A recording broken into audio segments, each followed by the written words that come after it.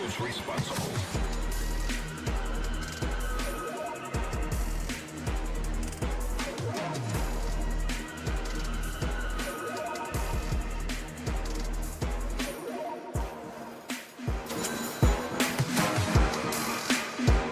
Team Falcon! Choose wisely and crush those Ever responsible. since Falcon's inception, it has been top finishes for this squad. Yes, 2025 was not as clean as the year prior, but they end strong. They always do within a tournament, and perhaps this year is their year. Ending strong is what they do, and we'll see how far they can take it at this international in 2025. They are on the right track to go all the way. I would say for a lot of people, it was Falcons that was one of the favorites coming in, but I don't know if that's still the case. When we see these two teams, Effie, do we have a favorite? It's so hard to pick a favorite between these two because they are so polished. Their style of Dota is so strong right now, and they both have kind of peaked throughout this TI. So I can't tell you what's going to happen, but what I will tell you is that it will be very nerdy. You've got Astini on one side, AUI on the other. Yeah. We're in for a treat. If you love Dota strategy, this is a series to Yeah, watch. and especially if it's like map play, both these teams masters of it, absolutely. Like you were saying, Merit, they have Astini, they have AUI. Both these coaches, they value the wave shelf, the ghost push, how you play the map, if you're going to go in 1+1 groups, if you're going to go in 2+2, how do you play the map. So I'm expecting a very close series because yesterday, Division, they won off of map play alone, and I believe that Falcons, they have a very good shot against MT. Well, let's focus our attention a little bit on the man on our screen and no one, because for a lot of people, this will be one of the most familiar faces on the side of P-Vision. Yeah, we need to take a look at this guy because it's not very common. You have a player who, so we see here, 2015 career start in Vegas Squadron. He does win a LAN event, but then look at Virtus Pro. This is where this guy had so many amazing placements and finishes. He peaked like at this time in his career. Then you move forward, it dropped down a little bit, but then kind of, you know, this middle ground. He's in Virtus Pro, Gambit, nothing really there. TI-10, TI-11, he doesn't go. He goes to SMG, he places like ultra last at TI, not where you want to be. And then the slow comeback with Entity, Cloud9, and this season in P-Vision. He's really found his spot, and he's back. Like this guy, he deserves this type of placements because doing this to come back in Dota, this is one of the hardest things you can do. Especially doing it on the mid lane, because normally you start out on the mid lane, and then maybe when you're older, you get relegated to one of the side lanes. That is the normal trajectory. And speaking of being young and being on the mid lane, I feel like we got a good dynamic going on in this mid lane with no one on one side and Melreen at the start of his career on the other.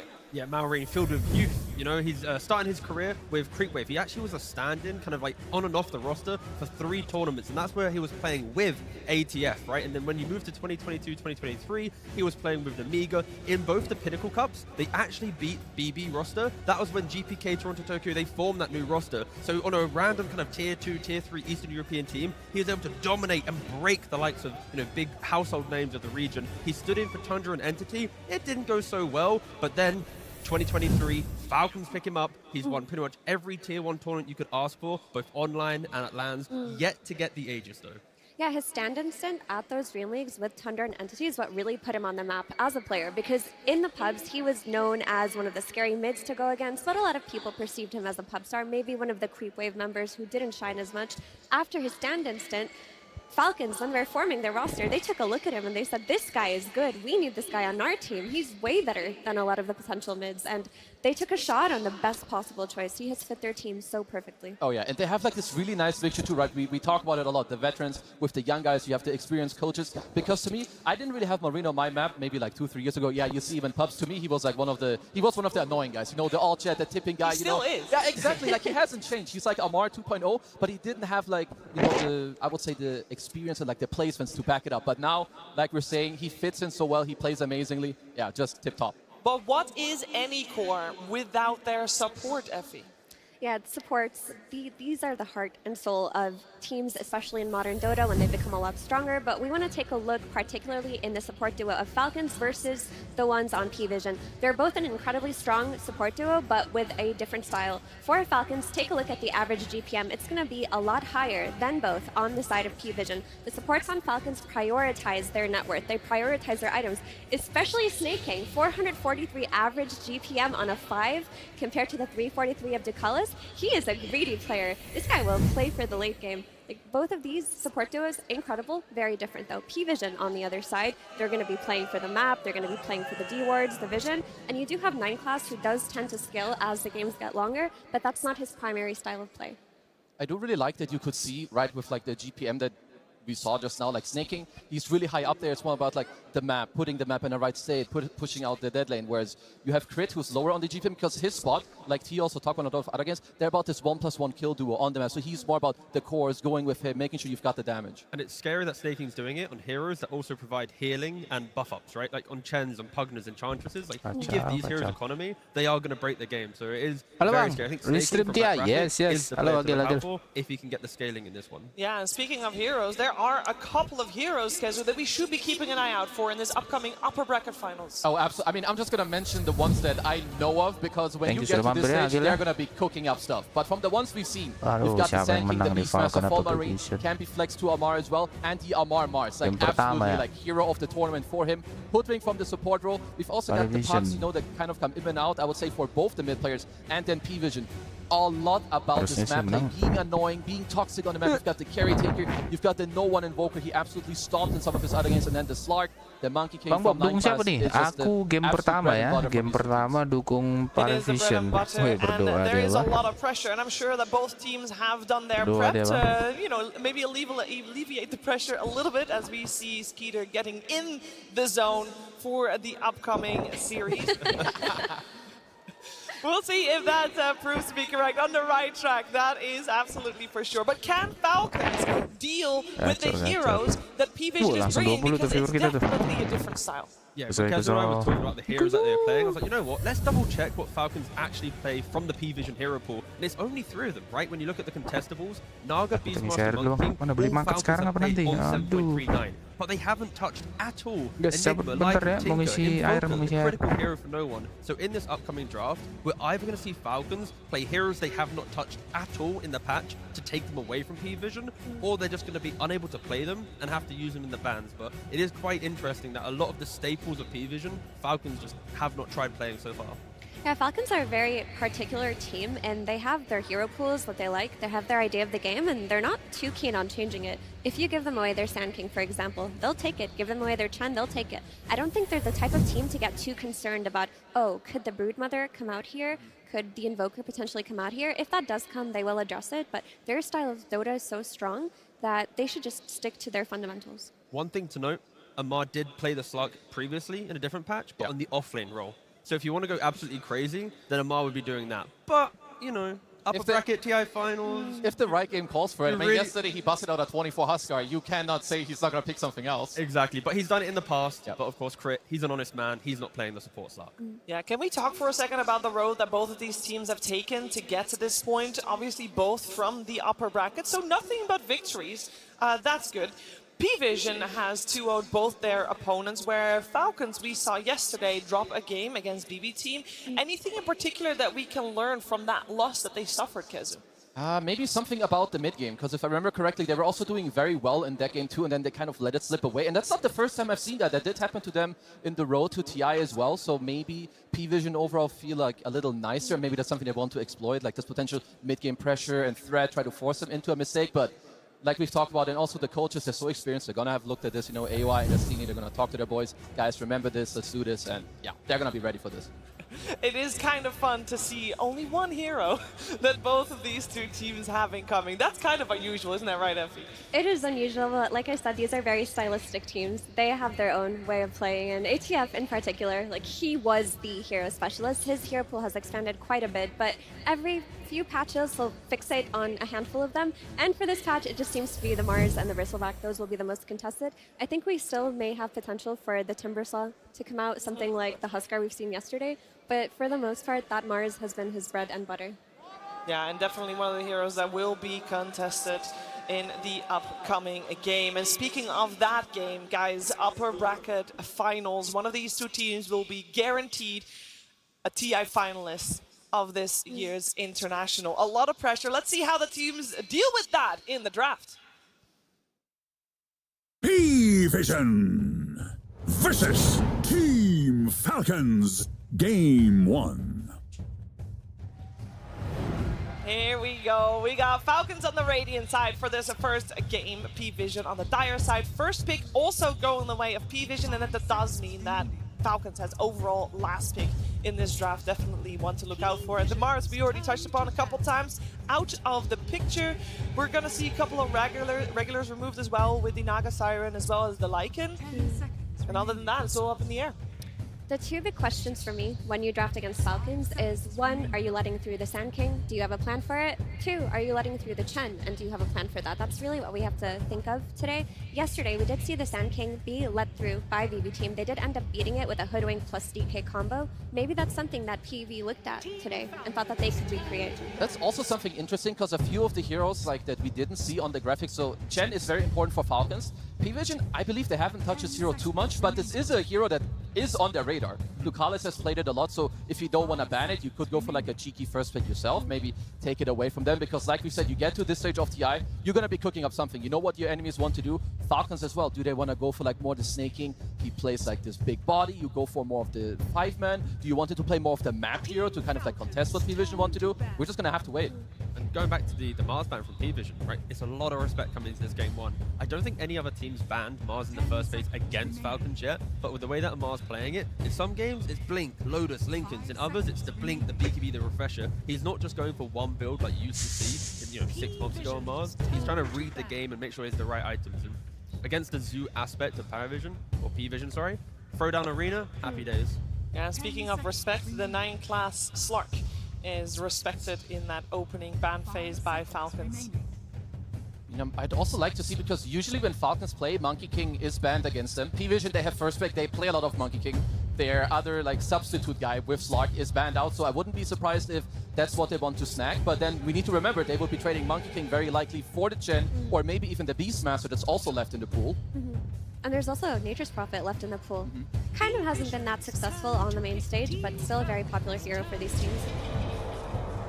Oh, here it is, the 9 class starter to the draft. You already know that unless you put some, melee guy mid and then no one is like, okay, I'll snag it. This is your 9 class Monkey King +4. You're gonna combo it up with DM in the offlane like we saw with the heroes. It works so well. So, good start. It's what they want.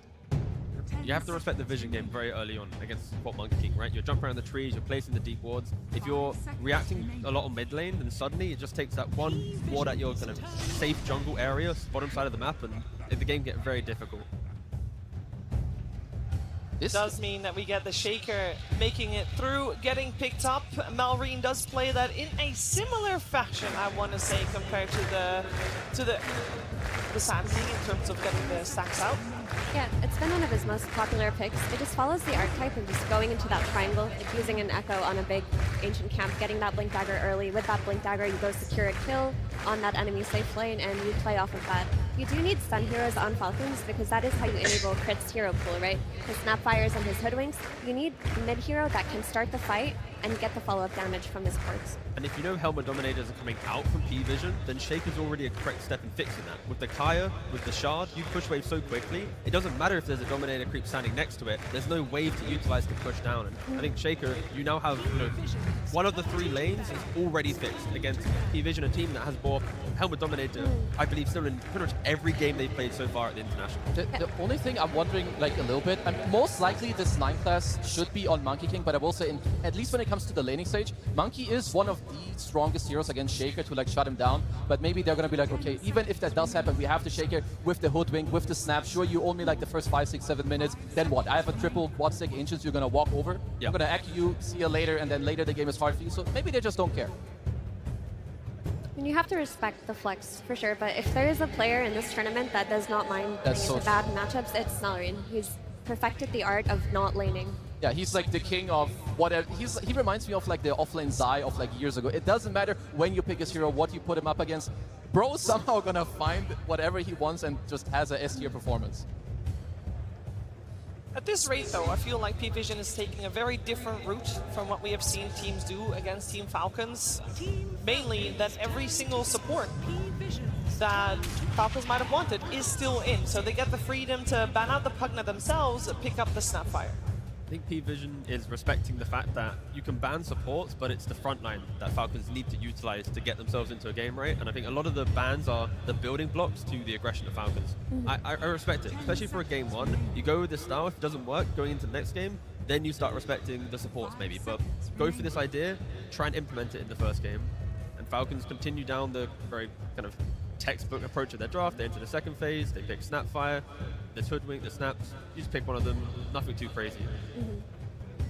And something to note is that P-Vision, DM has still been playing his sacrificial style of offlane. He'll play his buff or utility offlaner, so if they need a pipe now that they've seen the Snapfire, you could just roll it back, have DM play a hero that builds the auras, buffs his team, let 9 class roam, and play off of a mid-game timing with that aura. I mean, that will definitely already be quite good, right? You see the Shaker, you see the Snap, you know it's overwhelming magic damage that's coming out later. I will say I love this pick from P-Vision. First, not only does Monkey play well with Pop, it's a lane that's playing aggressive, you can actually gank it early, you abuse like the map, you both push, you can kill with each other, but also it's one of the better heroes alongside Monkey King to pressure an Earthshaker in the lane. They're trying to make sure this Earthshaker does not have a good time, right? During the combo, you've got Oracle, any of his defensive spells, you throw them out, that's going to combo break the Shaker. Like Kezu just mentioned, the laning aspect of the Queen of Pain, the rotation of the Monkey King, they really want to make sure Maureen cannot enter this game. Yeah, P-Vision have assembled a very strong middle lane here. They're going to get the rune prediction from the Oracle, the roaming Monkey King to play with this Queen of Pain. Like, they should have these runes on lock. If you're taking away the power runes from this Earthshaker, you're kind of relegating him to just farm for a while. He's not going to be able to rotate. You're going to have to deal with the pressure that is coming out of this No 1 Queen of Pain.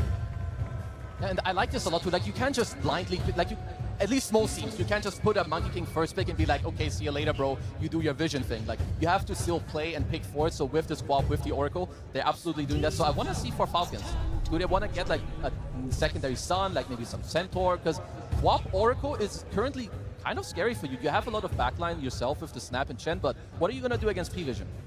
5-0. I mean, the battle of sustain, right? You've got the sustainability of Queen of Pain, the elusiveness of the Monkey King, Oracle, of course, as well. And now Falcons go, you know what? You've got all of this. We now have our Chen. Whoever you go on, we can push forward. And I think Falcons, they need to pick up another initiator so it isn't the Shaker having to go in first. I think if someone can develop the fight, provide information, and allow Maureen to then layer on top, that's when their draft will come online, be it from Skidder or from ATF. It also gives them the ability, after they've hit a few of their key item timings, to just group up. If you look at Monkey King plus Queen of Pain, what they want to do is they want to have Monkey King scouting in the tree line, Queen of Pain instantly following up. They want to just look for pickoffs on these side lanes, take advantage of Falcons playing their tri-core and scaling. With the Chen, you just group up early. You're not even worried about this Monkey King and Queen of Pain picking you off. And with the Snapfire pick, it is protecting Doom from that flexibility of the Monkey King that you guys mentioned, because if the Monkey goes into carry, you've got Snapfire, the cookie, ways to displace and kind of keep the Doom alive. Sure, it's not going to be a great lane, but I think they respect the Monkey Flex, but they don't really care. They just want to get their items, get online, and play for that mid game. Yeah, that wasn't a good Doom stat for Falcons, though, I will say, with the 0 and 2. How does it fit into this draft? Is it a good fit? Are we happy with this? They don't have perfect lockdown, right? It's a Shaker combination or a cookie, not really relying on a Centaur stun from staking. So find hero, Doom hero. Find hero, black hole hero. That's what I like. This is normally banned against people. Yeah, this is because the DM hero. is a monster. Like, they don't really get their hands on this hero, and it goes into like their script, right? You've got the Monkey King with the Enigma, the weaker guy with the stronger guy. I get you out of the lane. You do your thing. I will say Chen is considered one of the nicer heroes, at least in lane early on. You can like steal an Eidolon and like fight back. But yeah, both teams getting a lot of the things, honestly, that they were looking for before the game even started. I think for P-Vision, they're really leaning on the pacing of their lanes, right? If Quok, we know Quok's going to have a good time against Shaco. We know Monkey's going to open up the map. Enigma should be able to open up bottom, especially if he's not laning into a Gyrocopter or a Dawnbreaker carry. Yeah, but Skidder, I believe he has been dabbling with Dawnbreaker carries, and that is a good counter to Enigma. I think if the Enigma lane can be shut down, there's life to Falcons. If you don't shut down the Enigma, I can see this map getting absolutely broken in the first 15 minutes. We also have to respect the flex of this Doom. Like, you could easily, if the last pick from P-Vision calls for it and Falcons see a better hero for the offlane, they could just throw this on Cedar. With the Scorched Earth and the Chen, they could play into this Enigma lane comfortably, and then they could activate their Doom early on by just sending into the mid lane. The nice thing about carry Doom is it plays into enemy triangle. It will dive the enemy mid tower instead of just sitting in that offlane and trying to open a tower itself. And that's definitely something very nice about Falcons, and specifically about Cedar. He doesn't need to be the win condition. He'll be very open to flexing and doing something else, you know, let his Zoomer kids, you know, the Malrine, the Almar, who have all the skill, like, let them take over the game. Doesn't matter. I play for you guys. You know, we're going to make it happen. The one thing I'm still looking for people, there's like two things, rather. If they could get a hero that, one, benefits from Aegis, would be super good. It's one of the biggest counters to Doom. Sure, you have some, like, map play and tower push with the Enigma, but if you can get an Aegis, or secondary, even a hero that plays into the enemy triangle, that would be great. Because you have a Quap who beats Shaker in the mid lane, but you know where he's going to go. He's going to go to the triangle with Sex. Can you contest it? Will you push his mid tower? What's your answer? The issue with that is I kind of feel like I'm leaning more towards Terrorblade. He's not going to be able to invade the triangle, but he provides more. He does the rest. So after you finish the triangle part, he does everything that you're asking for, right? And against the Doom with the Sunder, more wave shove. Keep pushing the waves in. Find that opportunity to get that correct black hole. It's definitely one of the heroes I was looking at too. Let's see, they're going to go for the Svendan. And I had something else in mind, but I am blanking. I mean, it is a... You have to consider that you're in the lane with Oracle. You would like to free up the hero, and it's also not the strongest in the lane itself. How much pressure is on DM in this game, right? You've got a boundless strike and a black hole.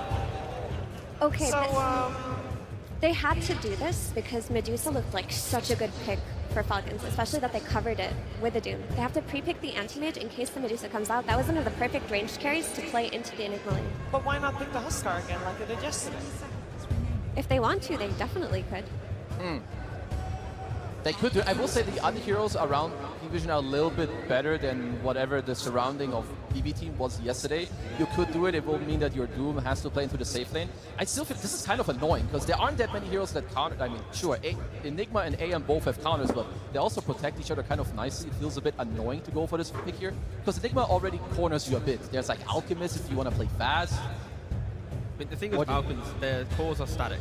Doom and Shaker kind of play in their lane. They might poke their head towards the jungle for the Shaker, but they're not really breaking open to the game. That's why I think P-Vision are kind of running the gambit, like, can we get the anti-mage through to the draft? But once they all have items, sure, they're going to look great. A troll. Yep, Falcons go for the troll. Nice carry matchup for the anti-mage between the two. You ever lock onto the anti-mage, you can ensnare him up with your ultimate, get some procs, happy days. Good versus Enigma on lane as well with the whirling axes. You know, you have like Chen to dominate one of them. You can just kill the rest of the idlers. This is way more important than the draft. Oh, we've got Gamba. Live unboxing. Hold. Come on, man. Come on, brother. Come on, brother. You got this. Stop teasing me. Come on, open the packet. Come on. You got the... Oh, no! Where did it go? Wait.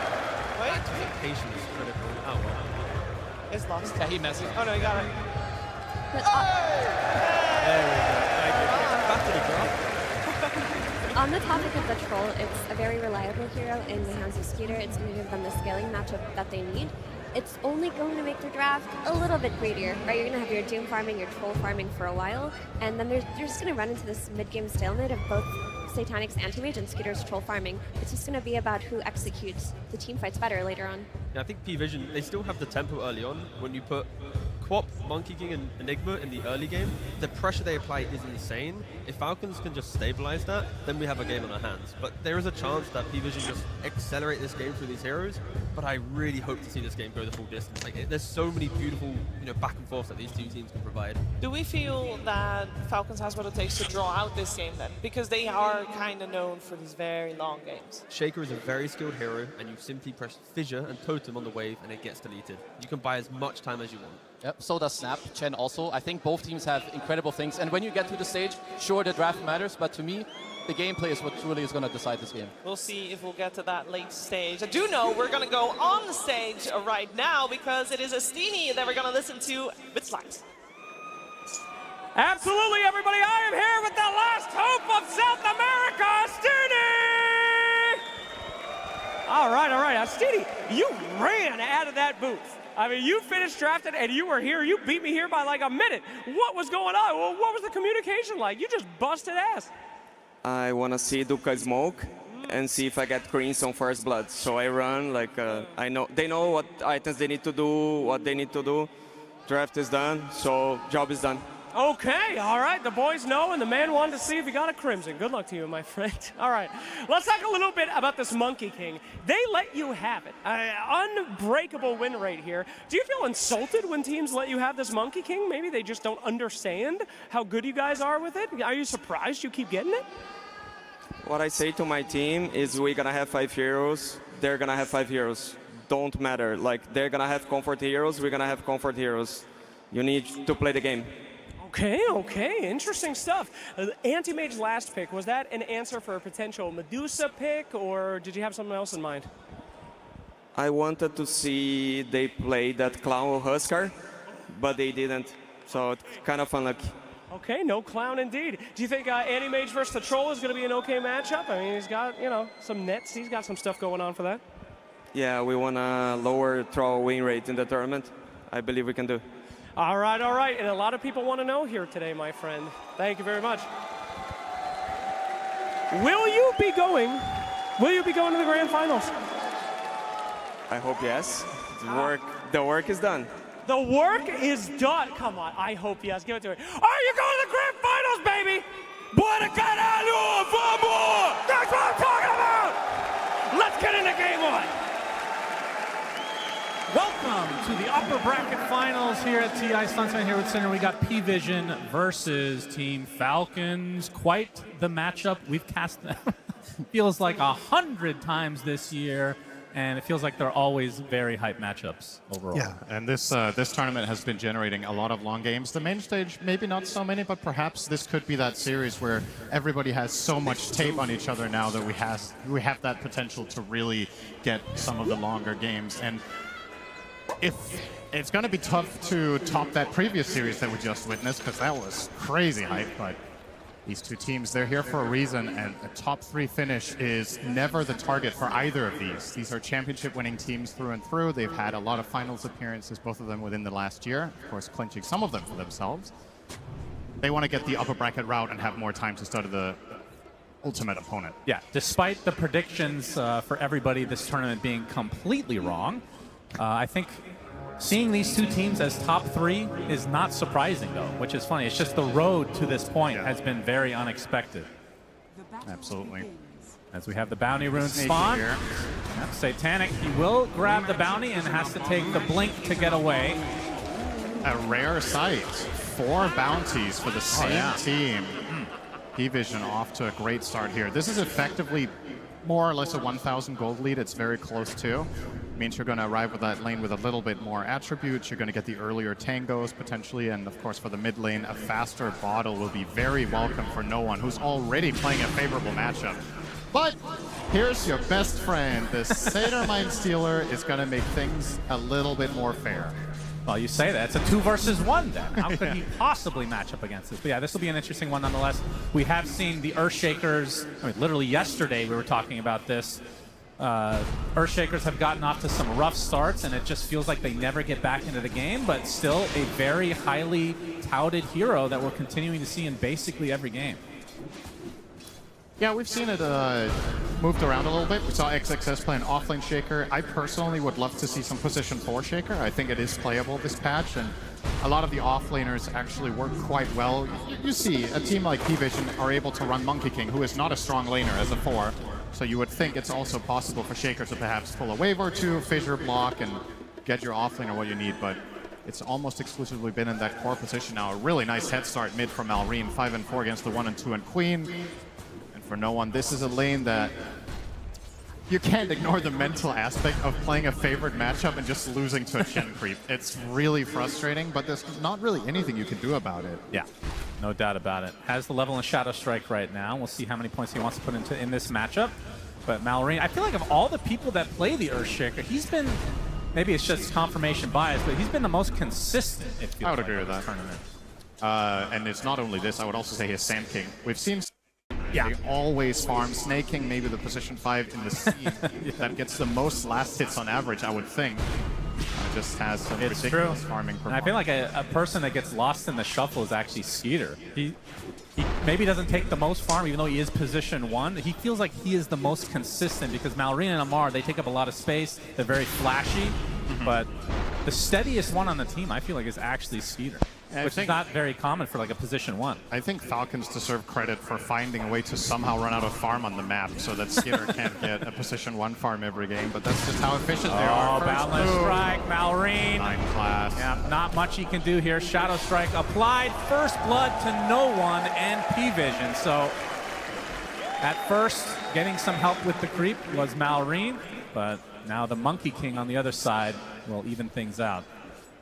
Something I was curious to see in this series in particular going into today was how Falcons were going to approach the first phase, because in my opinion, P-Vision are not holding their cards close to their chest with how they draft in phase 1. It's always this Monkey King or this Slark. You banned one but gave away the other. I was wondering if they were going to ban both and try to take some different trade, but so far, 9 class on this Monkey King with a ridiculous win rate gets to play it again. And you're seeing why with that first blood mid. Well, depending on how this game goes, maybe you'll get your wish in game 2. Obviously very early on, but when you think of 9 class, you think of easily the most annoying position 4 in Dota today. He just plays weird. I mean, not that Monkey King 4 is that weird, but the Slark he's brought into the fray as a support, much to everybody's chagrin in terms of pubs. That's always terrible, it feels like. In a way, he actually reminds me, this is a pretty long throwback, but he reminds me of a developed Maybe Next Time. If you remember how he was playing like Ricky and Bounty Hunter and just roaming around the map, killing couriers just like this, ganking mid, you know, just all over the place. That style seems to work very well for him right now. And I was wondering, nobody seems to really be copying him either. We're seeing no teams in this tournament really try to run a 4 Slark except him. In previous tournaments, some teams tried without as much success, so maybe it just is one of those true specialty heroes that require a lot of practice and or just, you know, instinct. Yeah, it feels like to be a support Slark, you have to be a true degenerate, which most of us feel like we are, but maybe not on the same level as 9 class. Yeah, there's always someone who's more degen than you, as the saying goes. Yeah, that is definitely a saying. 9 class is gonna spot Snake. Snake spots him as well, but the Tango out. You can tell Snaking running with the Quelling Blade Chen, just trying to cut away trees from the MK to work with. Not a common sight. On support, you more or less exclusively buy this item against Nature's Prophet because of the Sprout, but this is the one other hero that it does have some merit against. 9 class on another scouting mission. And, well, he might just get another courier kill here. Nope, he went the wrong way. I say wrong.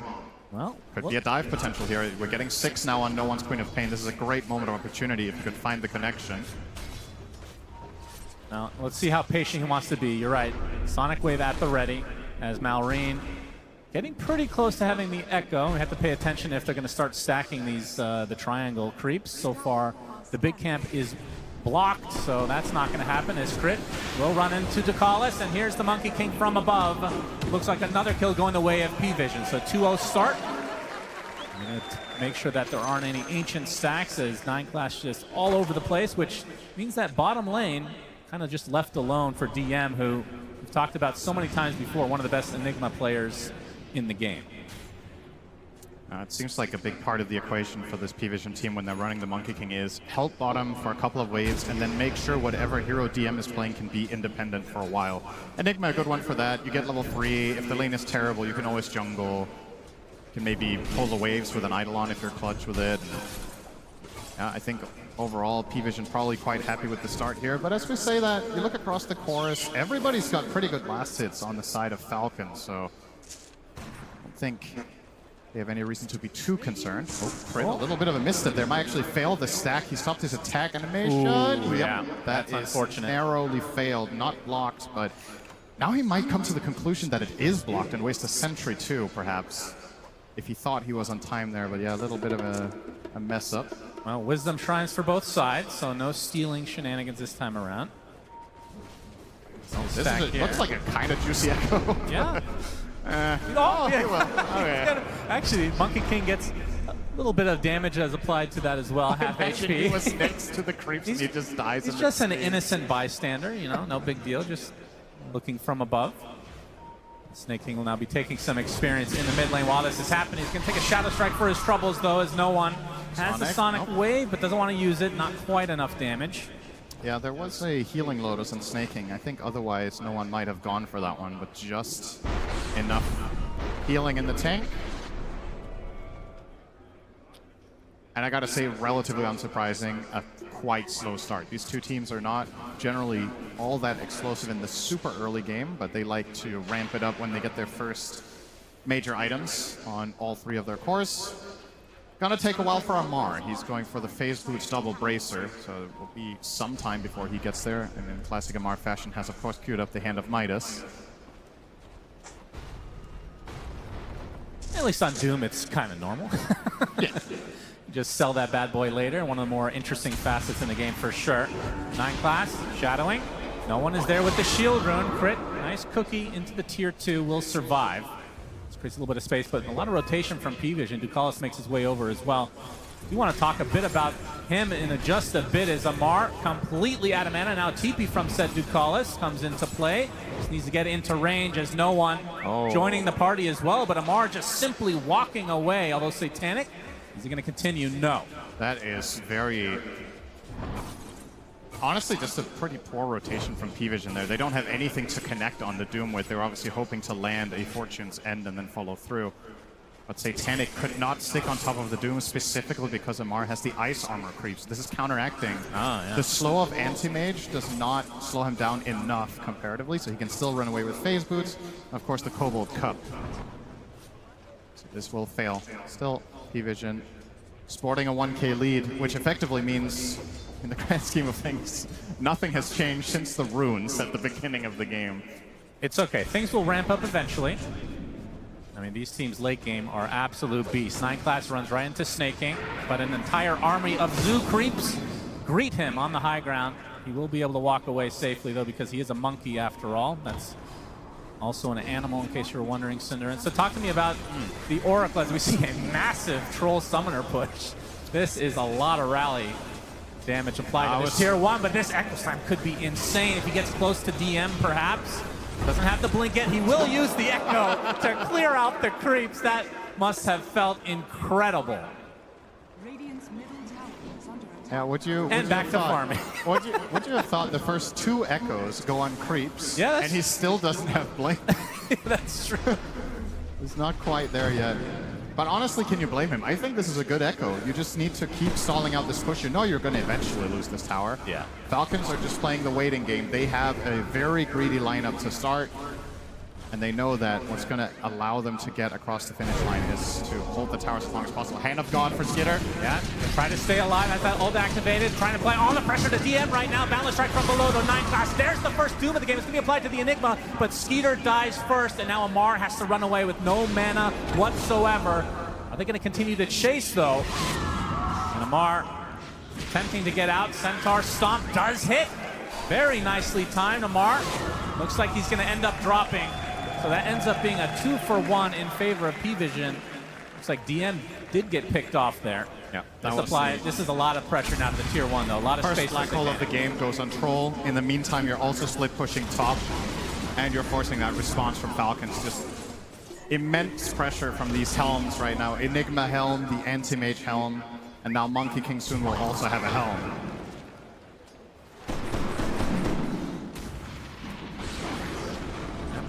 Seeing some stacks in the triangle for Mallory. Obviously no Echo for 40, but like you said, the Blink Dagger. We'll see if they opt for a smoke around that timing of the cooldown. While we have some time with more Zoo creeps in the mid lane, you want to talk about Ducalis and the Oracle pick, because not the most common save type hero we've been seeing in this tournament. They picked it as a response to, what did they see? They saw Snap Shaker, I think, at the time. So maybe just that overwhelming magic damage, just wanted the the Fate's Edict against it to cover. And of course, in response, Falcons did grab the Doom, which will counteract the healing. But yeah, you're right. It's cool to see. I've always liked this hero. I think it's very high skill and has a lot of cool skill expression. Maybe a little bit less so than the old version where 2 of the spells were more polarizing, like Fate's Edict was disarming your teammate while giving them immunity, etc. But still a lot of play, and one of the heroes at a pro level that requires the most precise formation. If you're caught out even slightly, your hero can go from a lot of high save impact to having absolutely none. Yeah. Very important that he does not get caught by, say, a Shaker this game, or get doomed. I think dooming Oracle can absolutely be worth it. Oh, Malrain finds one. He has the Echo if they need it, but there's so many stuns to work with. 9 class will be picked off without it. So that is second kill now for Falcons. That is the Blink reveal. Still Echo Slam, though, at the ready, of course. Yep. And while all of this is happening, Satanic just having a completely free game on that Anti-Mage. Picked it as a response to the Doom, one of the harder heroes to Doom, of course, with the Reflect, and you're going to naturally buy Manta. You could even buy additional protection later in the game if you need to. And with this early start for Satanic with the early Dom, he's now going for that Battle Fury. Imagine he will have in about 3 minutes. That'll be a very respectable timing. Usually a 16-minute Battle Fury for AM is very slow, but you add a Helm in there and it's very good. Well, Skeeter has a respectable time of 14 minutes. It's more respectable because he did not go Helm, because as AUI said yesterday, his team is very low skill and cannot control creeps. Yeah. You too can make top 3 at TI if you feel low skill. Clearly Falcons are proof of that according to their coach. Yeah, the only one to be able to micro is Snake King, but I think Helm of Dom generally won't make sense on his heroes. Maybe one day we can aspire to Just more creeps for Chen, why not? Yeah, true. Midas pretty close for Amar, as the Battle Fury, like we talked about, onto Skeeter is online, so we'll be looking for that second item to be able to start fighting in all likelihood. I mean, do you want to go BKB super fast this game, or does it feel a little bit underwhelming? You do have the Black Hole, Sonic Wave, a lot of ways to get through it. He is queuing it up. I kind of like Sanjin Yasha here. As you said, what are you really countering? Oh, Satanic, he actually blinks right into this. Malorine has everything at the ready. Amar as well. Mortimer Skipsters, there's the Echo Slam. Down goes Satanic. Wrong place, wrong time. They continue to have Doom Ultimate at the ready as well. The biggest kill of the game, and like you said, they don't have to expend Doom, so he can't even feel safe when he comes back that he can just free farm for a while. With Echo on cooldown, you're still not out of the woods if Amar finds you at an opportune moment from the high ground. They're going to try to turn this into some tower pressure up top, but Vision are in pretty good position with some of their heroes. And now Amar on the receiving end, perhaps. Yep, DM shows up to the party. They're going to get rooted now. Nice fissure. Going to block off DM, but they have so many stuns, so many slows to work with. Amar does die. 30 seconds in the base now. Looks like that's going to break things up overall. Who do you think has more Doms, between 3 heroes with Dom or Chen? I think this is a philosophical question. Yeah, that's a great question overall. Chen has 4 creeps, but they're not as strong, but he has 1 more. And he is in control of all of them himself. That's true. And he can get Shard to get Ancient, so they become even more powerful. Midas. A rare sight these days, because everybody who usually buys Midas buys Helm. It's true. 9 class, hounding crit. Wukong's command is there. No one with the blink. This will be an easy pickoff for P-Vision. Trying to get control of this area for the eventual Tormentor, but that's in 4 minutes. Through the gate they go to maybe try to bait Satanic, although he goes into the triangle, so looking for a lowly Skeeter. Yeah, he's going to be a tricky kill, though. They don't have much to kill him with except the Black Hole, which is part of the reason Troll is such a good pick this game. They're going to try to rotate on him. You may need to probably bring 3 or 4 heroes to make it happen, unless Black Hole is one of the abilities. And even then, there's still Hand of God. Gonna see the tree. At half HP is the Monkey King. Ducalis in the area, though. That's going to force Malorine back. That's still a lot of information, though. And there's the battlefield that you talked about with the Helm for Satanic. 17 minutes. And that was after his death, so he would have maybe got it at like 15 and a half. Still looking very healthy. He's going to get stuck with the Echo Slam and Mortimer Skipsters. This isn't enough damage, though. Satanic getting stunned. It's going to be close. Blinks out to safety, just barely survives. Zeus ult! Well, probably wouldn't have been enough either. Close call, but the 4 points in counterspell necessary there. If he had gone for a 4-4-2 build, he dies in that situation. That's probably what most players in his shoes would have done. But just recognizing how much of a magic damage threat there is on him. Wow, that's quite the Roche attempt. Yeah, they lose Echo Slam. They're like, hey, let's Roche. No big deal. Amar, no one in the area. DM as well. They're going to try to hound him. Prevent that Black Hole coming, but Amar with the Doom upon the Quap.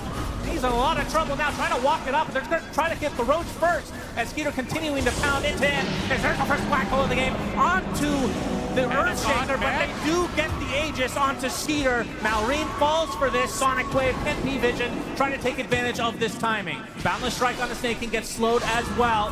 Looks like this is going to be the second kill for P-Vision. Does cost him the Aegis, although Snake King is super tanky. Finally, the Satyr Hadouken takes him out. So in the end, 2 loss for Falcons, but a very surprised Roche. Yeah, considering they had spent those abilities on AM without killing him, the confidence to go there, I kind of like it still, and it did somewhat work out. I don't really know who you want to say came out on top there, because the Shaker kill is big, and most of the time I would favor the team getting the Aegis for that 2-hero trade. It's just a matter of can Falcons actually even use it this game. I think it's going to be difficult. You're playing against a lineup that is a really big part of why P-Vision has done so well in this tournament. They're extremely good at constantly pushing out these waves, and it's not a surprise that they've run these triple helms this game. They're just going to keep the pressure up, making it that much harder to get that 5-man group up for that Aegis push with Chen. Probably going to just expire. Yeah, we'll see. 3.5 minutes to make it worth their effort. I mean, at the same time, they are taking away from P-Vision. Not that they really have the greatest Roche taking capabilities anyway. Yeah, P-Vision were not going there. That's for sure. They're not ready to take Roche at all. Now DM rocking a pipe, so even more magic protection, of course, for the AM, but this time for the entire team as well. Falcons lineup right now. It is heavily magic dependent until the troll really gets there. Oh, that's some nice cleanup from Crit. The shard plus... There's only 2-point scatter blast. When that gets to 4, he's going to clean up these waves, no problem. Yeah, Tier 1 being pressured now by Falcons. Will P-Vision try to defend? It looks like they're going to back away and concede it with this Aegis advantage on the Falcon side. Of course, this will create more opportunity for Satanic to just continue to farm that close with that next item. This is the bigger value of the Roche, that you are in prime position to take this Tormentor. There's nothing P-Vision can do about this. And that was the bigger reward, because I think looking to push more than this would have been tough. You can see on the map, right? You get the Tormentor, but look at mid and bottom. Like, you have to start putting out fires now.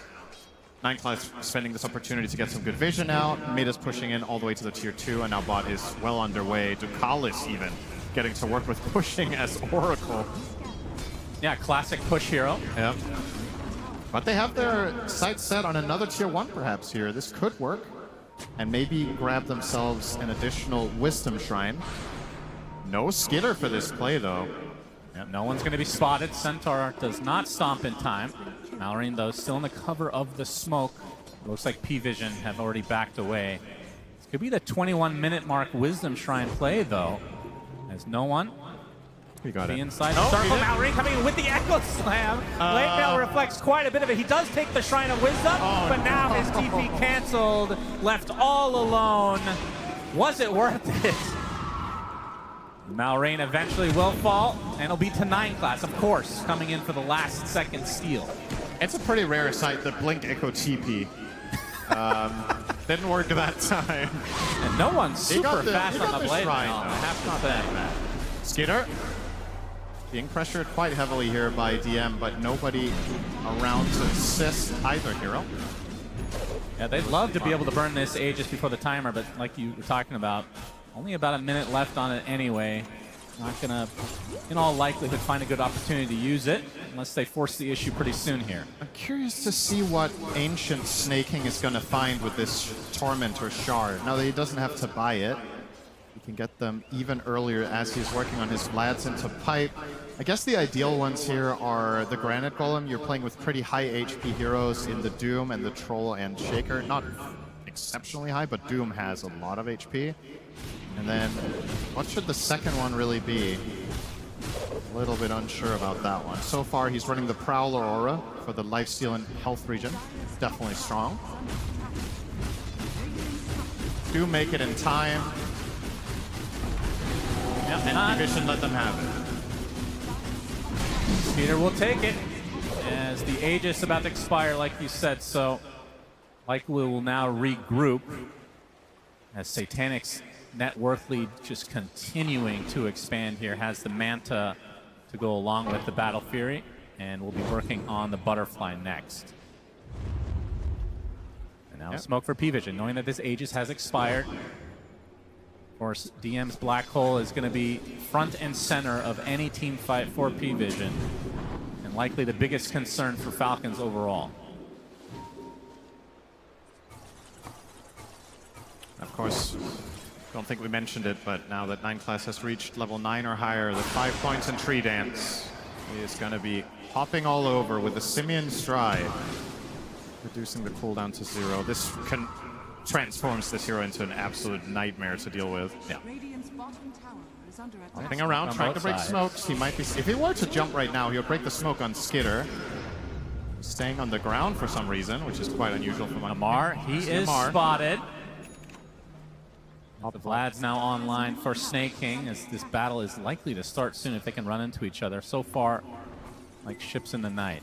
DM has that Force Staff. We've seen this a couple times now. Doesn't really feel like P-Vision have any incentive to fight for the next 10 minutes.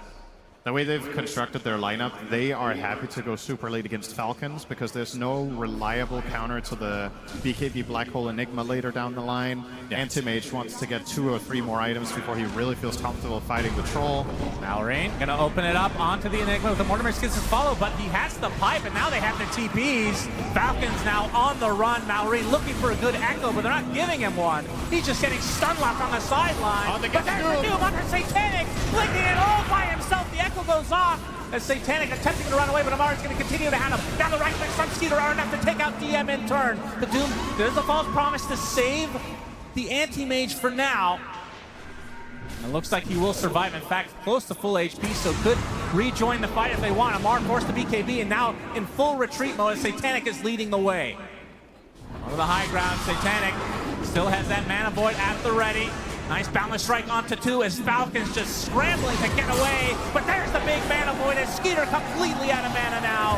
2 dead in this fight, and 3 overall for Falcons. Make it 4 as crit tumbles. So P-Vision, great response overall. And the fact that Satanic lived is kind of crazy. It's just so clutch, right? He gets doomed, and that looks like a very promising setup for Falcons. They use the Troll ulti, but Skitter not quite close enough to fight him in melee form, so he starts fighting at range. And as they're about to get him in kill range, the Force Staff from DM, he just walks in and pushes AM to safety, gets protected by the Oracle. And as soon as that false promise goes out, the fight is lost for Falcons. You just have to try to cut your losses, but that's the thing about this Monkey King 4. How the hell do you get away? Yeah. And another potential pickoff. Snake King shows himself in his own triangle. How dare he? No one there to clean up swiftly as Amar coming to the RTP to try to support, but no one able to blink out to safety. 9 class might be in a bit of trouble. As Amar gonna get slowed, and the Boundless Strike comes up. That's not gonna be enough. So it's still a support for support, but it does require many TPs for Falcons to try to get some sort of a response. This is a major upgrade on the way now for no one. Full Ags just completed. He didn't have any of the components before this, so yeah, wow. A massive level up. Playing against multiple melee heroes, you know these Shadow Strikes are going to land. And on the side of Falcons, you don't really have any dispels. Troll doesn't go Ags this game, so he can't really get rid of it. That's going to be a problem. P-Vision looking very comfortable, and you can start seeing the makings of Falcons getting a little bit cornered. The waves, once again, are going to be pushed more and more. And with this battlefield, or excuse me, Butterfly and AM, yeah, they have to bring 3 or 4 heroes to kill him. Even then, if Ducalis is in range behind him with the Blink Dagger, how do you kill AM this game? You have to have 5 items on Troll and have him be uncontested for a long time, getting into that AM. I'll give them a drubbing they'll not soon forget. Yeah, Satanic going for Basher next. Into a full Abyssal, so it'll be even harder to take down with the extra HP that comes with that. And Snaking, or Skeeter rather. Looks like it will be the SNY, so the extra status resist, but does feel like he needs a +1 item on top of that to really pose a threat against Satanic. It really does feel like it's kind of up to the stun locks that the rest of the lineup have to offer, in addition to Amar's ult. Yeah, I was going to say, do you have any choice but MKB? And the answer is probably no. He is queuing it up for now. They need his damage to kill AM. It's just such a good pick this game. And when you looked at the options available to Falcons, this might have been the best last pick they had available in the Troll. Even then, still looking tough. They're going to poke no one. Absolutely no damage taken by no one. He's going to be able to get away. Edict on him. Indeed. Oracle. Again, a hero we haven't been seeing too much of, but so far has worked out quite well for P-Vision. And it begs the question, do you buy Nullifier on someone on Falcons to get rid of Fate's Edict? It's like, maybe Doom could, Yeah, Definitely not the ideal heroes for it. None of the heroes feel good about purchasing that. It's an abomination. As there's now a pipe on the other side, so Snake King finally finds his. And as we already saw, Roche number 2 is up. Falcons were thinking about it, but after the last time, it cost them quite a bit, but they're going to try for it again. Will P-Vision have an idea that this is occurring? Satanic on the other side of the map. Now they will. Yep, they will. This is a pivotal moment for Falcons. There's no way they don't get contested here, and they have to play a they scan out, they know. Spectacular fight if they want to try to do this. And yeah, well, their Roshing isn't even that fast to begin with. And look at the wards on the map. Courtesy of 9 class and Ducalis, they've got really good coverage all around. Look, they're basically cornering Falcons to like 25% of the map unwarded. No one spots Malrine. Shadow Strike applied right now. There's a BKB for DM, by the way, and I mean, to stop it, you have Doom, and that's it. Yep. Unless you get a Basher onto Troll, which even with that is going to be kind of hard to cancel a Black Hole. Doesn't sound very reliable. This feels like such a good game for DM going forward now. Even without this lead, it's going to be hard to contest. Back into the pit, Falcons. They're going to continue to get spotted, though. They have so many Helm of the Dom crews they can always just send in here for Vision. This will never be a freebie, as Roche will now start his way to the other side of the pit. Summer vacation time for him as DM comes in with the Black Hole only on the one. The big Echo Slam on the 3 heroes from Malrine. Everybody's still super healthy, though. Finally, Trogan on the old Satanic gets doomed from the other side. He's able to walk his way past the fissure, though. And now there's the big throw from Roche. Enigma in a lot of trouble. Got to get away from that big bad boy as Malrine. Onto the high ground. He's going to be safe. The Satanic now no longer doomed. Wants to fight. Skeeter no longer with the ult, and we've seen this sword before. They're going to have to try to run away. They get the stun lock onto the no one, though. Stuck inside this area. He's in a lot of trouble, but there's the big mana bite from Satanic, taking out Malrine in turn, and now Falcon's likely trying to run away. Snake King gets bashed up, gets destroyed, and now next on the list is Skeeter. 3 dead for Falcons as P-Vision honestly relatively easily take this fight, just long and drawn out. They don't have the damage. They're getting on top of this AM with Doom, but the follow-through is not relevant enough. You find a good Echo, it immediately gets piped off. Ducalis didn't even have to ult. They were never in enough danger that they had to cast the False Promise on the Anti-Mage or the Queen of Pain. They're just they're leveraging their tankiness in these fights and exploiting the fact that Falcon's lineup is so heavily reliant on Troll attacking stuff for it to die, but he's just getting kited. This is already going to be a lane. This is a crazy timing for P-Vision. This will be completely free. They get the full lane, everybody remaining with their lives. 20 seconds left on the death timer for Skeeter. And P-Vision can just chill because, I mean, it's not like anybody killed Roche. Yep. They can just go for that now. Oh yeah, by the way, Enigma got tossed twice by Roche. Oh, twice. And they still won the fight and without having to use any. I'm pretty sure Roche did more damage than Falcons that fight. Might have. And into the pit Satanic goes, and this is a free one for them. This could just be the game-ending Aegis. I have a really hard time seeing Falcons kill Satanic twice. Considering the fight that we just saw, I don't think P-Vision are going to hesitate to try to end this one out. Enigma now with a Blink Dagger on the way as well for DM, so he's going to have a guaranteed Blink Black Hole. He could probably just BKB Blink Black Hole the Doom, and they just kill him. It's a little bit of a consolation prize here for the side of Falcons. They're getting the Tormentor, which will be a shard for Amar. A little bit of healing for him to stay tankier in the fight, but not a game changer. Doesn't really seem to be the problem. If you could kill that shard and get permanent amplified damage on Troll, perhaps that would be a good shard this game. Yeah, make sure that's in the next patch for sure. Sacrifice your own items so your position 1 can get stronger. Just like the good old Dota 1 days. Back when you were able to buy items for your teammates. You buy Rapier for Clinks. Remember those? Back when you could buy Aegis and it had 3 charges. Oh yeah, the classic times. And then it always took a slot in your inventory, you couldn't destroy it. Yeah. We've come a long way since then. Since the good old days of Hans 2 Clinks.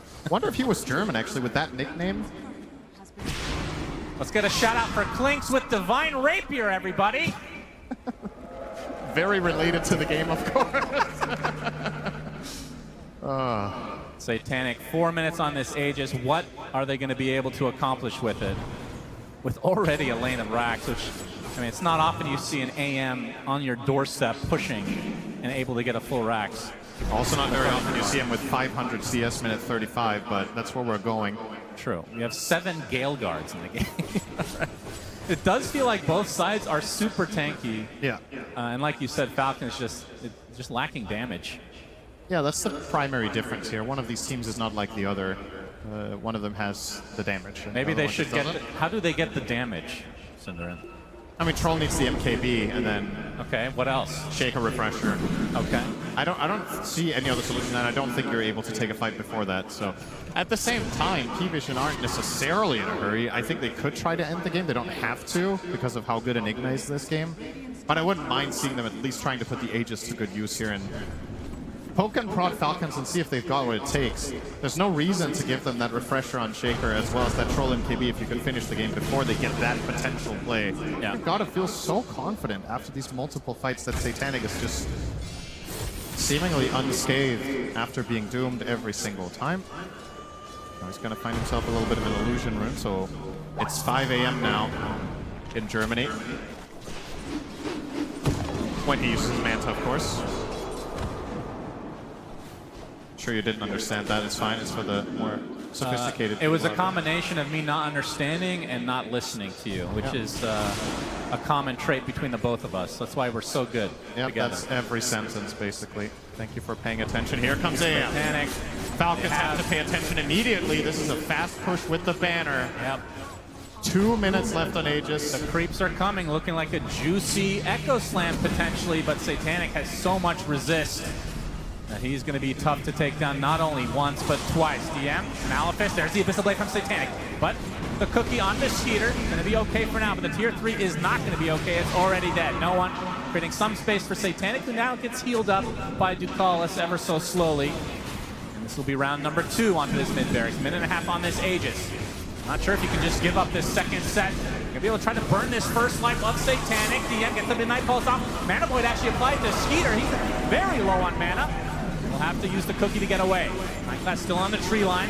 As his barracks are still falling ever so slowly. Fortification comes out. Wukong's command not so fearsome from this support, but this is the state of affairs now for Falcons as another melee racks will fall. Amar looking for the backstab potential. Full second lane for Satanic and company with little resistance from Falcons. He's full HP. They can just keep healing him with the Oracle. Even when Fate's Edict is on cooldown, the damage from Purifying Flames on AM is so insignificant, so it's a much, much bigger heal on him than any other hero. Just spam him back up to nice and healthy, and round number 2. 40 seconds on the Aegis. Amar wants to get aggressive, running around extremely fast. Satanic wants to continue to try to get him. Boundless Strike's not going to hit Satanic. Looking for the Blink Abyssal potential, but no. We'll blink out safely. 30 seconds on Aegis. Falcons can try to wait. Maybe they can get this Wombo combo onto the AM. 20 seconds. Big if. 20 seconds now. Onto the high ground. Attempt number 3 onto this space of Falcons. Boundless Strike can slow things down. Satanic will be able to get to tier 3. 10 seconds on Aegis. Will blink out. They will likely soft reset, if not full. And it feels like Falcons almost have to try to smoke and go for something, but it would be kind of an obvious play as these creeps continue to just enter their base. You've been struggling against P-Vision pushing with 3 Doms all game and having heroes off the map nonstop with the AM split push, the Monkey King cutting waves, the Queen of Pain. Well, try with 2 lanes as well. To make matters all that much worse. There's nothing really to write home about in this game for Falcons. It feels a little bit like, unless they pull off a miraculous comeback, this is one of those games that can be a little bit demoralizing. Like, you just never strung together anything. Yeah. Every time you tried to make a move, the enemy team was too tanky and outplayed you and outnavigated you. They had your number all game with Vision. Yeah, this game has not been close. They got the early kill on Satanic, and you thought there'd be something there for the future, but his farm has just been out of control as Amar. He's going to be able to get the Doom off onto 9-class again. Support Monkey King and attempting to run away. And Satanic is going to force the entirety of Falcons back just on his lonesome. See the Monkey King getting very low, and the False Promise will help him survive. Gonna heal him to full nice and easy, but that is, of course, now false promise down. However... Have they needed it? However, you don't have Doom, so that's a good trade for the side of P-Vision. That's the only way you kill AM, it seems like. Now a Lincoln's on DM, so even less chance to stop this eventual black hole. But we do have a refresher. Amar finds the Malrine. Could be a start. Absolutely. Get the stun lock. And DM is the bigger prize, but Malrine comes to the echo side, but the black hole comes to fruition. Boundless strike from above from 9 classes. A huge sonic wave onto 2. They take out Skeeter. Amar attempting to nightfall away. Will do so successfully, but still 2 dead for Falcons. Buyback available for Skeeter, but you can see P-Vision gonna push the envelope and force it out of him. A very aggressive blink as Satanic's gonna work on the building, says Amar. Not able to provide too much resistance to no one. We'll be able to blink out with Oracle nearby. Satanic gets the range. Merrick's wants to go for the killing blow onto Malrine. Midnight Pulse applied from DM. There's the right clicks from Skeeter, not doing anything at this point. A missile blade from Satanic. Trying to get onto his ultimate from the Troll Warlord. Staying alive just for now, but the rest of P-Vision in the air. They do kill Satanic. It's going to cost Skeeter his dieback, though. Malrine dies right outside his fountain. Only 2 alive for Falcons as GGs come out. They do kill Satanic in the end, but it matters not. P-Vision take game number 1. That felt like a complete strategic victory, but not only that, P-Vision also have the plays to back it up. Kezu was talking about this on the panel. He said, more so than the strategy, this is going to be about how the teams play today and who has what it takes when it goes down the stretch. Well, what if it doesn't? What if you just win? I mean, effectively, this game almost felt over minute 15. It was a rough one for Falcons. I know Falcons had 1 or 2 attempts, but it wasn't really that close in any of the instances that they tried to fight. They never managed to get a convincing win in any sort of fight. And you can see it on their faces here, looking a little bit stunned with just how one-sided that affair was. You got to get back to the drawing board in this short break and find the solutions. Yeah, no one ends the game 12-0 and 10 on the Queen of Pain. Absolutely going ballistic in this game number 1. I mean, Falcons, they've been here before. They've been down 1 game, as has P-Vision. These teams have played a lot against each other. What do you think they need to do in game number 2 to try to change how this went? I think the main thing you try to have to solve is the problem with these waves just being non-stop pushed. So find a solution. That's right, Shiva! I didn't think you'd actually do that on TI main stage sometimes, please. But thank you. We're going to make this game down because this was a beautiful game of Dota 2, actually. And we saw a lot of cool little things come into play, a lot of fights where for a long time nobody died, all because of little tiny plays we're going to all highlight here with Kezu, Effie, and T-Gov. Kezu, this game was beautiful. No, absolutely. Like, both teams doing so many small things that then allowed them to like get an advantage in the game. In the early game, you have P-Vision. They blocked a lot of the camps from the triangle to slow down Malrine's game. But also Malrine, usually we see him, he's able to get these early stacks, go into the offlane, make this first kill. But in this game, it looked like this DM Enigma. It's a hero that many teams don't give him. There was so much pressure. They just kept responding to the safe lane. And P-Vision, they took full control of the game. And this fight looked beautiful for P-Vision as well, because they kind of baited Amar to use a Doom very early on, kited back from the pit. Once they knew no one was safe, then they re-engaged with the black hole. Like, the amount of layering in the team fight from P-Vision, like offering up the correct heroes, getting saved by the Oracle, then following up with the damage in the farm of Satanic and DM, even no one. It's just a really good outplay in this first game. Yeah, this may have not looked that action-packed, but it was an incredibly high-skill game of Dota, and I think P-Vision played a very disciplined and patient game as well.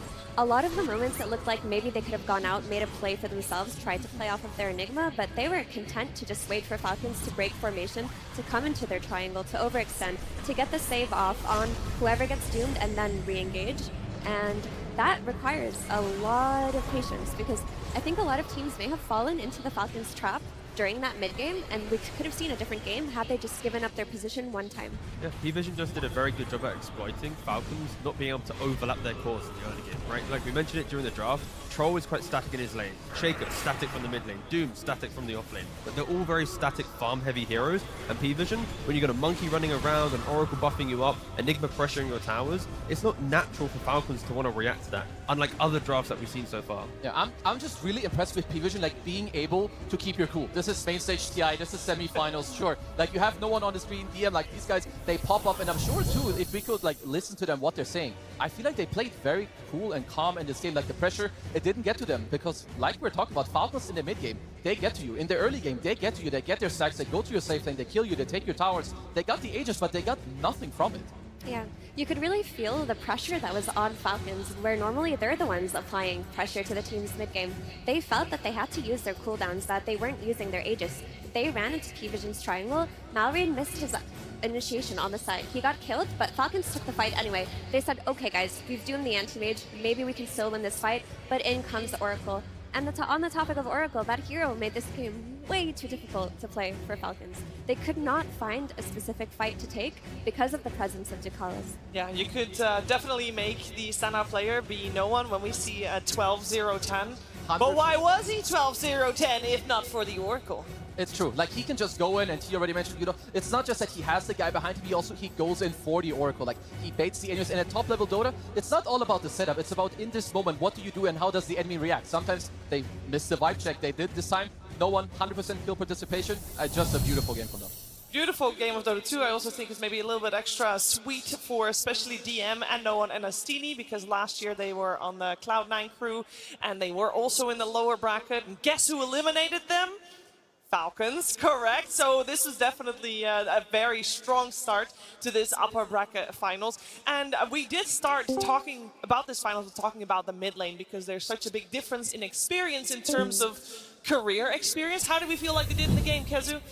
I would say that no one did really, really well. I mean, I'm not too surprised with like type of the hero matchup, because you see it here already. He's like 1100 gold ahead at minute 12. And Malrine, his first moves, they always hit. In every game we've seen so far, it has hit. But no one in the mid lane, he gets the counter pick. They understand how to shut down Falcons. Like, they strategize, of course, they have coaches. He's going to tell them, this is the plan. We're going to pick the Oracle against this. We're going to back up and have Monkey King come over, because Nineclass early in the game, he came to this lane. He was a difference maker. And this is a big reason why Falcons kind of struggled in this game. Yeah, and then, yeah, sorry, if you go. I was just going to say that typically when Falcons win, it's off of Malrine's first 2 rotations. Like, he'll farm an item timing with the Blink Dagger Ghost on a key hero, and they'll get a kill off of that. This time around, it just didn't happen. Like, the first Echo was to defend that bottom tower from Enigma's push. The second initiation on Anti-Mage, he got away with 100 HP, and then another initiation near the 14-minute Wisdom didn't work out either. So the kills that they're used to getting from Malrine that lead them to Snowball just did not hit this time. It did not hit, and we're talking about Echo Slam, big spell, of course, but I did tell you we were going to look at the little things during this game and during some of those fights, Kezu. Oh, absolutely, because the little things is really what separates the pros from, you know, like the tier 1 level to the next. Look at Satanic in a moment. He's on edgy threads. Okay, before he gets jumped here, he will make sure, we don't even see it, but he goes into strength threats here. He has the correct skill build with 2-4-4, okay? Max spell shoot because he understands it. Not only these two things, with the threat swap, the magic wand, and the correct skill build, he also has the Brawny enchantment on his neutral item. If any of these 3 things don't happen, he dies there and this entire game could change. But the small things, you do it properly, you don't slip up, you make it clean.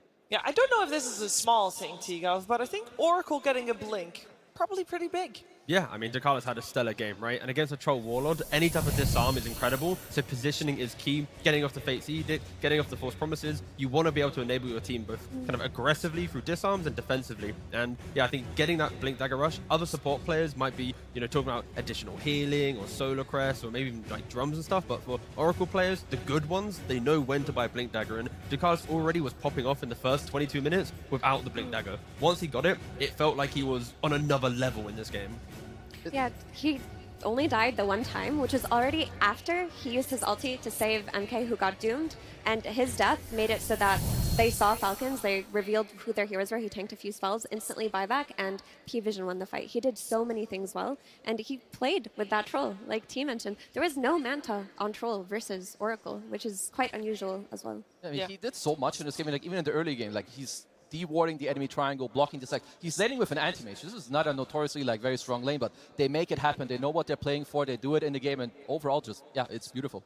Yeah, it was a beautiful game. Both teams really danced around each other, and you really saw that they really only wanted to get the fights that they exactly wanted. And if it wasn't right, they would just back off and go again another time, prodding and poking here and there. And until at least a big fight happened. Yeah, I wanted to show you the sadness of this fight here. Malrine gets a beautiful echo in this backline, but unfortunately, all of Falcons were zoned by DM's black hole there. They couldn't move past it. There was no follow-up damage. And the theme of this game was every time Malrine missed the initiation or they couldn't get anything off of the instant initiation into kills, they would just lose the fight. Anti-Mage, who got doomed here, didn't even need to be false premise. He was just force-stopped out. They kited it a little bit, and then on the side, you have Satanic cleaning up. You have no one playing on the limits, and Ducalis in the back getting disarms off on the Troll Warlord. Everyone played that fight so beautifully on P-Vision. Including Rosha. Yeah, he was a real big boy. He slammed DM like twice to the side, being like 6th player. It doesn't happen very much. I mean, that was a very cool fight for a multitude of reasons. There was one other fight that happened a little bit before that, but we got our expert on the case to tell you exactly what happened at that time. It's Purge. Thanks, Trevor. There's a lot that led to that moment, and most of it had to do with creeps pushing towers. So we saw this throughout this entire game, just a super abundance of creeps. The Dark Troll Warlord push on the tier 1 was very scary looking because you're pairing it with Eidolons.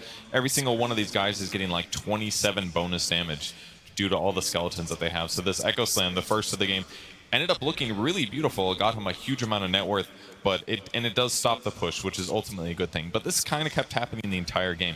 DM's pressuring the mid lane with his Eidolons, with his Helm of the Dominator. Snaking's trying to offset that as much as he can, but the Eidolons do have a lot of single target damage, so they can actually really go toe-to-toe with these opposing creeps, which ends up just being both teams trying to delay their tier 1 towers dying, because if the towers die, it makes it much easier for their teams to go get ganks. And P-Vision really has to worry about the Doom ganks and the Earthshaker ganks getting some crucial kills. So they tried to slow this down as well with the tower getting backdoored here. No one tries to deny it. He's not successful.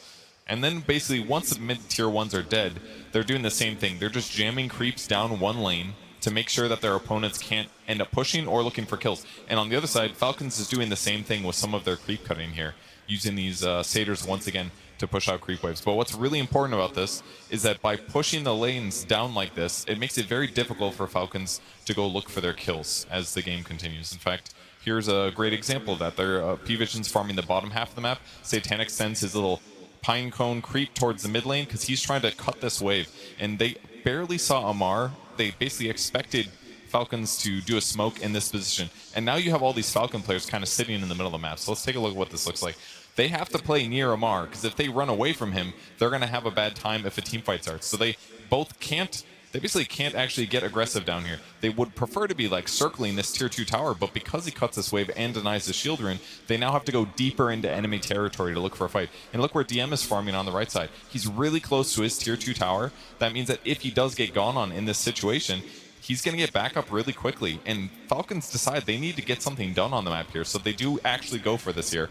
The Echo Slam is, or at least the initial disable is going to be okay, but there's like 4 TPs going on. All of these heroes are Power Rangering in to react to this, because they know that this is a crucial moment, and their opponents had to do this crazy dive. Because they had to go farther, they didn't have as much damage follow-up. They do manage to get the Doom on the Anti-Mage, but the Oracle save that comes through is fantastic, of course. Last second here, that's going to come after the Doom ends, so he ends up staying alive. Just a perfect response to P-Vision, but most of this was set up by the incessant pushing in the mid lane that gave them this good place to start the fight. Thank you very much, Purge. That also reminds me of what was said at the very start, because you talked about how good the map play is for P-Vision. I feel like the clip and the fight that Purge showed us, that was exactly that. Oh, absolutely, and they do it like from start to finish. And it's not just that they do this, but they also have the Monkey King. So the map is already hard, and then there's a monkey around on the trees. It's like breaking your smoke. So the one thing I do like is that Falcons are their opponent, because they're very good at this themselves. They know the answer. AUI is one of the ways he won TI and what they did. So I expect them to find the answer for the next game and show us something better. Yeah, I'm sure there's a lot of talk going on behind the scenes right now to see what they can do different and what they can do to push out to a third game in this series. And while they're talking, we're going to watch a new submission for the short film contest. It's time for Grudges.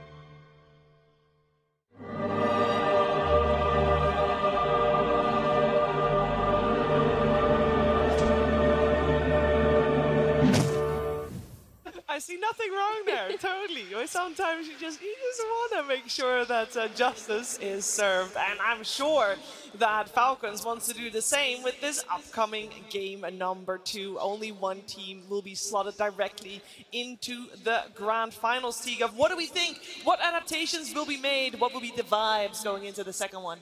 I want Falcons to have a bit more pacing, a bit more ability to fight together, and also just don't sack Maureen, right? When you have this first pick Shaker, you see the net worth in those clips where he's like, what, 6th, 7th net worth? Like, that's not going to be good for him. So protect Maureen from the mid lane and have at least 2 cores in the Falcons lineup that won't feel bad running around the map together, finding the kills.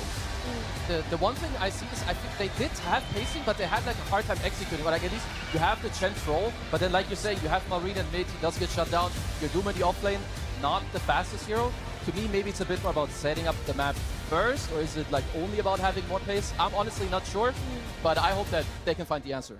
I think Falcons as a team don't struggle with pacing. I think they got cooked by the Oracle pick. The Oracle pick threw them off entirely. It made it so that the Falcons that we're used to seeing taking these team fights mid-game, pushing their advantage, taking over the enemy side of the map, they couldn't do the same thing with the knowledge that their jumps will most likely fail. They did not have enough backline jump. We saw Maureen go in time and time again in that mid-game, not get any follow-up damage because he's the only hero who goes in. You're not getting enough out of the Mortimer's kisses because of the pipe coming out of Enigma. Like, where is that mid-game damage? Who's killing this Oracle? Just ban the hero next game. Think about it. Like the other cool thing that I feel like we've talked about a lot too with Falcons is that they want to go for the 1+1 kill combo, which means they have a limited amount of damage. So when you have heroes that rush a pipe and a 4-step on the side and you have an anti-mage, like all these heroes, you already need like 2, maybe sometimes 3. Now you don't know where the Oracle is. There's some guy there with a Lotus, and they keep very nice distance, like on the range where they play with the map. So yeah, like in my opinion, DM2, like he played an incredible game, and it's also a statement. They gave away the Enigma, they gave away the Monkey King, you lost to it. You gave away the Chen to Falcons and you beat it. So going into the next game, there absolutely is some pressure on Falcons here. Yeah, luckily, they've been in this position before, right? Like when they were against the BB in the other round, they lost the first game. They had a lead, they lost it. They bounced back, they understood what they had to do, and then they were able to close it out. So I am expecting Falcons, unlike some other teams that we've seen so far in the playoffs, to be able to actually show that adaptation and have a more competitive game too. Yeah, I will also say that the history between these two teams is quite even. They've played 7 series against each other, and it went to 4-3 in favor of P-Vision. But overall, you can tell that both of these teams are, well, they have what it takes to make a comeback. We'll see how that translates into the draft, of course, soon heading into game number 2. But I do want to touch upon some of the heroes we saw. The Queen of Pain came out very early in this game, Effie. I mean, you say I'm branding out the Oracle. Obviously, that is step 1. But surely there is, especially from this first game, there's more they have to consider. Yeah, the Queen of Pain looked especially good, though, because of the way that P-Vision drafted to play around the mid lane. They had the Oracle with the rune predictions. They had the Monkey King who ganked mid, minute 3. They got that kill on Earthshaker. The support duo was ready. They got every single power rune. I mean, I think Queen of Pain is a hero that all melee heroes will struggle against mid, but they can still play against her with the help of their supports if they get runes. It's just that Falcons did not have the punch to fight against this Oracle plus Monkey King support duo. Like Dota is a lot about like there's levels to it. It's like there's step 1, I beat you in lane. Then it's like step 2, what's like your recovery? Oh, I'm gonna steal all of your runes too. I'm gonna play into your triangle. My supports are gonna ward half your hard camps all the time in the triangle. So, and when you do just one step, okay, you slow them down. But you do step 1, step 2, and step 3, suddenly you will even see pros struggling against the best players in the world. Now let's find out which pros we're gonna see struggling in that second game. And it's coming our way right now. P-Vision versus Team Falcons, Game 2. This second game, we got the side swapped, where P-Vision is now Radiant and Falcons is Dire, but T-Gov, the pick order remains the same in the sense that we will still have P-Vision with first pick. Yeah, and that's going to put a lot of pressure on Falcons. Again, I didn't really see who had priority to understand this part, but in regards to Falcons being second pick, maybe not reacting with the Shaker, protecting a little bit more might be a better approach, but we'll see if they want to change up their bans. As often getting 2 second pick games in a row, so far in the playoffs, it's always been like one gets second pick, next time it goes to the other team. Yeah, we haven't seen it like this before. For Falcons, though, they do have a lot of last pick heroes. We didn't see that come into play in that last game. We might see it happen this time. Maybe they do need to bring out some cheese. But a lot of the cheese that comes from Falcons does come from Ahmad on that offlane, and they target banned all of his heroes. There was barely anything left for him. He ended up just playing a Doom at the end. No, there was definitely like a very nice setup strategically going into the game. You have the setup with the bans against Omar. You have the counterplay against Team Falcon's highest tempo in the mid lane, and I like these bans. You try to take out 9 class. Finally, these are bans that I was expecting to see against P-Vision, right? When you have 4 bans available, just put the Monkey and the Slug in the ban pool. They are the best 4 positions for 9 class to play that break open the map, that enable the vision game, right? So get rid of both of them, and then it just slows down the game just by a bit. And also some respect still for Malrine Sand King. The Beastmaster that was banned out in the previous game gets picked up in that first phase, and a lot of love here, of course. Shout out to Heroic, eliminated now, watching from the sidelines to see which one of these 2 teams move forward. Another hero left in the pool, by the way, is the Invoker. It was first phase banned last time. I don't know if we were expecting to see it come out in the early stages of the draft. It's most likely a second phase hero, I would say, for P-Vision. Very likely something they can consider. So let's see, Falcons, they did step away from Chen. I believe this is the first game in this entire tournament where they have the chance to pick this hero and they don't go for it. So they did just lose with it. I like that P-Vision. They had a lot of pressure in this offense, and it's what we talk about a lot. Not just the map, but also early on. Marine's first moves usually go into the enemy safe lane, not into their own safe lane on Falcons. So when you have these Lycans, these Beastmasters, they just kind of drag you through these lanes where you don't really want to go to. It just gives me more pacing, right? I've been calling for overlapping cores, the ability to fight, no matter what, Pangolier to mid to offlane, it doesn't matter at all. It is going to have the same type of game. You want to play for any timing, any Wisdom Shrine, any Active Rune, any Twin Gate move, you're going to be doing it from either of the core roles. It's a more dynamic hero as well, not as slow to move around the map as some of the heroes that Falcons had last game. There is always the issue, though, of Pango versus Beastmaster, where later on in the game, he just gets roared during his Rolling Thunder and just gets beat up by the enemy carry, but before that, he does a lot by way of wave clear, lane push, and fighting into a Zoo meta. It's also something that Falcons use quite well because we did already mention that they do flex it, and the hero, he also gives minus armor. They play it quite nicely. Very often they have like some Pango DK, Pango Weaver. It's very fast. It can do stuff on the map. But like FT was saying, when you play against the Beast, you need to be aware of the roar into like range carry with high DPS. Your TAs that can close out the phase later. You get this roar Desolator hits and see you later, Pango. Yeah, I am reminded by what Astini said during the coach interview after the draft was done in the previous game. He said, you know, everybody's going to get their comfort heroes. Obviously, there's a large chunk removed. But I think especially that is true for, in this series so far in particular, for the support heroes, you are going to have to deal with everybody's comfort. The fact that P-Vision already beat the comfort of Falcons, I don't know, T, do we feel like that will make Falcons doubt that a little bit, or what will they do? Nah, doubt doesn't really exist, I think, in either of these teams. They will always be analytical to move to the next point to understand why they won or lost the game. And I think just hearing that from Astini shows that it doesn't matter what you draft at the end of the day, you can make anything possible in Dota through better map play, better itemization, and it shows that P-Vision's approach to it isn't a matter of a draft has to be everything for us to win. They don't mind playing at a slight disadvantage. Less stuns. Look at the stun averages on their team. They often don't have as many as the likes of, let's say, like an Extreme Gaming. Okay, so they just lock it in straight away. This should just be a DM Centaur. Lanes quite well into Chen, you don't care too much. You have high HP regen, you're pretty fast yourself, you don't care too much about the pressure. You also have the roll to, of course, the Stampede to get away from the potential roll and also the creeps. Yeah, unless they have a flex potential, I at least have not seen 9 class play Centaur. But who knows? might be open. It's the tops and mid Centaur going to be coming to TI. Yeah, why not? I mean, if PV wanted to double counter the Pango, they could just go for a Grimstroke. We've seen that hero re-emerging with Soulbind as its primary focus in the draft. I'd like to see 9-class play a real position 4. He does not do that. I mean, look at his heroes, like he's got Rubik, everything else I'm like, and his fake ones are out. His Lark and Monkey King, they're still Alchemist. And the next fake one is Alchemist, because it's really hard, generally speaking, to play a ranged position 4 against Chen. The hero bullies you. Sure, last game he put his creep into the mid lane to try and slow down no one. So I wouldn't be surprised if we see like another melee 4 later on, because so far, from what I understand, they've mainly been playing Snapfire on Ducalis. And I like this, to me, is also a lot when it comes to sealing. You're not giving it into Crit's hands. And there's so much kiting potential, and those stats are incredible for Ducalis, right? 8-0, but yeah, like you've already mentioned in regards to the Beast with the Raw against the Pangolier, and then the Stampede, you also have Cookie, and then the utility from a Snapfire, be it from, you know, a 4-star or like a Shard with the Hill. There's so many ways for P-Vision to offer up a fight to Falcons and then move away. Falcons have to make sure that their spell usage is so on point. Yeah. Falcons have the issue of damage to address too. Last game, there was just no follow-up. There was not enough coming through. This time around, Pango does do damage, but it falls off. Chen, he's just a sustain hero. We need more burst, and Snapfire is typically the go-to for Falcons. Having it taken away, it kind of leaves Hoodwink, which is not as much damage as a Mortimer's Kisses. Crit also has been playing the Grimstreak that we mentioned, and I wouldn't mind if they took it for themselves. Having a little bit more control, soul binding up the Stampede, you kind of got a Stampede in the same direction, and then we'll potentially enable 2 picks down the line to offer up bonus damage through the soul bind. You get the 15 talent, that's another 25%. And there's so many layers to it, but that all aside, they just go for the Hoodwink, keep it classic, and of course DK Hoodwink, you saw BB utilize it against Falcons yesterday in that first game.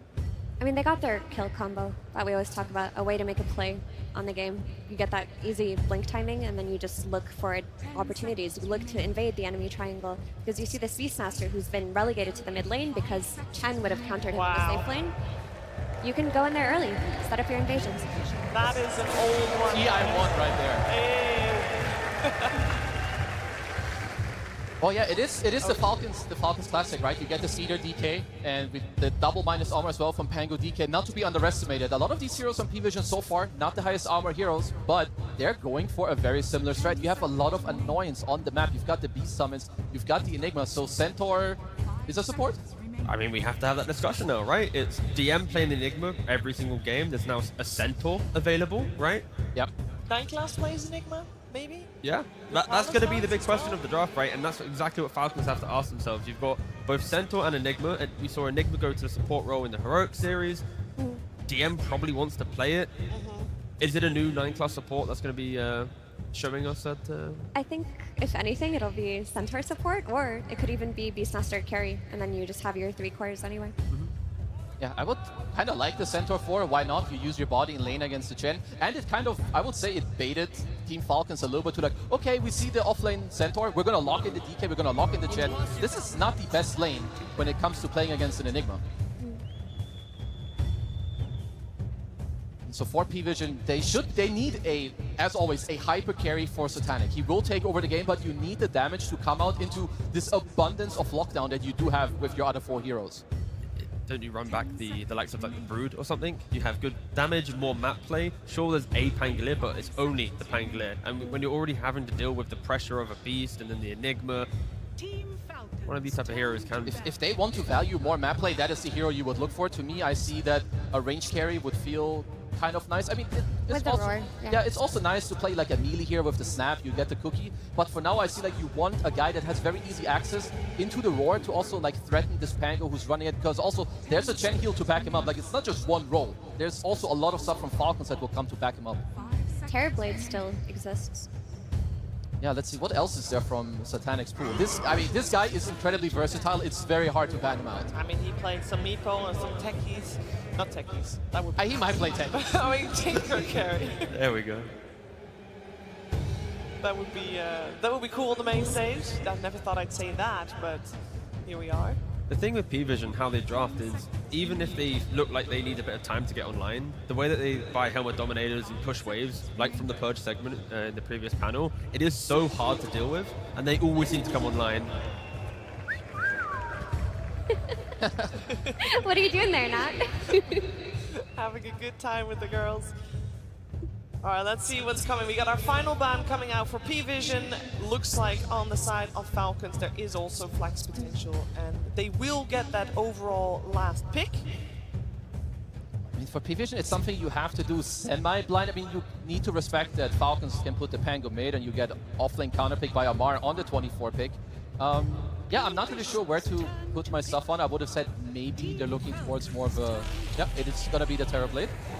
And this here makes sense, right? He's going to be that ranged carry chunking away at this Pango. When he gets sword, he's going to provide an overwhelming amount of damage to go through DK's armor. You need an incredibly high damage carry to be able to do that. And now it creates the issue. Falcons have to address the Terrorblade in this last pick, making their flex a bit more uncomfortable. Falcons have to be ruthless. When they leave their lanes and they feel like they have their first core item timings, every move needs to be very, very clear. Because if it gets any point difficult, as we keep harping on about the map play from P-Vision, every hero available for P-Vision can skip a wave really quickly, really nicely. And I mean, when Falcons group up as 4 or 5 heroes, they're going to be XP starved, farm starved. They cannot let the first game, affect them in this one for sure. I'm not sure where to go with this. I don't know who they're going to give more priority. There's like... I'm not able to find like this Exodia pick that they had yesterday with the 24 Huskar. Like, do you want to like run most likely just another guy that goes in? Like, do you want to do like, some Primo and you flex? Is there Magnus? Like, neither of these heroes, they don't really do it for me. They're good, but it's not like what I'm looking for to really take over the game. Yeah, it's the layers of saves that P-Vision already have that prevents me from being excited about a Primal Beast, right? I think I'd agree that hero would be really nice, but instead they're just going to go for an Underlord.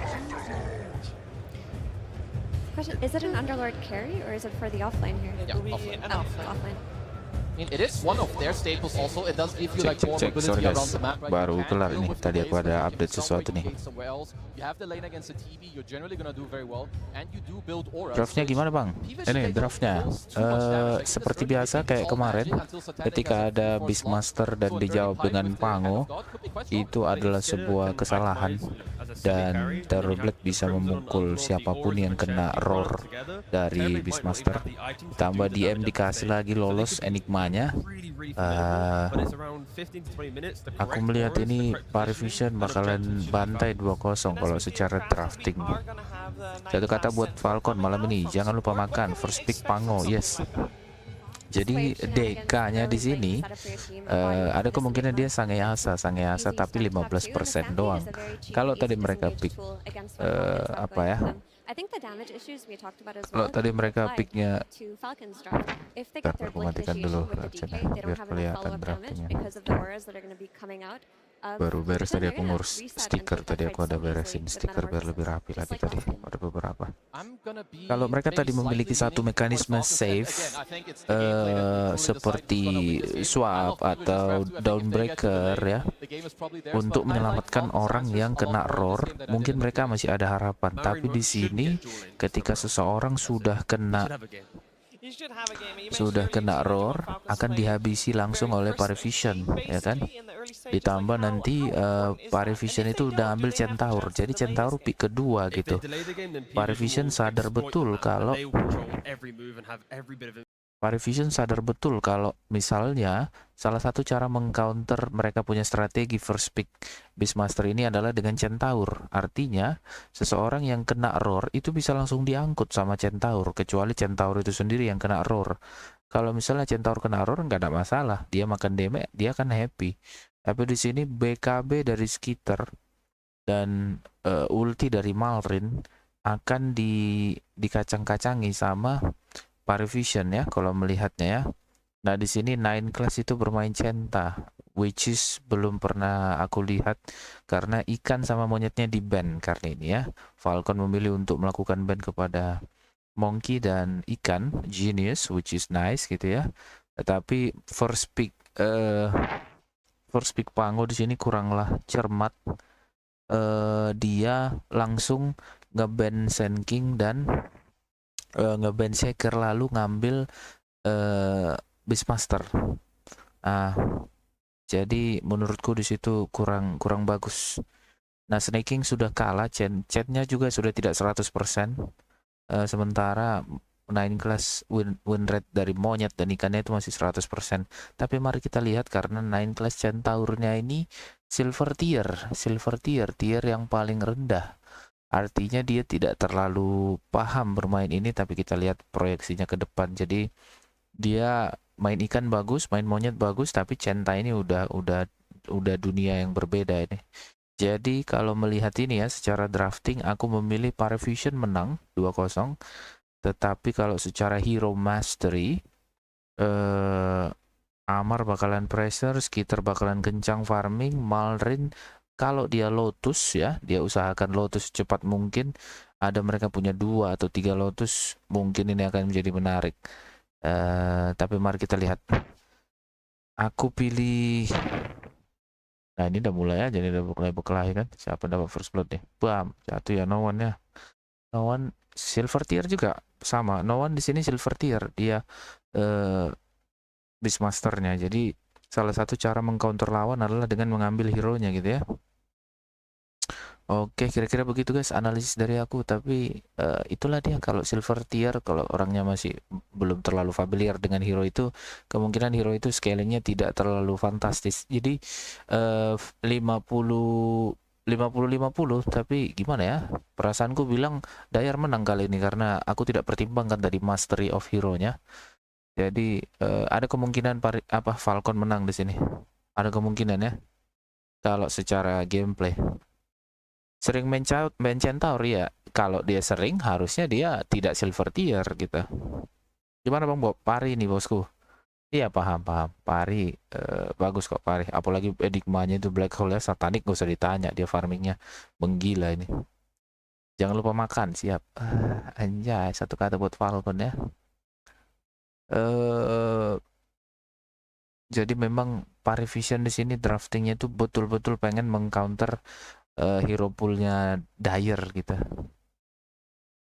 Sementara mereka kasih Chen lolos juga ya, tapi ya snaking dikasih Chen mah udah happy dia. 9 class malah di sini main support ya, melakukan body block. Tapi kita lihat saja teman-teman, aku bisa saja sangat salah karena Falcon ini ketika berada di dalam tekanan mereka justru mentalnya antara naik banget atau kacau banget, antara yang dua itu aja. Mari kita pergi kepada gamenya ya, Ikuzo. Terima kasih teman-teman. By the way, thank you for watching, thank you for subscribe. We gain some new subscriber. Thank you for liking the video. We'll go back to the panel. Anjay. Yeah, both players will be farming here. I think perhaps no one has a slight advantage in terms of the potential for a gank from Snapfire or Centaur when he hits level 6. But conversely, I suppose Hoodwink could make a similar move, but maybe a little bit more dangerous to leave the Underlord alone against Snap Terribly. Quite a strong lane, a lot of damage, and a lot of it from far away. Underlord likes when heroes are up close and personal and you can trade back, but the TB and the Snap have the upper hand there for sure. Yeah, well, we're looking at 3 Helm of the Dominator purchases for P-Vision. The mid laner on the Beastmaster for no one, DM's Enigma, and the support Centaur will also be going Helm of Dom. I think there is a world where no one doesn't buy it. I would say the mid-beasts have been, out of the traditional Helm buyers, mid-Beastmaster probably has the lowest frequency. Just into the Ags, I suppose? Yeah, you just Ags rush with treads, and if you go the Dom first, perhaps your ramp up in the mid-game is a little bit too slow for what you want to accomplish. It's also a big part of the justification for Helm of the Dominator on a lot of the heroes is the farming speed, but Aghanim's just faster. You farm exceptionally quickly when you get this item on Beast. You can find kills that are otherwise impossible. The Dominator doesn't match. Satanic playing the Terrorblade this game. This was a very common carry from 6 months ago. It's kind of dropped off for whatever reason, but he is one of the best in the world at this, of course, going against Amar's Underlord. I mean, does Falcons have enough to contest against the likes of TB? That's why this pick is so good, in my opinion. Hang on, we'll see if him dies first. Then we can talk about why it's good after. How strong is Cinderan's Curse? Not strong enough, it seems. All right. Satanic will secure some last hits under the tower. So looking at the big picture in this game, what I really like about the Terrorblade pick in this is you're playing against Dragon Knight, who's going to go green facet, so all the physical damage, you have a lot of armor. You're playing against Pango, who's all physical. And you're almost dead. Lotus applied. Satanic dives under the tier 1 to Amar. Cinderan's Curse is just delayed like his brain, but in the end, very strong indeed. It's 9 class securing a bounty rune for himself. I mean, like, theoretically, they have the percentage-based damage against them. Breathe Fire reduces base damage, which is really good against Terrorblade, but Like, in terms of damage itself, it's mostly physical, like you said, which the armor is really going to help with. It is somewhat double-edged, but it's a matchup that Terrorblade has always enjoyed, the one against Dragon Knight. You outrange him in Metamorphosis form, you're going to buy the right items, you have inherently exceptionally high armor, and Dragon Knight will struggle to deal with that with the green facet. Pango's all physical. Underlord, yes, it's nice to have the auras against TB, but at the same time, the value of Firestorm against that hero also isn't the absolute best. He doesn't have as much HP as certain other carries. But it was crucial for Falcons to at least get on the board in this lane. Not something I would have expected, to be honest. Underlord Hoodwink, not necessarily a killer lane against these two, but they made it work. Mid lane's still pretty close. As we're getting close to that 6-minute power rune, we'll see if the supports end up coming about. As you can see, 9 class on that Centaur. Close by, snaking. Getting some vision ahead of time. 9 class still level 2, has the hoof stomp double edge. As Malrine already using the swashbuckle. We'll see if they force the issue. No one with the primal roar available. Shield crash used as well. As bottom, looks like Amar's the one in trouble. Satanic has the Metamorphosis activated, and this is 3 members of P-Vision gonna bring Amar down. No one gets off the roar just in time, but there's not gonna be any backup to try to go on top of Malrine. Instead, the Rolling Thunder will be completely free to rain right on top of no one's corpse. You'll also get the rune as an added benefit. This was a really nice timed rotation from the side of Falcons. I don't think I'm so free though with Amar dying, but probably happy to get the rune and get their Pango on the board first here. Considering, in spite of that kill, no one is still 500 ahead of the Pango. Kind of crazy when you think about it. 19 denies on the Beastmaster as well, putting on a clinic in the mid lane. Now the invasion. Yeah, this is pretty important. 9 class really needs these levels. No one comes and takes most of the creeps with the wild axes. Snaking taking over a boar for some extra vision here.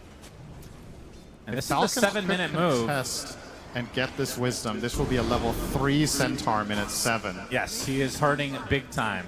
5 seconds to come. Snaking onto the high ground will get the vision needed. 9 class absolutely cannot stand here. He's going to get bushwhacked. Gets off the hoof stomp, but dies shortly after. So Snaking takes the shrine, and Amar gets the other. So something the Falcons desperately need as they try to stay alive in this series. This is one of those big differences. We're probably going to be talking about it more as this game progresses. Having 9 class off of those slippery heroes and onto a Centaur opens up new avenues for Falcons that they didn't have in the previous game, and that other teams haven't really found versus P-Vision in previous series either. He's always been slippery and hard to deal with. Yep, we got the hoof stomp with the help from the Cookie. Little Shredder doing some work as well. Amar trying to get away, but the blocks are too strong. But the TPs are coming for Falcons. Looks like this will break things up as Amar gets away with just a little bit of HP. Mission They failed. do spot it, so it's up, wasting a TP in the end. Dragon form popped up top. This is a very strong timing for any Dragon Knight carry lineup. Level 6 together with Chen, a classic pairing of heroes. We've seen this for 15 years. Roar from no one. Arcane rune taken afterwards as crit slowed to a high degree, and you will be getting away with the scurry. This tower's gone up top. No surprises there. Indeed. Much better start for Falcons to this game than the previous one. Still, the writing on the wall is more than likely, should this game go the distance, then P-Vision's lineup with Enigma, Terrorblade, and Beastmaster insane in the late game, and you don't have solutions once again for the BKB Black Holes. The best tool you'll have is a Pango Basher and then hope for the best, but you don't really want to get there if you can avoid it. Of course, Kezu did predict a 38-minute victory for Falcons. Yeah, very naive as always, and questionable takes, but we'll let him. Hey, he's on home turf right now, so got to give him the benefit of the doubt. As no one is working on the Ags that you were talking about. Can we get some cheers for Kezu? Oh. Not bad, not bad. Can we get some cheers for Bratwurst? Alright, I think that was surprisingly close. I guys not like food? I thought that was going to be way more lopsided than that. Maybe they felt a little bit bad, but they really wanted to. Yeah. Cheer louder for that. Maybe they're full from that last series. Had enough. Nah, I'm good. Early 1K lead for the Falcons side. DM now level 6 in that black hole. And Skeeter Blink Dagger is going to be the first item for him, and it's actually really close. Looks like they want to really push the envelope. Try to get ultra aggressive to start this game. Yeah, it's going to be interesting to see when Falcons truly kick it into gear here. With this early defusal and Chen working on drum, perhaps that is when you're trying to collapse. You're also 100 gold away from DK's Blink.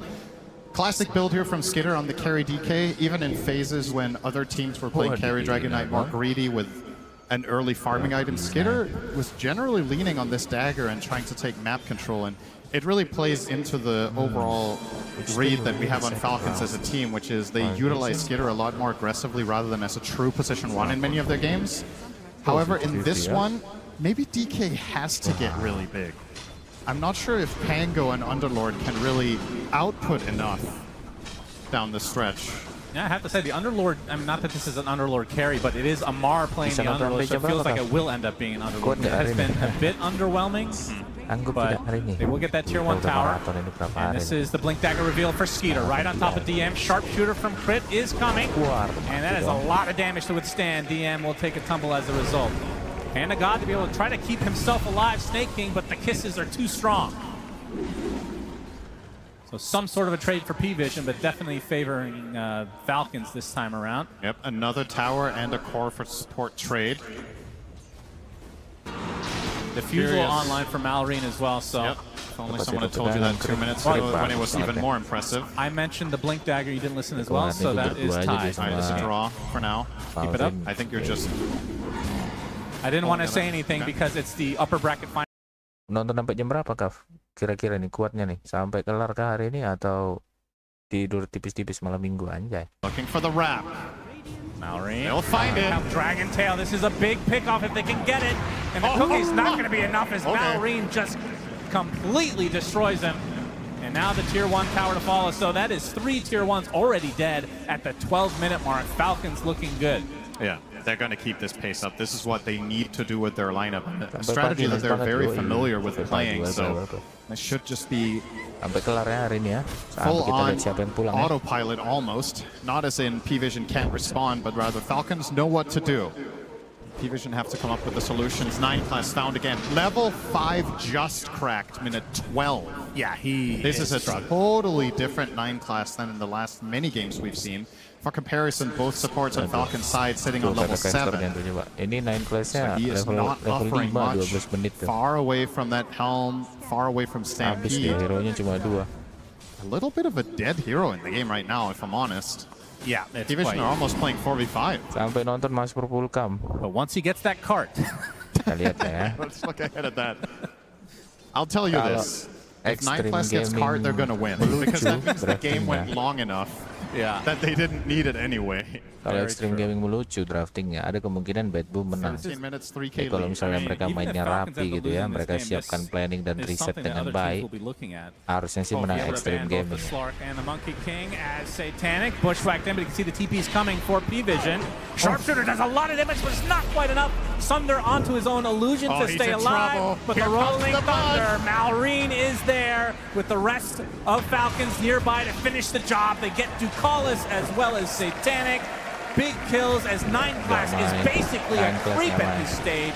4K lead for Falcons. Uh-oh. Well, Kezu with the 38-minute prediction, maybe very conservative. I feel like this could just be a 25-minute. Let's hold our horses. This is definitely looking great for Falcons, though.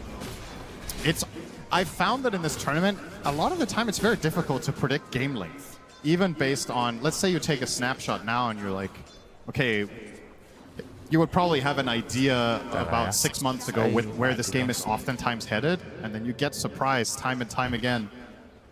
But without question, this is about as good of a start as Falcons could have hoped for. They're also going to get both Wisdoms perhaps here. If they get both, this is so bad for Centaur. He's going to stay level 5. Oh my god. He's about to get 6 from 1 creep, but we're talking minute 14. Yeah, this is bad.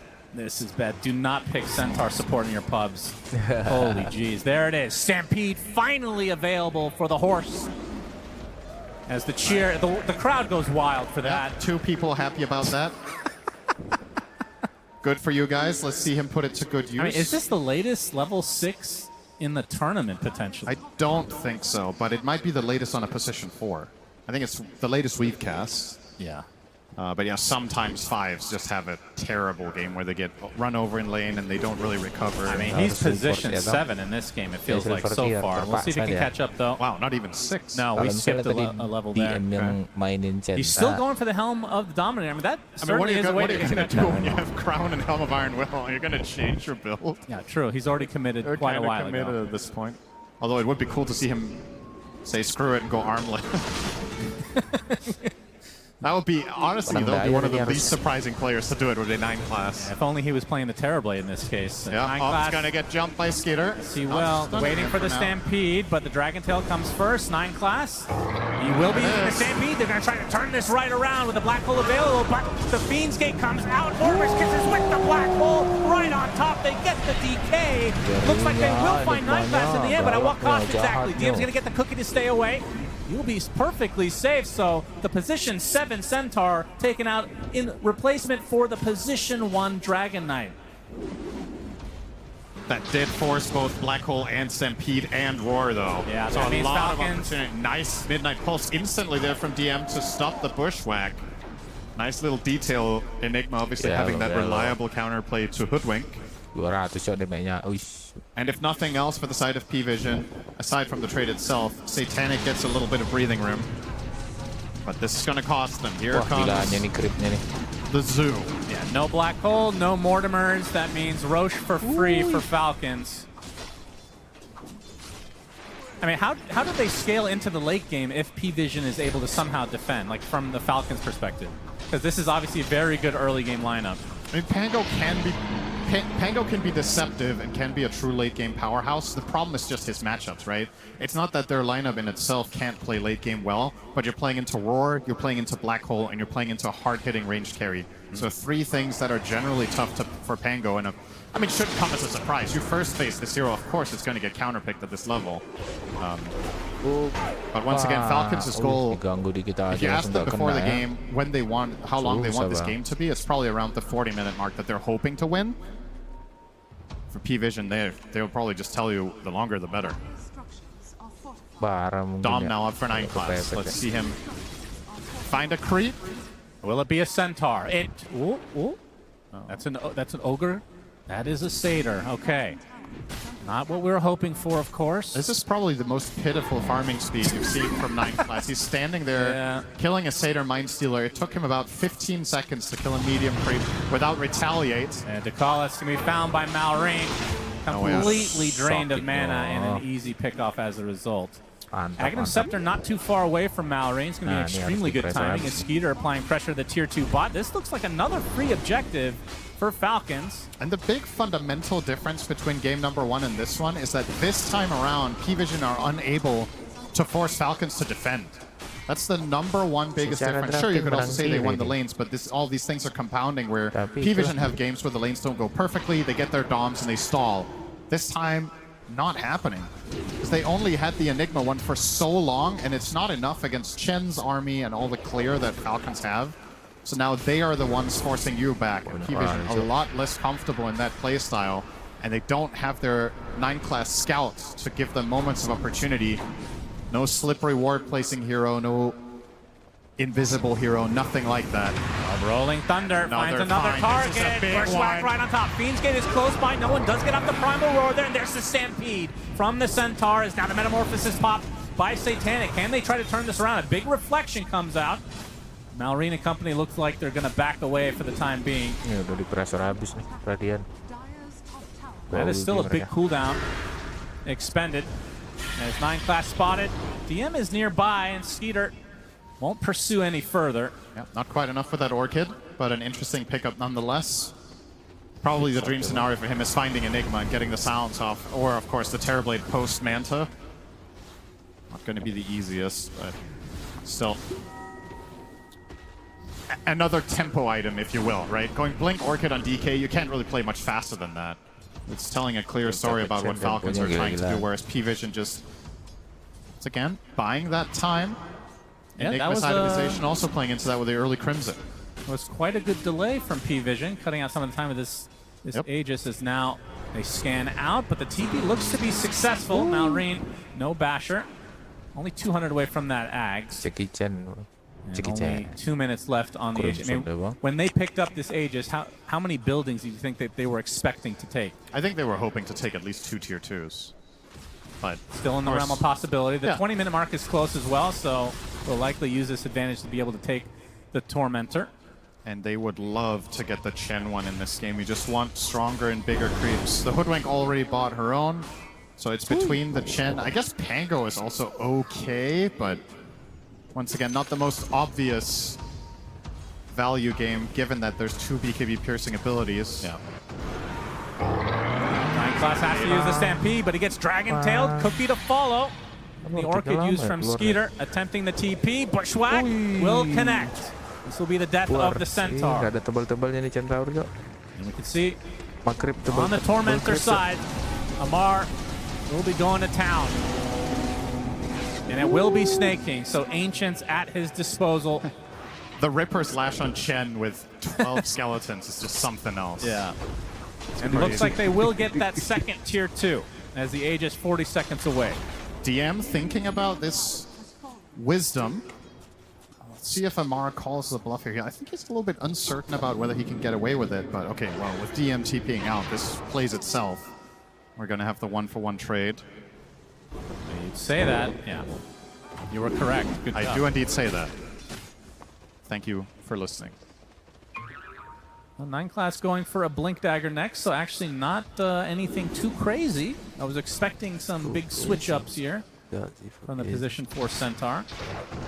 Still obviously a ways away. I mean, he went for a full Hoof Stomp double edge build, so his farm is completely dependent on just double edging creeps and using the Helm of the Dom. I mean, there is surely no other build this game than Blink Ags, right? No joke. What else are you really buying here? Your Enigma is buying the auras that you need. Your job is to try to save people that get Dragon-tailed. Most likely later in the game. Be there for your Terrorblade, drive him into the fight, and let him attack freely. However, when you're playing support Centaur and you go Ags, you don't have those tankiness items. So when you run in on it as a workhorse, you might just get killed almost instantly. So that's a little bit tricky. I do think it is the path that he is bound to take. Can also drive in the Enigma for a nice black hole. Oh yeah, that's fun. But right now, I think the Ags is a complete pipe dream. He's 5,000 gold away from having that and Dagger, which means he would have to almost triple his net worth. Almost there. So yeah, give him another 30 minutes. Might be there. And what's shaping up to be another one-sided affair, but this time the complete flip from game 1.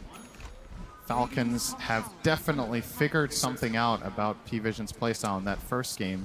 And should this go to a game 3, that's when it would get really interesting if P-Vision can bring something new to the table and counter the counter. That's right. Pick an even weirder position 4. That's the goal if we get to that point. Spectre 4. Hell yeah. For 9 class. Let's hear it for Spectre, everybody.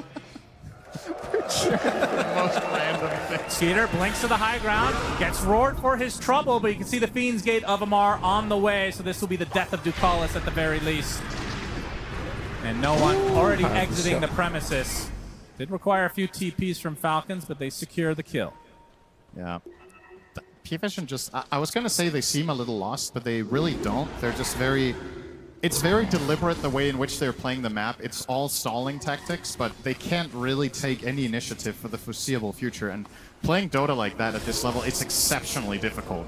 Like, you can try to play keep away as long as you want, but eventually you're playing against a team that has a blink stun hero, you have a global hero in the Fiend's Gate, and the Hoodwink crit in this tournament has been insane on this.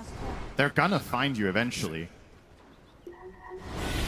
Or they just go high ground. High ground onto the Helm of the Dominator, destroyed. The Satanic and company are nearby to get rid of these skellies, though. I mean, that is one thing, is P-Vision have very good high ground defense. They can kill creeps extremely quickly. I mean, no one just alone could do that. Obviously, wasn't needed for that. As he's getting close to a Blink Dagger for himself now. Tidak ada pergerakan, cuma muter-muter aja mereka ini. DM. Harusnya Falcon from the lebih BKB nge-pressure on di the sini. Enigma. Mereka nggak ada dagger soalnya. Yeah. You would imagine Pango. Oh, Malrine, he saw him. Yes, he did. Crit will be coming in from the south as well. And DM, you are super dead, my Ready friend. dia loh. Snakey nggak masalah. Quite dia kena tanky black with hole. that Crimson Guard, but okay, he's going to attempt a TP. Very ambitious indeed. That's very optimistic. Good effort, as you like to say. But not quite enough to get out of there. And yeah, with the BKB, surely Malrine will go Basher after Blink, right? I don't think this is a game. You could consider Linkens against the Beastmaster and the Sunder, but I don't think it's necessary. You'd much rather play your tempo and try to dictate the fights. Having that way of stopping Black Hole be very nice and valuable, and of course... That is a huge pickup. Oh, yeah. Global Root. God, what a cool axe. This thing is so sick on the Underlord. Just needs a Gleipnir, of course. That's the pub mentality. Will not be going for that, of course. There's Amar with just a ridiculous amount of zoo creeps nearby. Smoke from P-Vision. Roche is now up. Feels like it's been a long time since we've seen an Underlord as top net worth in a game when it's not the carry. That's fair, is yeah. extremely farmed in this game. Just full space all the time. Amar spots him. Hit a Malice. Satanic trying to run away. Cuts down some trees as his entire zoo is chasing him. He will be able to get out for the time being. The rest of Falcons relatively close. They will likely try to take this next Roche relatively shortly. It is in the top area at the moment. We have another 4 minutes to be able to take it. They are grouping up now. And this is a great hero against P-Vision's playstyle as well. When you think about how they stall their games and what they do to get to that late game, Fiend's-Gate has to be one of the best abilities. You send a mega tanky hero to take out the trash in a side lane, and he can always connect to a possible team fight if needed. And now with that route, as you mentioned, it's going to be even better. Nice reaction there from no one. Trying to bait them in, but it does feel like P-Vision might just give this Aegis up potentially. DM is very far to the north. As even Kiss is being used to scout things out.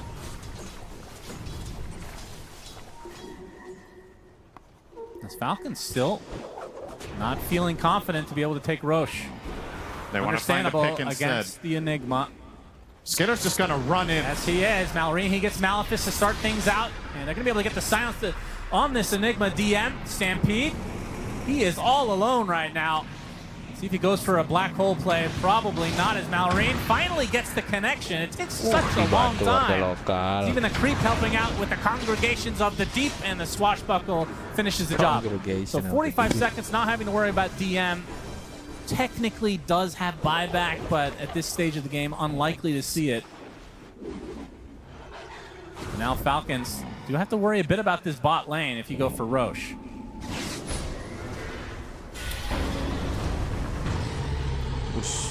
As he is still angry, it seems. Snaking halfway to an Aghanim Scepter, by the way. This is such a cool Ags. Oh, yeah, that's interesting. We've seen it once before in this tournament. Yep. Be able to channel it, be able to give it magic resist. As the Aegis will go to Skeeter. For any Warcraft 3 fans, this Ags reminds me a lot of Shadowhunter's Ultimate in that game, where you yourself make all units around yourself invulnerable. It's obviously not to that level, but the concept is the same. You have this relatively fragile hero that just becomes the center of the fight.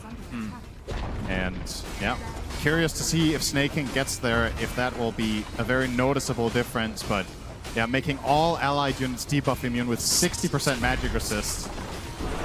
Kinda crazy for 6 seconds. Trying to cut the wave was DM, not successful. Skeeter leading the way, has the Bloodthorn now and the Aegis. Roche banner placed, and this is where P-Vision have to make some serious decisions on their defense. Nice Manta for Satanic. Dragon Tail completely dodged. As the Rolling Thunder comes in right on top of Satanic with a roar. used on Malrine. The force starts continuing to take. It's a Money double ke black hole with the black hole. Murderers from above. Do they have the Tak damage? The cukup, Bang. BKBs Tak mitigate cukup, most Bang. of it though. And now P-Vision on the retreat. Big swashbuckler coming in from Malrine with the shield crash to follow. don't know No what- one is dead. Just outside Yes. his base. Satanic drops Nice as black well hole, nice black along hole. with DM. That is 4 dead for P-Vision. Only Nice 2 close buybacks grab. available. Oh, yeah, A bisa, full bisa, team bisa, wipe. bisa. Falcons lose nothing. They still have Aegis for 3.5, and these buildings will absolutely melt. It's a completely similar fashion to game 1, just for the other team. P-Vision, they don't have the damage. They're getting a 2-hero black hole, they're getting the roar off, they're using snap ult terribly, meta. And Falcons just shrug it off. They're gonna They go cast a straight chain heal for the at Crimson and they just don't care. Likely the final fortification of the game. These creeps do not give a shit about that though. As the buyback comes out from no one. Of course, there's no black hole once DM is back up and running. Another 100 seconds away. This is surely going to be mega creeps. And indeed, 30 minutes in the game. Falcons with megas. And there it is, the Chen Ags ready to make a big difference after the game is basically won for the side of Falcons. Seem to have a little bit of a celebratory dance in the end if he wants to, as now the items just come raining in. Full Shiva's guard for Amar. Can almost has P-Vision Lincoln. Can P-Vision hold on for 8 more minutes so Kezu can be correct? Will it happen? Big I smoke give them though. 20 seconds. This would be a dieback for no one. He pops the BKB, trying to retreat, gets off the Primal Roar. Looks like he's fine, although Malrine has something to say about that. There's the cart from 9 class. Huge plays from him using nothing. Nobody's in the cart. No one. He dies right outside of the cart. Truly unfortunate for the position 7 Centaur. 2 dead for P-Vision, and now Falcons looking to end the game. Satanic calls GG, and that's going to mean game 3 on the way. Let's go, let's go. He's going to be upset with that last fight. He followed the team's instructions and said, put no one in the cart. And that's exactly what he did. Wasn't able to reach anybody. Vigil Dominator And they're laughing. Dia ketawa. That was good, actually. Not quite sure why they're having such a good time after. But I mean, if nothing else, you can have a little bit of a laugh at it. 9 class looking at his monitor, dreams of playing Dota. But in this game, he got played a little bit of I don't know what to call that. That was something. Farmhand simulator. He was running around all game. Finally got his Ags and lost. Gigit jari terus nih Mas Langka nih. Itu problemnya tadi sebenarnya secara drafting itu bagus sekali mereka dari Parivision. Nah problemnya yang main ini silver tier berdua gitu. Mereka bukan signature hero-nya gitu. Jadi salah satu cara mengcounter lawan adalah dengan mengambil hero-nya gitu kan. Nah terus setelah kau ambil, tahu nggak cara mainnya gitu. Nah kalau DM tadi pakai Centa itu beda cerita. Mereka kasih si 9 kelasnya sesuatu yang lebih lincah gitu ya, atau dia bisa ganggu mungkin Bara lebih asik gitu ya, atau siapalah gitu yang mirip-mirip kayak monyet sama Slark gitu ya. Tapi ya itu dia cuma 2 hero poolnya. Dia lihat wajahnya dia, ekspresinya dia frustasi sekali tuh main seperti itu, dibantai habis. Kenapa Ricky nggak lagu lagi? Nah Ricky tadi boleh sebenarnya, Ricky bagus tadi itu, cuman ada nggak yang main Ricky gitu. Jadi setelah meta itu terbentuk, ya hero itu ya bakalan itu aja gitu. Paling tim Chinese yang berani untuk mengeksplor meta seperti hari ini ada CK sama Sniper kan. Tapi dengan catatan, dia tahu cara main CK, dia tahu cara main Sniper. Nah, jadi di sini tadi secara drafting ini bagus banget. Menurutku ini bagus banget kalau dari Parivision ya. Tapi ya ternyata yang main ya silver tier itu, mereka nggak yang fantastis banget mainnya gitu, karena setiap core itu harus ngangkat, setiap support itu harus make a play. Nah habislah mereka terbantai ya kan. Nah kalau Malrine ini dia ya itu hero poolnya dia itu ketawa soalnya hero poolnya itu ya itu aja dia memang, tapi ya kalau dia dapet dia hantam terus sampai habis gitu. Jadi Malrine ngelihat no one pakai Beastmaster ya lucu mungkin dia rasa gitu kan, karena dia tahu gitu loh, kayak dia tahu cara main Sand King, dia tahu juga cara mengcounter Sand King kan. Kalau secara draft aku megang Parivision tadi, tapi ngelihat tadi itu kan ternyata no one yang pakai silver tiernya sama 9 class gitu. Terus Kavi tadi cari juga kan, ternyata baru ini dia pakai centaur. Jadi Parivision tadi harus bener-bener bagus tadi, nenek, satanik sama black hole-nya gitu. Itu black hole udah bagus banget, cuman ya sejauh apa kalian bisa menahan game ini, belum waktunya kalian bersinar gitu. Karena sekitar tadi orchidnya telat gitu, dia harusnya begitu masuk setur langsung orchid biar pecahnya itu sakit, tapi banyak sekali dia orchidnya tuh belakangan. Nggak ngerti, mungkin aku yang nggak ngerti ya. Di TI belum ada Ricky sama sekali, iya belum ada Ricky, belum ada Draw, belum ada Cekiro. 9 class kalau nggak main Slark, MK biasanya main Hero Invis padahal, ya kan? Boleh nih kita googling, coba kita cari dia punya hero pool ya. 9 class. Signature hero, dia main tekis, dia main Rubik. Nah di sini dia sebenarnya main Rubik tadi. Di sini bagus loh Rubiknya kalau misalnya dia mau kasih tekis tadi sekalian gitu. Kalau misalnya mereka mau kalah gitu kan, mereka siapa sih yang mau kalah, Cok? Nggak ada sih. Lebih ke apa ya? Hero-nya nggak dapat gitu kan. Sekalian aja tekis gitu nah. Hero pool ya. Sebenarnya itu dirahasiakan sih, hero pool itu sekarang dirahasiakan. Ketika seseorang yang MMR 8500 itu recent match-nya itu nggak bisa dilihat lagi dah. Sama temen atau siapapun nggak bisa dilihat lagi dah.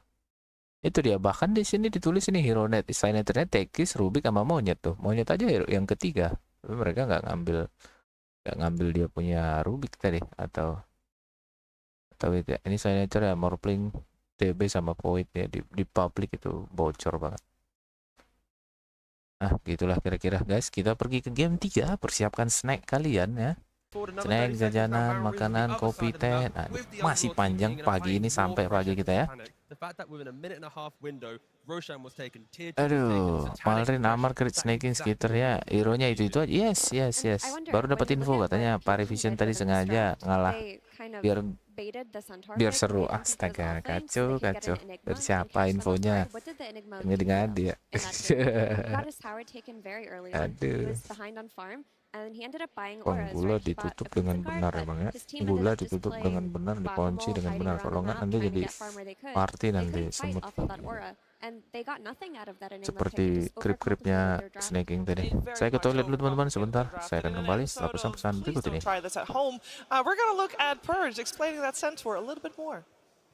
Thanks, Cheever. Number 1 Centaur support hater is right here, and I'm going to tell you guys exactly why. 9 class overcooked big time.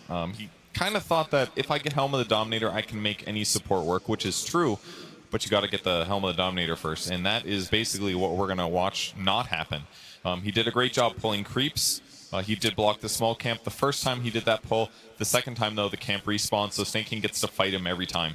And what's happening is this hero does not have good armor. He's got 0 armor. It's somewhere below 1. That means that any damage that he's taking is way more than a regular hero. Most heroes have like 3 to 4 armor. That means they're going to resist like 15 to 20% of damage. So that means all the tangos that he's using are worse because that regen that you get then doesn't get blocked, doesn't block very much damage afterwards. It basically just makes his life kind of bad. He pretty much can't contest the lane because when he actually fights heroes, the amount of damage he's taking from just a creep and a hero ends up being way more than he's dealing back. So he just can't actually fight. So he basically has to leave the lane. Here's the first time he did something good. It was 5 minutes into the game. He stacked a camp, he pulled some waves, that was okay. But this is the first really good thing that he did, which was a gank. This one was solid. This nice gap close. He's a fast hero. He went the horsepower facet so he can stay ahead of his opponents. But that was pretty much the only bright spot. We saw a little bit of this earlier, but look what's actually attacking him here. It's just 2 creeps. There's like 1 right click from Hoodwink and 1 spell and he dies. It's so simple to kill his hero. 7 minutes in, he's level 3. He's again like, well, there was one thing that worked. It was his bot gank. So he tries to get a kill on Amar. He's blocking him. But Amar's now more leveled, and he has more items. So Amar actually kind of just survives this one. Satanic didn't have Metamorphosis either. So one downside. And now he's thinking, okay, I need to get this Helm of the Dominator, so he's going to start farming creeps. And he does finally have an armor item, which is great. But unfortunately, he didn't get the Chip Vest. Chip Vest would have given him some ability to farm. And he wasn't going to put points into return because he kind of needs spells that deal damage. Otherwise, he isn't a good hero. He doesn't actually like get kills, which is a downside. So he got a little unlucky on the neutral, but this build is still ass, so don't think that was really going to change anything. And then while he's pushing on the top lane, Skitter, who's 75% through his Dragon form, is like, oh, I can kill this guy that's in front of my tower. So he actually just hurt himself even more, giving Skitter this free kill. So this build was bad. We will not see this again. I do realize he said this build was bad. That means Centaur as a support with a different build, T. Don't try this at home. Let's keep it at that. Don't try this at home. Don't try this at You home. can make a case for 5 Centaur. But I think for a team like P-Vision that are very dependent on 9 class and his early game rotations, his map play, the way that he wards, dewards, you know, makes the enemy team chase him around. You put him on a hero like Centaur, it does not recreate what Monkey King does. Last game, he's Monkey King, he goes mid-minute 3, kills enemy mid laner. This time around, do you think he's going to do that on a Centaur? No, you're right. Unfortunately, I do like a little bit of experimentation, and why not in the main stage? It's upper bracket after all. We're going to see, of course, what happens in game number 3. Before we get there, though, we're going to see another submission for the short film contest. This one is Icy Silence. Ada film lagi? Enggak. Oh. Fate gives no warning. Cek buka tuh. It simply casts you into the abyss, where some echoes never stop reaching back.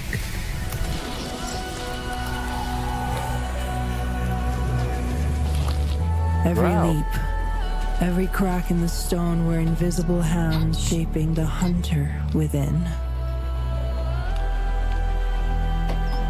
Discipline sharpens instinct until the arrow obeys thought alone.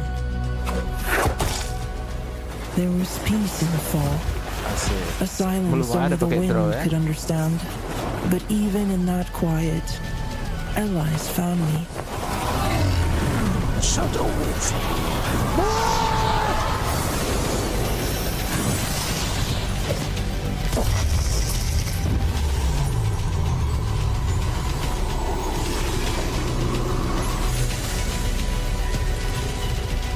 I did not choose this path, but I walked it to the end. And when the moment comes, my hands do not tremble. Now, I walk alone, so innocence never follows in my footsteps. Where do you learn to shoot? Oh, yeah. I love the references in this one. It is fantastic, and I can't wait to see what's coming out on top. Who's coming out on top? Of course, tomorrow. But let's focus our attention to see who's coming out on top in this series. Who's coming out on top to be there tomorrow in that grand finals. First team to be slotted in. It's either P-Vision, it's Falcons, and I will not lie, both teams were pretty one-sided either way. Effie, what's going to happen next? Because we've seen the strengths. What's it going to come down to? I think it'll come down to which team has that entry point after the laning stage into playing the map and taking over the map. In that game 1, it did end up being P-Vision, but only after a while, only after Falcons made the first error in a team fight. In this game 2, it didn't really exist in the same way, but it's going to be the same story. Wave shove, dominators, getting creeps out, and looking for that first strong team fight. To me, it's also a lot about like the emotional side. Like in between this game, like both teams are 1-1. You're going into game 3 upper bracket finals. What are they talking about? Yesterday we heard that both of them like praised their coaches. You know, AY 2000 gave a speech mid-series. Whenever you hear P-Vision, they're talking about Ostini. What does he say in between the game? How do they go into the next game? With what emotions? What is your plan? How do you want to go against, like, are you going to try to have another Centaur 4, a different replacement? What is your replacement? So going to the next game, for me, it's a lot about the planning. Kalau ada guys, kalau ada kalian mau ngobrol-ngobrol, nanya ngapa, ngasih tahu cerita, ya kan? Bisa kita ngobrol-ngobrol di sini. Kita mengisi panel saja sembari mereka mengisi panel, ya kan? Menunggu kemenangan Falcon 100%. Wih, udah ada aja tuh ya, ngevote ya. Ina, separasi dah. Ada yang belum kita jawab, Bang? Chat ke, Bang ya? Chat yang belum kita balas gitu. Thank you guys. Kalian sangat membantu saya dalam mengembangkan channel kita yang kecil-kecil ini kan, kecil-kecil aja. pelan-pelan ya. Terima kasih juga kepada Kavi kemarin sudah jajan membership. Ahai. Ada yang lain juga ya kan. Sudah nonton. Sudah nge-like. Thank you. Appreciate that. Wah, udah balik lagi nih. Wah, kencang sekali. So cepat sekali. Baru ke toilet bentar langsung balik lagi mereka nih. Nah. Alrinamar. Itulah mereka hero-nya itu ya, sama kayak kalau aku turnamen ya aku pakai hero-ku ya itu aja memang. Itu aku bisanya, jagonya mainnya itu, PD-nya gitu ya kan. Saat aku latihannya main Jagger, turnamennya pakai kayak apa kira-kira Bang? Pakai Likan. Wah, salto belakang. Au, gitu-gitu doang ya. Vision. Kita cocokkan pakai forging. Hai. Benda, bro. Oke Bang, kita kembali kepada live. Into that booth with a big smile on his face, and he doesn't seem to be too discouraged, so they may have just acknowledged it as a draft blunder. I don't think that 9 class was calling for this 4 Centaur. I think they were probably cooked it, maybe tried it in a scrim, talked about it, but the point of the Centaur was to hide the Enigma. They wanted to give them a false sense of security on Falcons that they weren't going to be dealing with an Enigma, and they did the swapperoo at the very end. It didn't work out. Just go into game 3 with your previous strategies. Yeah, you can only get away with that once anyway, and when they did, it didn't work out. And I'm sure that Falcons is on a tier where, regardless, they will keep an open mind. They know who they're facing, they know what can come at them, and I feel like flexibility for both of these squads, because when last year, every time, we were talking about Falcons, it was always about the overlapping hero pools from the players. I feel like we're seeing that back in P-Vision now, maybe even stronger. Yeah, I mean, they're looking... Actually, I'll be honest. Don't worry. Back to you, Shiva. What? What happened? I have no answer for you. I'll be You have honest. no answer for You asked a question, I was nodding, and I was staring at Skidder doing some like prayer hands. And He was. but he's been doing that. Yeah, and he was like really focused, and I just Yes. was fixated on Skidder. And I'll be honest, I'm not even going to try and hide it. I have no idea what you asked me. Oh, that's fine. I wasn't necessarily asking a question. I was just posing a topic because the hero flexes have been very strong. I also do think that some heroes just have been flexed because a lot of, like the Beastmaster we just saw from No One, we see that being flexed so many more times now. Now I got it. Yeah, they overcooked. Let's be honest. I think Astini's the type of coach that gives the vibe of, in the moment he might have an idea, and his players trust him so much that no matter what, they're going to go with it. And it feels like that's the type of draft where he's smiling going into the booth, knowing, you know what, I suggested an idea, it didn't work, it's on me. Don't worry, players. Let me fix it for your game 3. That's probably why they are still in good spirits after that game 2. I mean, That was a good enough answer for you now, Shiva. I think that was good enough. And obviously that is also good, like going into the game, you want to take this pressure when you could also see, like on the camera, you know, No One with his low bro satanic, you know, like fist bumping each other, giving each other a handshake, because you got to remember, he's very young, but in my opinion too, they're very confident players. No One himself, satanic too, you see it in the pubs, you see it in the games, like, you know, they know what's up. So this game 3, I'm honestly expecting just a close game, because game 1 and 2, very one-sided affairs. What I did learn from that game 2, though, was that Malrine, he just picked that Pango and showed them his stuff. Like, typically the way we've seen Malrine play is 2 heroes, right? Ursher or Sand King. He'll do a lot of farming, he'll do fine on the lane, go into the triangle, get his Blink Dagger off of stacks, and then make his key rotations. Without the need for Blink Dagger on a hero like Pangolier, he was able to do that a lot earlier, and it took away from all of the pressure that P-Vision were building on him in this series. It seems like they talked about the mid lane and how they want to address it.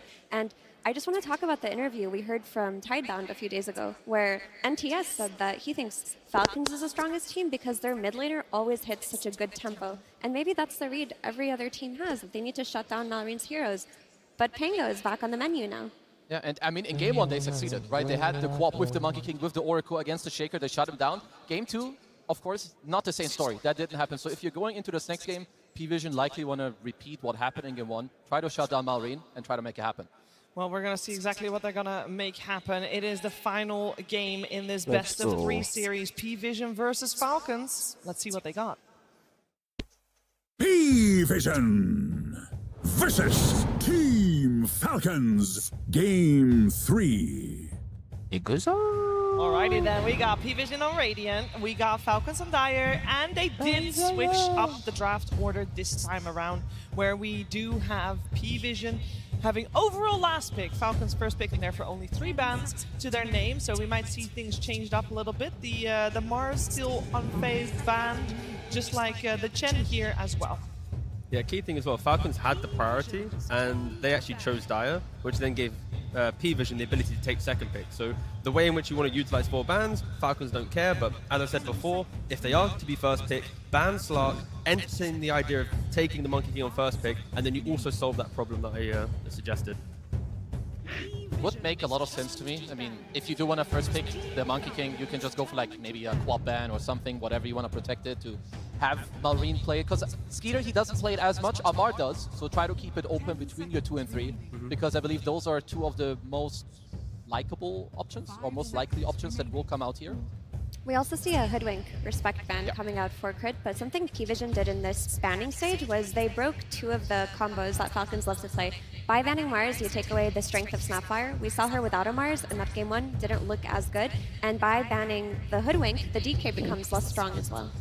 Yeah, for sure. And that's gonna open up some other heroes too, because you're still gonna, it is Falcons, they will try to find replacements. So with Hoodwink out, Snapfire maybe with different combos is still in, you've got the Sand King, maybe you look for more, like Brimstroke's priority should be going up in this draft too. And the fact that you were talking about banning like a co-op to protect the Monkey King, they don't want to put themselves in that first pick Monkey, so they ban it as well. 2 bans on 9 class, take the Malrine Sand King, and honestly, I couldn't ask for like a better start to a game 3 draft from Falcons. So now the question is, what have they prepared for Malrine Sand King? Yep. We've seen a lot of teams do things like they'll pick SF and try to win on lane versus it, but for SF to work versus Sand King, you also need to be able to invade his stacks early on, and they go back for the Oracle. First pick, that is a lot of respect on the Ducalis Oracle. I would imagine that he's going to be the one playing it. Now the question is, Oracle, how much effort do you want to put into countering that? Because I feel like when there's an Oracle in the game, I mean, that's great, no, but it offers you a save. But do you need something to specifically counter a save? See him, kill him. That's pretty much the 2 factors. So with the killing aspect, you have the Sand King. Now you need to find him. There needs to be another hero to locate the Oracle, and it cannot be the only way. So yeah, I think Sand King's a step in the right direction for it, at least, if you have a couple more heroes to also jump, but jump is the key answer. Yeah, and 1 jump hero is not enough. Yeah. They had 1 jump hero in Shaker versus Oracle in that game 1. It was not enough, especially when you look at Oracle as a hero who can just give himself free magic resistance. He puts the Fate's Edict on himself. If he gets solo epicentered, he protects himself. And at the same time, if you're P-Vision, you need, like, you cannot just pick an Oracle and be like, okay, here you go. You want, like in game 1, you want a strong mid lane. Abuse the fact that you have the innate, you know where the runes are. You want people that go in for you, because you will need to protect the Oracle. What we're talking about, you want backline jump, you want to see these heroes. You know, your Centaurs, Night Stalkers, they're going to go in. And if you cannot protect your Oracle, if you don't have people in front of you, a front line, you're food. They banned the 9 class Pudge, which is really funny. They're just taking out all of his flavorful heroes. We haven't seen it yet this TI, but it's good to remember it. I know I've also seen like no one played a little bit in the mid lane, but I also remember there was like a couple days in a row where 9 class every day he just played this post 4, but he was super annoying for all the 5s. Because a lot of 5s are actually quite slow in like the laning stage with how they maneuver. Another option for P-Vision to go down if you want to pick 9 class kind of creative heroes, he's already played Zeus so far in the tournament. Get some of that vision, apply it so Sand King can't hide within the Sandstorm, and on top of that, it could lane well with, let's say, like a Centaur, a pipe-buying hero. Now you have Oracle protected by the Stampede, the aggression of a Zeus Centaur lane. Like, I can see some pretty cool combinations that P-Vision utilize. Or, and this may surprise you all, but what if they pick something normal for a 9 class? He's capable of playing normal supports too. I'm pretty sure Estini has like a grid of heroes to draft, and there is not a single normal hero in like the 9 class grid. That's normal enough. Pretty normal, actually. That's pretty normal. He's a normal guy sometimes. I do want to defend 9 class a little bit. A lot of people think if you take away his cheese heroes, he doesn't play well, but before he even developed his Slark cheese, he was really good on heroes like Willow and Batrider. Like, he was a standard 4 player at some point as well. That's true. He just leaned so far into it that we've kind of lost the... Yeah, we've lost him. We've lost him for a bit, but in a game or 2 time, especially when teams are now banning out both Slark and Monkey, we are going to see him return to the at least a couple more traditional heroes. I mean, if you're Falcons, it's sometimes a bit annoying to pick your 5 into clock. Like a lot of the Pugners, you don't really want to play into this hero. So snaking, what is like looking for? Generally, I would say there's a very high chance they would look at Ench. I don't know exactly how this matchup goes at the moment in the meta with clock against Ench in the lane, but it does fit like what they want to do.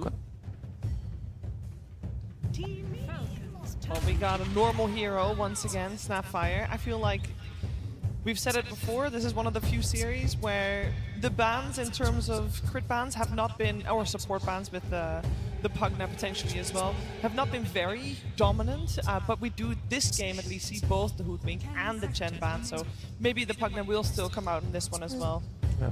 The only problem with it is it's not perfectly answering the Oracle as of yet. Whilst you stun him, yes, it's good damage, but outside of that, if Oracle's free casting his spells, then Snapfire, Mortimer Kisses, it's not really applying too much to the fight, as Oracle will mitigate a lot of it. They do pick up the Enchantress so to try and lock down and secure that lane. I mean, it is nice, at least Oracle early on, it's one of the biggest weaknesses of this hero. It's not a strong laner. If you get dove or if someone else gets dove, you're not as strong at like keeping around. And in Ench creep, you have nothing to deal with that too. So Falcons, they're playing more for, again, the stack. Help Malrine in the early game, contest the tower, The tempo that we see from Falcons, it's reminiscent of the previous game, right? Where the Enchantress will unlock the ability to play the map, and P-Vision, they want to try and mitigate that. They go for the Phoenix. Now you have a clock Phoenix in the off lane. They're going to try and win that lane. You win a lane, you buy yourself another 5-10 minutes to enter that mid game. Di sana mereka pick Phoenix, cok. Ngeri, nantangin banget, cok. Normally you see like the carry or some type of core that you know you can't punish. And I mean, it's even worse. It's a Phoenix into a Snapfire. That's a very confident pick. No, Little Shredder is one of the most annoying tools versus Supernova, but if you're an offlane Phoenix, you're not that concerned about it. When you're an offlane Phoenix, you're just getting so much value out of an early Vessel and an early Shiva's Guard where you're doing so much damage based on your spells alone that sometimes Supernova is just an afterthought. And in that regard, it's good versus both Snap and Enchantress. These heroes suffer very heavily versus Sunray and early Vessels. And people might be calling for an anti-mage right now, but you can't really pick anti-mage to counter a storm because Phoenix in the offlane will absolutely dumpster the anti-mage. It's also not really like this Eater type hero that you want, to put him on. He's generally not the one that's going to call for this. Yeah. I think for them, they're more looking at maybe some type of Weaver. I had a different hero in mind also, because I think here you can look for P-Vision. Right now they have very magical base. So if you can look for an offlaner that you like, that builds an early pipe, would also be super cool. And at the same time, Falcons, otherwise, the other pick that they could go for is the Skeeter carry, which I can't really place it yet. Well, there it is again, the Pango. Now there is flex for both sides. We can see the Sand King and Hands of Amar. We can see the Pango and Hands of Amar. They can just pick and choose whichever one they want. We're asking for ways to provide vision for the Sand King for the jump to get to the Oracle. Again, lacking in game one. Pangolier is one of the best heroes at providing vision. You just roll throughout the fight. There's no Beastmaster Raw. Sure, there's like a hook shot and cogs that might be able to punish the Raw a bit. But yeah, Oracle, if his positioning isn't perfect, there will be plenty of heroes. Kalau mereka itu ngepicknya itu Parivision itu sesuai urutan. Ini posisi 5, ini posisi 4, ini 3, ini 2, ini 1. Mereka kasih last pick. Jadi mereka bakalan kasih supportnya duluan di sini muncul. Nah, kalau Falcon mereka nggak peduli. Selama ada hero-nya si Malrin, dia bakalan first pick gitu. Karena dia tipe player dengan hero pool yang tertentu aja, dia mungkin 5 aja gitu. Tapi ya kalau ada gaspol, dia nggak peduli apapun di luar itu. Nah, ini malah 2-nya dikasih duluan. Nah, supportnya belakangan supaya supportnya ini mungkin bisa melakukan sesuatu untuk draftingnya mereka. Pangonya dikasih sekarang ini. Tapi ya ada kemungkinan juga dia main pango lagi kan si Malrin. Tapi kalau melihat Sand King ini sudah jelas ini 75% ini bakalan pergi ke Malrin. Ini pangonya si Amar gitu ya. Karena Amar ini kapten dia sekarang, dia lagi ngedrafting di sini. Di tim Falcon udah dipindahkan kaptennya dari Snaking ke Amar, jadi harus drafting dia, kasih last pick lah ini kan. Nah, bahkan mereka nggak ngeban AM, ini mereka nantangin. Nah, Parivision di sini nantangin untuk ngepick AM. Nah, AM lawan Phoenix nggak bisa ngapa-ngapain, nggak bisa farming dia. Lawan Clock juga dia ya lumayan terganggu memang kan. Ada Oracle juga bisa untuk ngasih skill 2 supaya dia nggak bisa ngehit kan. Jadi mereka punya banyak sekali tools untuk mematikan AM ini gitu. Bahkan Stormnya bisa ngegeng AM early untuk ngabisin dia kan. Nantangin untuk pick AM. Bahkan mereka bandnya ini Abaddon kan. Nah, malah mereka yang ngeban AM. Nah, ini sebuah gerakan yang bagus sekali nih. Karena kalau misalnya AM di sini mereka tidak ada khawatir gitu. Jadi Satanic bisa masuk AM ini. Jadi Stormnya bebas banget ngabisin mana, terserah dia kemanapun. Nah kalau di sini AM, Parivision AM ya bagus untuk dia. Selain dia magicnya kuat.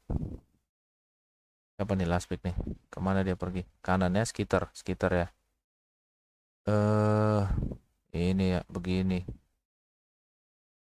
Juggernaut dia bos, akhirnya keluar Juggernaut geng. It's a very good hero versus Phoenix as well, because once you get that BKB, you pop flat Juggernaut, and then you're also hurting the rest of the team. Teams can respond with Juggernaut, who honestly, I think Juggernaut bagus ya. is kind of an underrated hero if picked in correct drafts. Kenapa Juggernaut bagus? Kalau dia punya Swift Slash, dia bisa ngekill ini dengan sangat cepat ya. Dia punya magic resist tinggi juga, bisa Omni Slash si Pango juga kalau lagi rolling gitu ya. Tapi tergantung Pangonya bisa nggak dia sidestep kemana gitu pakai apa sih namanya tuh? Astaga, Swashbuckle. Nah, ada Sun King juga asal kelihatan nama Jugger ya kan. Nah ini kita lihat kelasnya Satanic dengan Crystallis. Nah dia pasti ngambil facet itu yang blade form. Dia bakalan kemungkinan besar dia bakal bikin Battle Fury classic build ya. Mungkin Power Threads. Nah habis itu dia bakalan scaling dengan Manta, Butterfly, Aghanim yang pasti harusnya sih dia bakalan Aghanim ya. Enggak seperti seseorang gitu. Astaga, masih aja bang dibahas bang. Tapi kita lihatlah nih, aku pengen belajar juga, pengen lihat Satanic bermain Juggernaut dengan Blade Form. Kita kembalikan ke panel anjay dari Indonesia, dilaporkan langsung dari Indonesia. So that people are looking away from the Juggernaut while he's hitting those timings. I also think pipe goes a long way here for Vision as well, but Phoenix isn't much of a pipe buyer, so maybe DM does like a hybrid item build here with like a pipe into a Shiva's guard. We'll see. And if it is going to go late, if this scenario that he's describing is happening, 00.30 nih, mulai aja belum nih, ya kan? both teams are going to farm, or is Yang it going pasti to be kita just akan lapor skirmishes, nanti nobody tengah really malam. finding an in? Realistically, it's P-Vision winning lanes to stall out the early game aggression. Because Falcons Abis have ini the keluar ini identical recipe to overwhelm the map they did in the previous game. They can do it again. So P-Vision have to go better in the lanes. Kayaknya Pari These win. guys, they have to Ya, fight each other. kayaknya Like if Pari you're just Vision gonna win run ya. around and farm and dodge, Kayaknya. the enemy team will take Tapi over kita your lihat map no matter who wins the lanes Skitter around. ini So you have to fight back, you have to rapi turn it dia into a mainnya. longer game, Ketika and well, you have to tertekan, defend your ground. dia bisa melakukan decision ekstrim. Good one coming for the viewers here at home. Dia bisa melakukan decision ekstrim seperti beli rapier dan lain-lain lah gitu, ngedev, nyari sudut, nyari sisi. Falcon bukan lawan yang mudah untuk dijatuhkan. Dini, my friend, we are here with two of the greatest minds in Dota 2, and one of them will be going to the grand finals after this game. Now, before we began, we talked together, and both of you agreed, 0 Helm of the Dominators this game. Now, you said you'd do it. Shake hands and promise. The first team to buy a helm, everyone will boo them. Shake hands and make do on the promise. No helms. No helms. Yes! All right, fantastic. Let's get onto it, my friend. Now, you guys, by the way, favorite team at the International. You guys absolutely dumpstered Team Falcons in the first game. Made them look like foul clowns. And you're coming out again in a very aggressive Phoenix pick into that team. How confident are you? Every team's banning the hero for one reason, and they're gonna find their reason. Okay, there we go. Owie 2000. My favorite team in the world at this international, Team Falcons. You made them look like absolute clowns in game 2. But in this game, will we be seeing the same result? I hope so. Okay, gentlemen, thank you so much. Let's get that handshake. Somebody's got to go to the finals, gentlemen. Put it in. Let's get this game started. It's time to go to game 3. And game 3 has arrived as 9 Class, playing the clockwork this time around, finds his way in the middle of 3 enemy heroes as Falcons will be getting first blood, and now Reen will be the one to secure it. That is maybe the best possible scenario for Falcons. And Yeah, it seems who like, gets the first blood. depending on your perspective between game 1 and 2, it seems like the starting conditions for Falcons have been getting better from game to game. First, they lost all bounties, and they lost 3 bounties in first blood. This time, they got 2 bounties, and they got first blood. Oh my goodness. Actually, this time around, not starting off as a deficit is a good sign for them. I agree with what a lot of the panel talked about here. I think this is a very different game in nature to some of the previous ones we've seen. The main overlap, if I could pick one, is probably the Enchantress, even though she wasn't picked in any of the 2 prior games. It's a little bit more of that Zeus style. Chen was banned first phase, Here's a Snake, he couldn't play it. But fortunately, he could go for his Ench, who he has one of the most ridiculous records in Dota on. It's not #1, but I think he has the 2nd longest win streak out of any player-hero combination. I believe earlier this year, his 20 win streak on Ench was broken in a game. I think it was around the 20 mark at least. Kind of incredible. So he is comfortable, without a doubt. P-Vision bringing something new to the table, though. This Juggernaut hasn't been played very much. They're putting 9class on the clock right now, so they were like, all right, 9class, now you're actually playing a normal position for this game. And he will start boots, something he didn't do last game on the Centaur. He went for Workhorse and tried to play his way around it. With boots, it is a lot easier to pull those waves and to navigate that offlane when you're playing in a deficit. So hopefully for him, he can find some more impact. Yeah, this Ill-advised to fight Snapfire, though. I don't think they're interested getting in there. Well, Crit will be able to play this. But I believe the 2nd time this series, played in game 1, if I'm not mistaken. His 9class is going to be stealing some creeps. He's going to be taking heavy damage, though, from Crit. Oh, he lost the range creep. That's not ideal on this creep. Going to lose that one overall. As Snake King now going to get Blade Furied upon by Satanic. Will pop the Fairy Fire.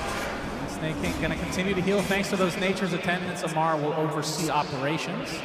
Yep. Does survive. He also killed the healing ward, so nice little bonus. I believe you did say that. I did not, but thanks for covering your bases. I was being generous. Oh, Malrine. What seems to be the tradition of this main stage has been Sand Kings have to miss certain stuns. It's a tax we have added to the game. Yeah, how does this matchup typically go? I mean, I feel like Sand King can draw against any hero.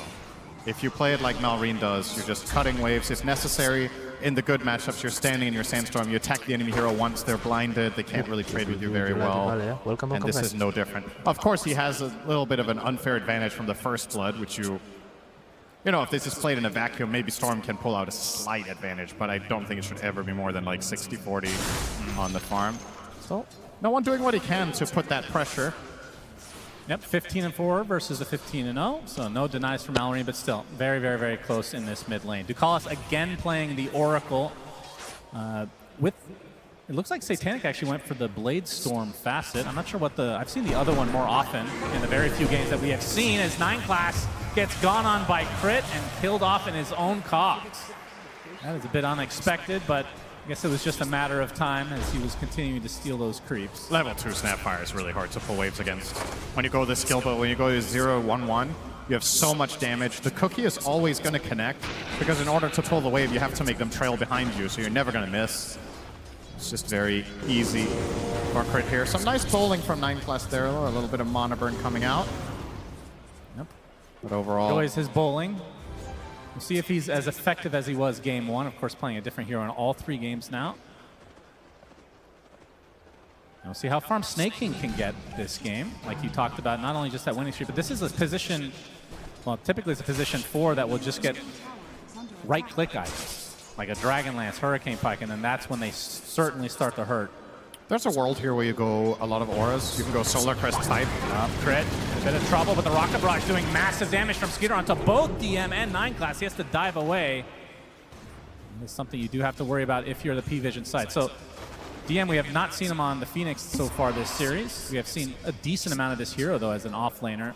Has felt pretty strong. Now, you are going against the little shredder of Crit, but it does feel like as the cookie is going to hit with the Rocket Barrage to follow, DM has no dive. This is a kill going the way of Skeeter.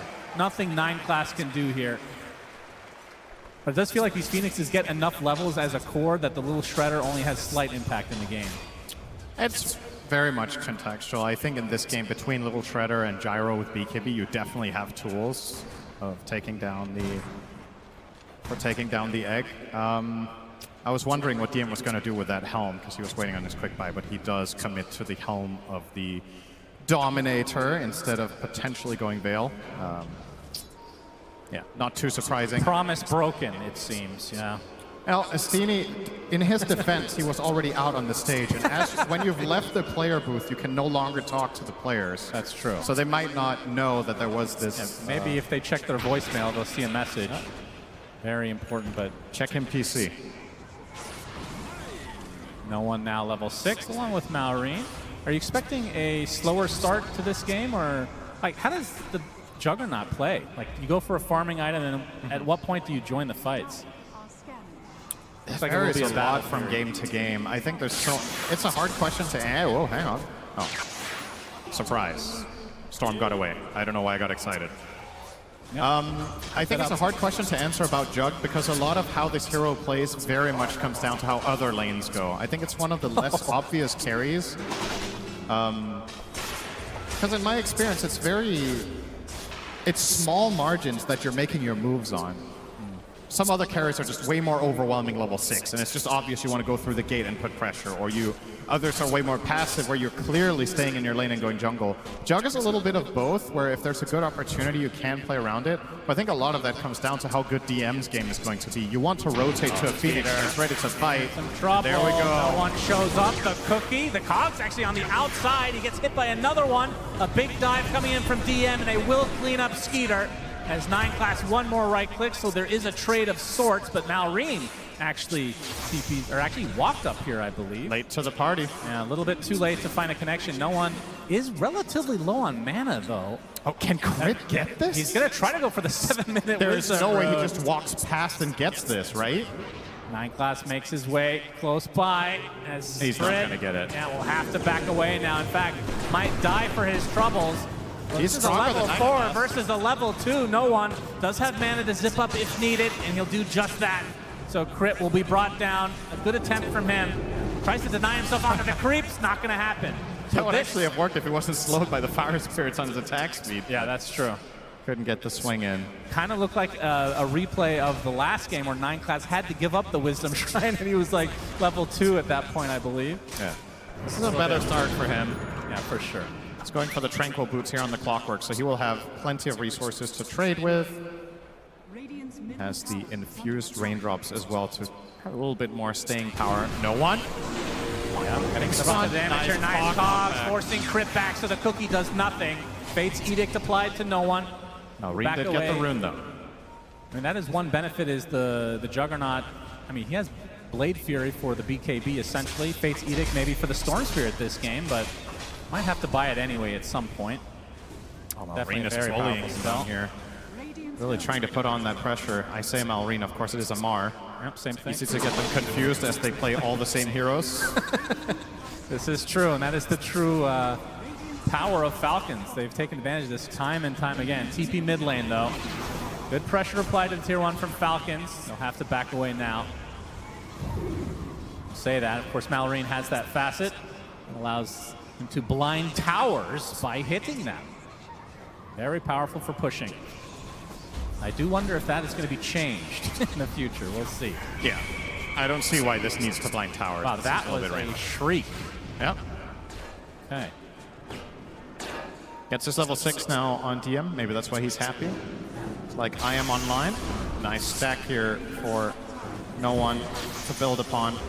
But similar to the previous game, you mentioned it, 9 class had a tough game on that Centaur and was low level. This isn't much better. He just cracked level 4 minute 9. It's going to take a while before he really gets there. This, I don't know, it does feel a lot different that he's Clockwork. This time he has a hero that's more traditionally good at playing from a slight disadvantage than Centaur is. And he also did get some experience there from the stack and the D ward, so it all adds up and helps getting there. Oh, DM. Hit Shredder doing work against him. He has to egg here if he wants to live, probably. Most likely will have to. TP's coming, though. He'll withstand the damage and be just fine. Crit will force the reaction. He keeps trailing him with the threat of the Cookie. They bring in Ducalis for protection. But once again, it is Falcons picking up the pace here. Pace. The Cogs! Gets the haste. Beautifully done. No one applying so much pressure to Malrine right now, but it looks like 9 class is more worse for wear as the creeps show up along with Snake King and even Skeeter making his way. Sandstorm's too strong. They can't do anything. I thought maybe they would have more damage in the tank, but of course, level 4 Clockwork, I don't know why I got my hopes up. He's got 2 in cogs, so his damage is negligible.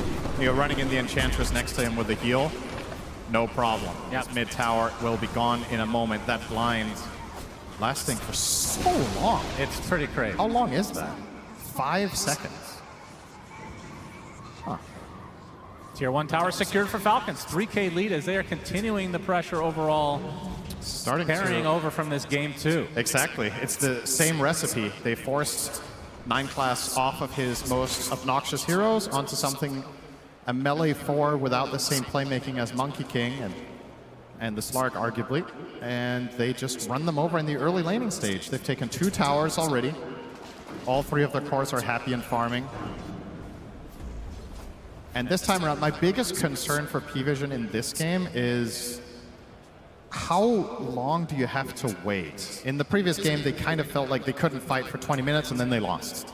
In this game, when do you come online? Are you strong enough now that Phoenix is level 7 and you have Storm ulti? Can you bring Jug to fights? Because when it comes to just raw team fights, Falcon's lineup is really tough. Pango roll, FP Sandstorm, everything about Gyro, Snapfire's massive AoE damage. And one of the most obnoxious things about snaking on the Ench that we have seen for so many games, not as many this tournament, he's a really good scout on this hero. Just runs out in front, tanks up, becomes the primary target, the enemy team commits so much stuff on him, and then his team just cleans up. So how do you enter a fight correctly will be the big challenge here for P-Vision. This will help. Damage rune for no one. That's a big opening potentially. You can see the lead continuing to expand for Falcon's side. Of course, Satanic doesn't have his Battle Fury yet, and that is when he'll feel a little bit more comfortable in, I mean, I don't know if he even wants to join a fight, but if he has to, he technically could. Snaking. Gonna put it to the test here. How tanky is he? 9 class will get the slow with the rocket. Won't be able to get him inside the cog. Snaking in a 1 versus 4. He's surviving for now, but not for long. They do get the kill as Malrine finds a bigger target. Epicenter Burrow with the Mortimer. Satanic uses the Blade Fury. He has the healing ward up, but it's not going to be enough. Crit takes him out in the end. That is a huge kill for Falcons, and like you said, it required 4 members of P-Vision to take out the Enchantress in the top, and that's your trade. And I wonder if Snaking could have maybe played that a little bit better with taking out a cog. Probably not because of Fire Spirits, but they got 2 cog knockbacks, and in spite of that, the kill took like 15 seconds with the 4 of them. That is worrisome.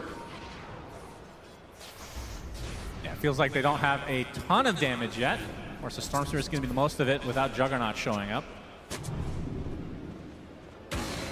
I mean, it does feel like this is maybe a game as Dugalis has a false promise himself. Amar, nice disruptor from no one. Gets off the electric vortex just in time. And Amar able to get off his ult in the end as he attempts to get out of dodge. TP, looks like he'll be fine. No hook shot yet. 9 class, actually pretty close. That would have been a huge pickup. I think that would have been a kill a year ago when I believe cogs placed on top of that roll would interrupt it. Do you remember? You played a lot of Pango. You could interrupt it with like Fissure and cogs. Was that only a year ago though? Maybe it was more, but I feel like that's been maybe 9 class was hoping it got bugged again in the most recent patch. Yeah, you never know. Maybe wishful thinking. Not the case though. This game has no bugs anymore. That's right. We're out of beta finally. They fixed them all. No one has gotten, I think, every single rune. Am I wrong? Like, this is crazy. They haven't converted them. Yeah, exactly. They haven't been able to do much at all with it. 5K lead for Falcon. Skeeter on the outskirts of the map with his Crystallis in tow. Aghanim Scepter's going to be next. Already about 1,000 into that, so he is having himself a good old time. In fact, all 3 cores for Falcons. Top net worth in the game. But this is where things potentially can change. Satanic finally gets his farming item in the battlefield. Yeah.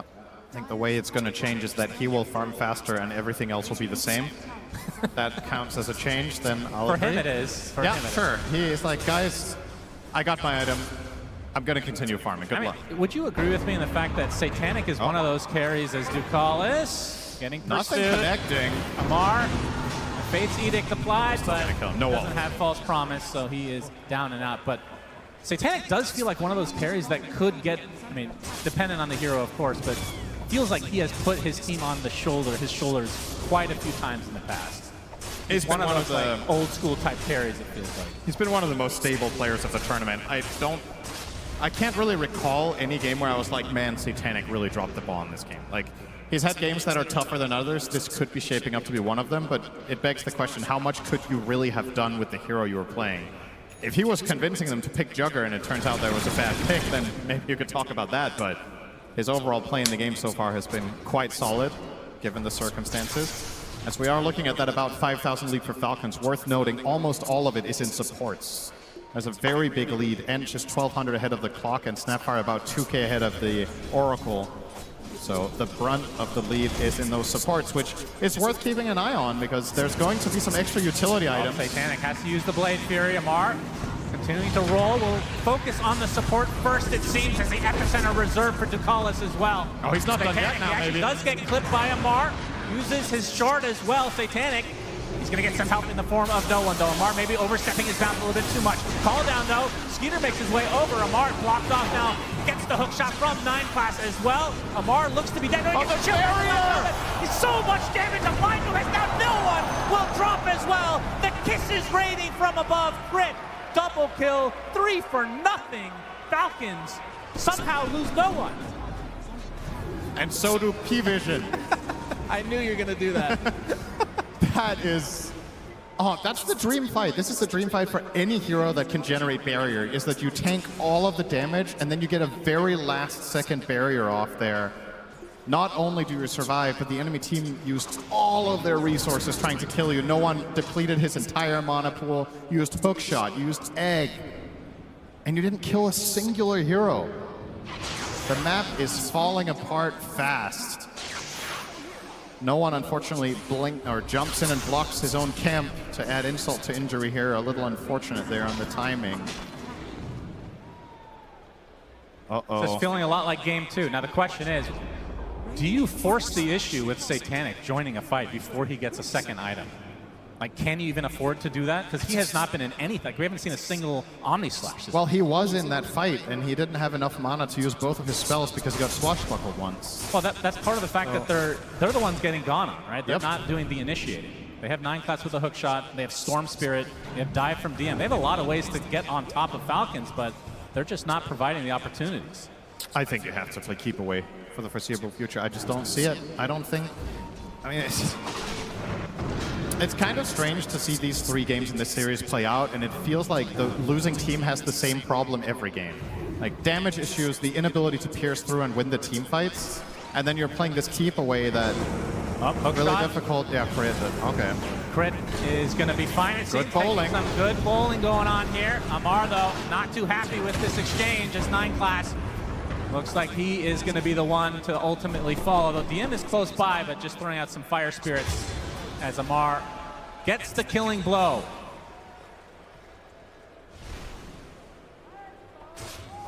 This is going to be Ducalis TV for the next 10 minutes. If you want to look at some riveting support gameplay as an observer right now, you follow the Oracle and you notice how close he stays to Jugger. He is going to literally just stand behind him everywhere he goes, because there's no better play.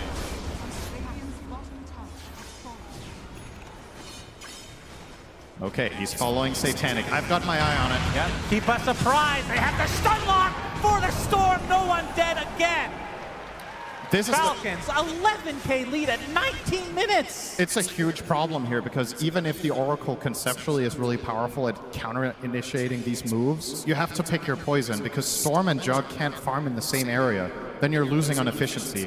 So you're kind of, as Oracle, it's one of these damn it if you do, damn it if you don't moment, where you protect the Jug, he's not the target, too bad, Storm dies. You protect the Storm, Jug gets jumped, he dies. And there's no obvious way for Ducalis to know where Falcons' move is going to be, because they have no vision on the map, except around the mid-tier 1 tower and at the bottom, which is not where they're farming.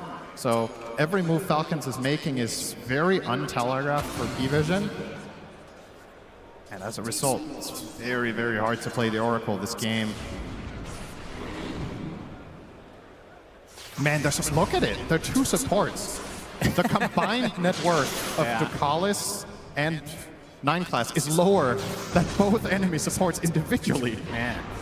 They are so far ahead on the supports. It's crazy. They're so used to playing with the Monkey King and Slurp. It feels like they don't know how to play Dota anymore. This is a pretty crazy state of affairs. It's honestly, it's a valid concern. If you get so used to a specific playstyle that is hero dependent, 9 class can play a lot of heroes really, really well. It's not like it's Monkey King, Slark, or Bust, right? We've seen him have outstanding performances on tons of heroes, but when you play that archetype strategy 8 games in a row, and then you suddenly get thrown out of it and things don't go according to plan, might take a little bit of warming up. Fortunately for them, of course, this is not an elimination game, so there would be another chance tomorrow if things go wrong. But P-Vision, of course, didn't come here today to lose, and on this game, they're not exactly doing a particularly good job at avoiding that. Yeah, the shard ended up going They're not going to get a wisdom either. I mean, the whole map is just on lock, right? You lose the shard, you're losing both wisdoms most likely, and you have taken 1 tower at 21 minutes. Maybe mid will fall here. I'm not sure Falcons really care that much. Well, Malorine seems to. He could deny Give it. them an inch. Just deny it to remove more gold. Yep, he'll do just that. And the question only remains for Falcons is when is the first Roche attempt? I mean, their team is not crazy good at it, but it's okay. I mean, the Enchantress can slow it down. You got the minus armor of Little Shredder, and Pango pretty good as well. It's not that good at killing it, but it's really good at controlling it. Yeah. So if P-Vision do try to access the fight, as long as Ench is tanking, you're not really taking much of a risk. Snaking can kind of tank it forever. So, but not the plan here. They're hoping to find a lone Satanic or no one down here, but not going to be the case. They still get a good ward out. Now, no one might show himself on the next wave, which could be his death, or on the ward below him. He's actually playing pretty much perfectly around Falcon's vision right now, but he's not farming. Playing perfectly around the vision means standing still, so it's not very useful for the progression of the game. Satanic somehow is almost top net worth, though. Honestly, really impressive that he's able to find this space on the map. Feels like he always finds a way. But it comes at the cost of other heroes, and here is that anticipated Roche. Not really much P-Vision can really do about it. They can scout it with rockets all they want, but I don't think they're going to try to access it. No. Absolutely not. I don't believe we've seen Egg, correct? We have. We have? We saw the one supernova when they tried to kill Amar. Okay. No, we haven't seen Omni Slash. Okay, you're just going by one spell at a time and hoping you're right? That's right, 50-50. Aegis goes to Skeeter. How many buildings can they take with this? There's 2 tier 2s remaining, so I assume at the very least they want to do that. But how is their high ground at this stage versus game number 2, where they were able to pretty much take it uncontested? It's definitely worse. This time you don't have DK Chen, but you can... This is the type of game that could follow the classic Falcons recipe from a half a year ago, where you're just constricting the enemy team on the map and winning by 1k GPM. Because I think going high ground very early in this one compared to the previous one would be a mistake.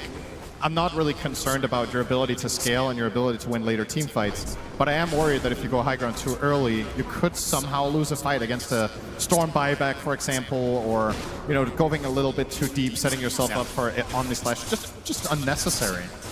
Just keep winning the map.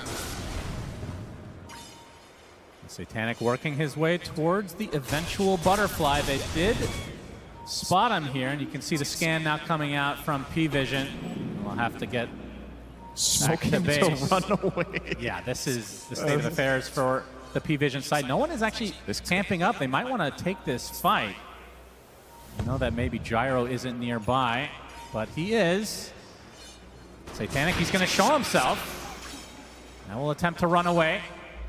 Skeeter trying to wonder if this is a trap of any sort, but they don't have to worry about like Black Hole, anything like that, as Amar won't find no one who will be able to TP out. So just trying to keep things at bay from the P-Vision side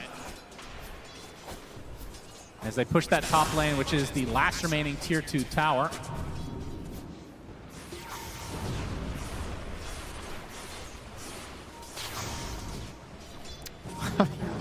I'm just looking at Skitter's inventory. Okay, there we go. He's swapped around. He had a backpack BKB instead of one. Oh. There's some efficiency there being lost. Doesn't matter, though. Okay, maybe they just go for it. I mean, this is... Ducalis attempted TP. Ooh, does get out. Wow. Very close. Okay, And is now this the high a ground. siege or not? They could just be pushing in the waves and keeping control. They are posing like they want to force something. And, well, Skitter is a little bit timid, but here we go. Now, homing missile right now onto Satanic.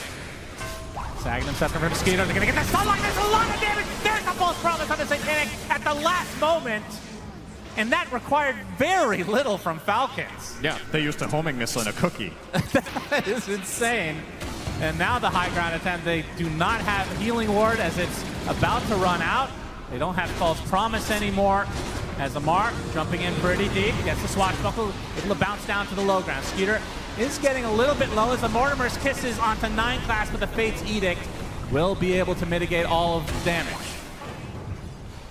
Now BKB online for Malrain, yeah, for now. And that Aegis, I mean, it's still 2 minutes. Could get some Nature's Attendance for Skeeter and maybe have a round 2. But this will buy some time for Satanic to get that butterfly. Does feel like that is certainly not enough.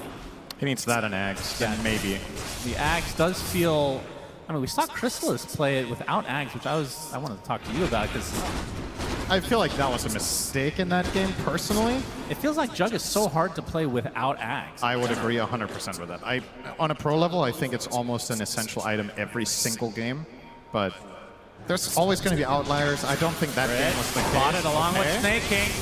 This is going to be a good pickoff for P-Vision. It's something. They get a kill. Amar, oh, he's going to take an Omni Slash with the creep on that, and he bounces back to Amar. Satanic completely snipes him. RNG gods in favor of P-Vision for that particular moment, at least. They did a good. Let's see how much time this buys. I mean, that's basically the Aegis, 45 seconds. Yep. So P-Vision showing some life in this game 3. Falcons are in a position where this is not that big of a deal, but Malrain at B, on to Ducalis. Satanic Blade fearing away. Has the butterfly at base. Even the thing is, even if that's not that big of a deal in terms of the overall progression of the game, just a little bit of a morale boost doesn't hurt. Like, feeling like you can do something in the game successfully has to be nice. You've genuinely made 0 successful moves for like 15 minutes, and you finally find 2 pickoffs and get your Jug to that butterfly. The thing about this game for Jug that's a little bit tricky, though, is if Oracle is not in a good position at all times, and especially if he dies, I think Jug can just get bursted by spells. Even through spin, he can die. There's so much magic damage from the Sand King, there's so much physical damage from the Pango. Kisses are also going to matter, all of it. It adds up. Even though you have 80% magic resist increase, it's still, like, a lot of the times when you see Jug survive in spin, they get away on like a beat stick of health, right? It's not enough here. There is just so damn much output. Now almost a Satanic for Skeeter. Looking to go to the grand finals by killing P-Vision with their carry. And your puns are on point today. That's right. I talked to Lacoste earlier. It's that aura. Had a good conversation with him in the green room for about 10 seconds. Then we nodded at each other, and there was that transfer of power that I needed for the day. Keep it up. And then he left and never talked to me again. Yep, that's the Lacoste style. Love the guy. Shout out to Pyrian Flax. 500 gold away for the Aghanim Scepter on Amar, and then he's going to go for the Ghost Scepter so that he doesn't have to deal with the Omni Slash anymore, which would mean a Nullifier at some point will be needed for Satanic, but of course he has bigger fish to fry. He needs this Aghanim Scepter first. I mean, for what it's worth, P-Vision aren't losing anymore for a bit. They lost by, I want to say, 500 GPM for a 10-minute stretch. It's kind of flatlined now. Storm is going to get his BKB, Jug is going on his way to that Axe, he's already halfway. You're keeping this afloat, and I think if Falcons could look back on the last 5 minutes of this game, they would feel like they slipped up a little bit because they could have maybe kept this lead growing. Right. So, in relative terms, this is actually a pretty good 5 minutes for P-Vision that I would consider a clear win. Yes, you are behind, but hope dies last in this game. Oh, Satanic is spotted. Nice Blade Fury. They're going to continue to pursue, though, as Amar with the Rolling Thunder will eventually catch up. Ducalis is there. Healing ward place. They're going to get some more TPs potentially. There's the Omni Splash, so on top of Amar, and a lot of them apply to Amar himself, but that cookie's going to help him survive. Satanic does get the fall front of the blood, as no one will try to zip to kill off Amar, but this is not going to be enough mana. Amar, so much shield, so much lotus, he's going to be able to heal through it. No, does end up going down to be the cost of the Oracle, though, as Malrine. Big hook shot from Nine Black, gets 2 stuck in the cogs, 0 follow-up, though. Truly unfortunate for P-Vision, but ends up being a 1-for-1. There's no one running out of mana, has to get back to base. It's another good exchange for P-Vision.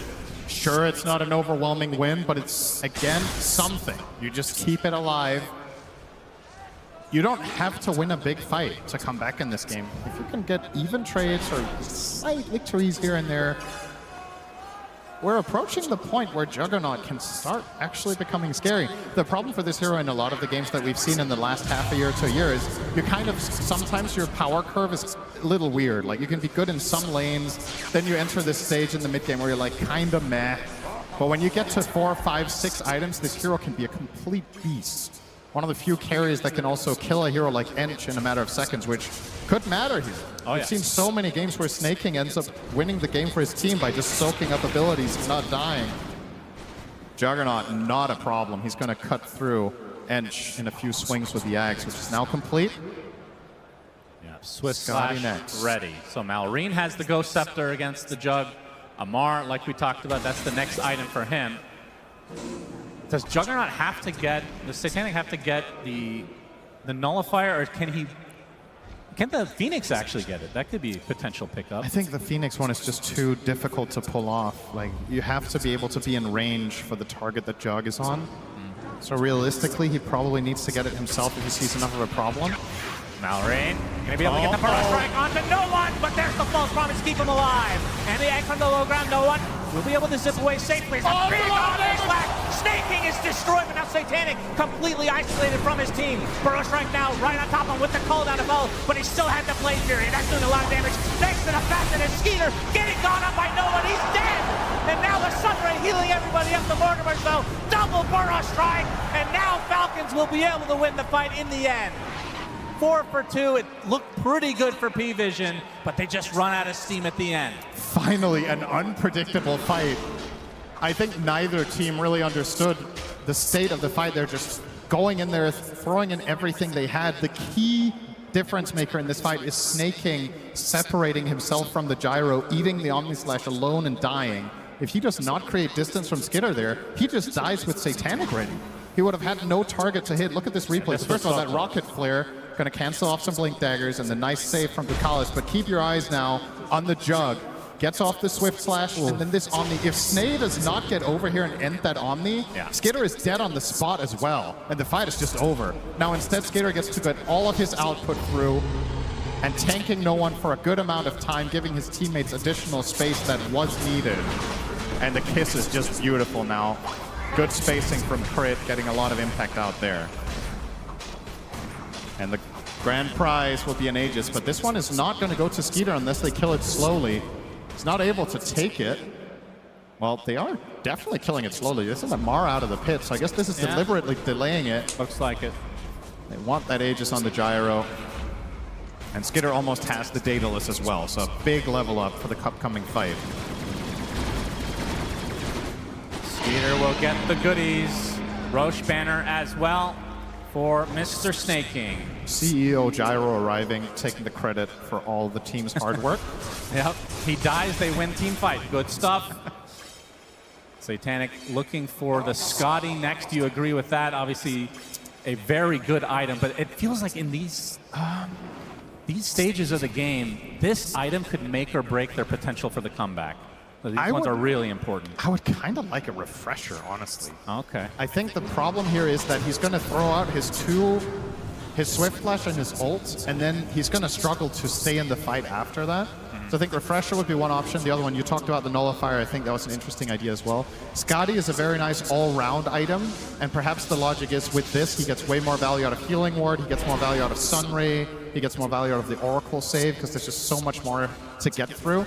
But being tankier on Jug doesn't necessarily convert to teamfight wins if you can't kill the heroes while you survive. Yeah. And I'm a little bit worried that Falcons are just going to kite him with multiple Ghost Scepters, with Cookie, Glimmer, For Staff, he needs a way to connect on heroes, and I don't think you can rely on Storm to constantly zip in and find them for you. Yeah, I think it's not the fact that the Scotty is bad per se, but it's more about you might not be able to get another item this game. Like the game may end it's a with legit Falcon's concern lead right now in this Aegis advantage. Yeah, now a refresher for Malrine.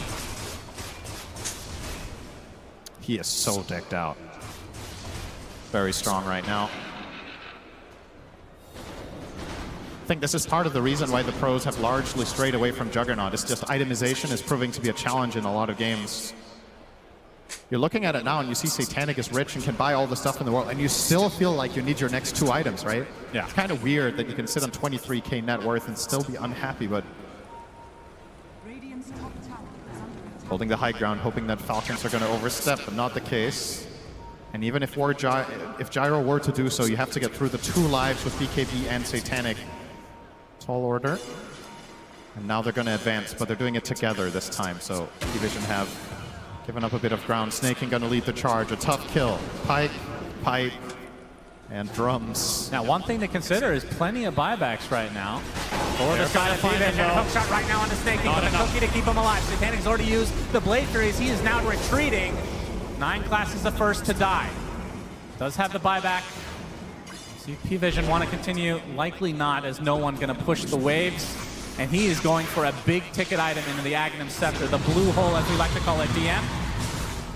We'll take some damage, but we'll get back to base. That Enchantress situation is the perfect example of just standard snaking. Satanic. He spotted out the zip in. Gyro takes the brunt of the damage to start things out. Roche Banner applied. Only 2 hits away from dying, which would be pretty big. There's a fortification to start things out. No one zips in, gets it, and exits it very successfully. So now the creeps can die, but the tower will fall. Minute 40 on the Aegis. Falcons not having as easy a time going high ground as we saw in game number 2. Satanic extremely scary, has 4k in the bank as well, so very close to his next item. And no one could buy the full axe if he wants to take the risk and not have buyback, which... Buyback Storm is so good, though. It is. The axe could also lead to a big fight, though. You kind of feel like Falcons as heroes a lot of the time are kind of stacking on top of each other. 9 Class. Oh, that was a Swift Slash, actually. The Ghost Scepter comes out. Yeah. I've got my eyes on Satanic's itemization. He hasn't changed it yet. You saw the Ench attempt. He doesn't feel like he can Omni-Slash because the kill takes too long. Ench is going to pike away. Maybe you jump over to another hero with Ghost Scepter and then you're just dead. Yep, Skeeter going to secure the range barracks. Can they get the melee? 45 seconds on the Aegis right now. Homing missile, it will hit. He's going to take considerable damage, but there's a Fate's Edict. Mitigate the rest of the magic damage. Swift Slash. Skeeter, there's the Epicenter. Burrow Strike combination from Malrine. Ghost Scepter's not going to help 9 Class. First to fall. No one already popping the BKB. Find some pressure out of the Gyrocopter. 30 seconds on the Aegis. No creeps though, so backdoor protection is here. Do they have enough damage to actually get through this barracks? Finally, it comes to beat. And Falcons gets their first barracks of the game. Outworld Staff is just something else against Jug. True. It's such a hard counter. He Swift Slashes Skitter. Skitter presses 1 button and then it ends the Swift Slash or the Omni Slash if there's no secondary target. So as long as Gyro is separated from his teammates, if he can't die in a stun lock, he can always just bait Jug. True. Just waste out one of the abilities.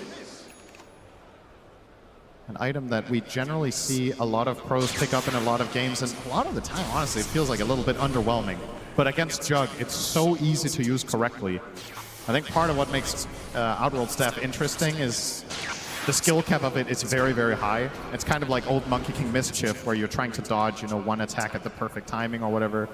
Well, similar to Mischief in general, I should say. But yeah, against Jug, it's just obvious. Yeah, having 3 is pretty nice for the Falcons side, have to say. Good RNG on the neutrals. Refresher Phoenix. Yes, that is a definite big ticket item. And no one actually opted to finish Parasma instead of going for the blue hole. Okay. I think the call they made was we don't have enough damage to kill a single hero. We need the damage from Storm. Yep, Swift Slash actually baits out the Outworld Staff as no one zips in, zips out. He can't go on anyone. They have too good formation and good spacing here. Oh, Epicenter, that's a lot of damage. Can they get the saves on the Satanic? Gets off the Omni Slash at the last moment. He's isolated from the rest of the team. No one pops BKB. On top of Snaking through the first ball. Satanic in a lot of trouble. Later, he has the false promise supply. Will attempt to get out. Mortimer's not going to reach him. Malrine super low on HP. For all that, it was a 1-for-1 with a buyback coming up from Ducalis. Satanic back to relatively good HP levels. The zip from no one won't find one support. And Amara gets away safely. That was such a heads-up play from Malrine, but just not quite enough. He manages to find the angle through the jug and threatening Oracle in the backline at the same time with the Pango. So Ducalis has to ult himself, but Satanic does live through it. That time around, the Scotty made a big difference. I think he might have died with a Nullifier, for example, needed the extra tankiness. A small little detail, obviously they have the tools to deal with the Omni Slash, but when they grouped up, the cleave is no joke on the Omni Slash. That was a lot of damage coming out from Satanic. Part of why the Axe on Storm could be interesting too, but I understand no one's perspective of buying the Parasma, because you're kind of struggling to kill a singular target that's isolated, and that's what Falcons is taking advantage of. So if the Storm has that extra bit of output, perhaps you can bring down the first guy and break the fight open. He's not far away already, so 3,500 gold in the bank. Of course, buyback is a very important thing to hold on to. If Falcons were to find Ducalis now and kill him, it could end the game to kill the 5. Because I think the only reason P-Vision can defend in the fashion that they are is that there's constantly this false promise on backup for the Jug. Otherwise, you can just pile on him and kill him with everything you have, but they're unable to. Ducalis' buyback being forced there, though, should open up the map. Now you have to play exceptionally carefully as P-Vision. Tormentor will go to Skeeter. Yeah, that's all 5 shards now for Falcons. I don't know where I'm at right now with no one, if you should buy out or save buyback. I kind of feel like you have to all in and buy that Axe and hope for the best. Satanic is queuing up MKB in an attempt to try to deal more with the gyro. Guess you could make a case that gyro is not your primary target this game and you're trying to break open the fight by killing the other heroes, but again, the problem, the Ghost Scepters, they got 3 of them, and Ench has Outworld Staff. It's not easy out there. It's about to hit level 25 though. As long as you don't really have a solution to the Outworld Staff at all, because Nullifier's not going to do anything. All you can do is stun lock. Send an email to Gabe Knoll. It's the best solution you have is to try to make a case for it. I have to say, the Outworld Staff, even though I thought it was going to be a terrible item in this patch, everybody's going for it. It's felt underwhelming, but against Jug, it's just so good against Jug. It's just a hard counter. It's the best hero in the game to have it against. So, unsurprisingly. That's why he hasn't been picked that much. Now we know. It adds added to the pile of problems, right? There goes Roche. Yep, another Roche for Falcons. Aegis, Cheese, Refresher Shard, Roche banner. Who do you give the shard to? Probably the Pango. Yep. MKB is what Satanic went for. And they already have a wave all the way down here, so I think this is just straight up to the high ground. Skitter is going to perfectly line this up with a level 25 as well, get the additional flak cannon attacks, or the cooldown rather. So now that's down to a 16-second cooldown. A lot of pressure about to be put here onto P-Vision. Can they hold? This Lots is of the buybacks available. Biggest moment of the game. This is such a hard defense. Oh, the force staff nicely done onto the gyro cap. He's in a lot of trouble taking a full Omni Slash. Skeeter able to get the Outworld Staff though, and 9 Class is the first to fall. Big Egg with the Sunray, but Skeeter is being able to heal through this quite easily as Malrine does get stunned by the Egg. And now gets Cookie to the low ground. Falcons A-OK. Force the buyback on the 9 Class. Now they can reset. Roche banner will be cleaned up. There's a damage rune in the bot side of the river. Not sure if they had vision there. That was egg number 1 and a buyback on Flock. So now both supports, really good targets for Falcons to take down. And they will spot it. And they will bottle it from Malrine. So likely to wait for the Epicenter to get back. You got the Dazoon Blood right, by the way. Not sure if you mentioned that. Luckily for you, I did not. Extra AoE for Malrine. Probably the best tier 4 possible for this hero. I think in this game it's the second best. I think the best one is Outworld Staff. Yeah, maybe. Can't in have general, yes, this is the best. All right, well, no one. Yeah, definitely holding on to his money for this buyback, for this eventual push, this next 3 minutes that Falcons have to work with. He got his 25 as well. P-Vision, despite being 27k down, are starting to have a lot of damage, as a matter of fact. So now Jug is almost 6 slotted. The Storm 25 is a massive improvement. You got 2 Supernovas.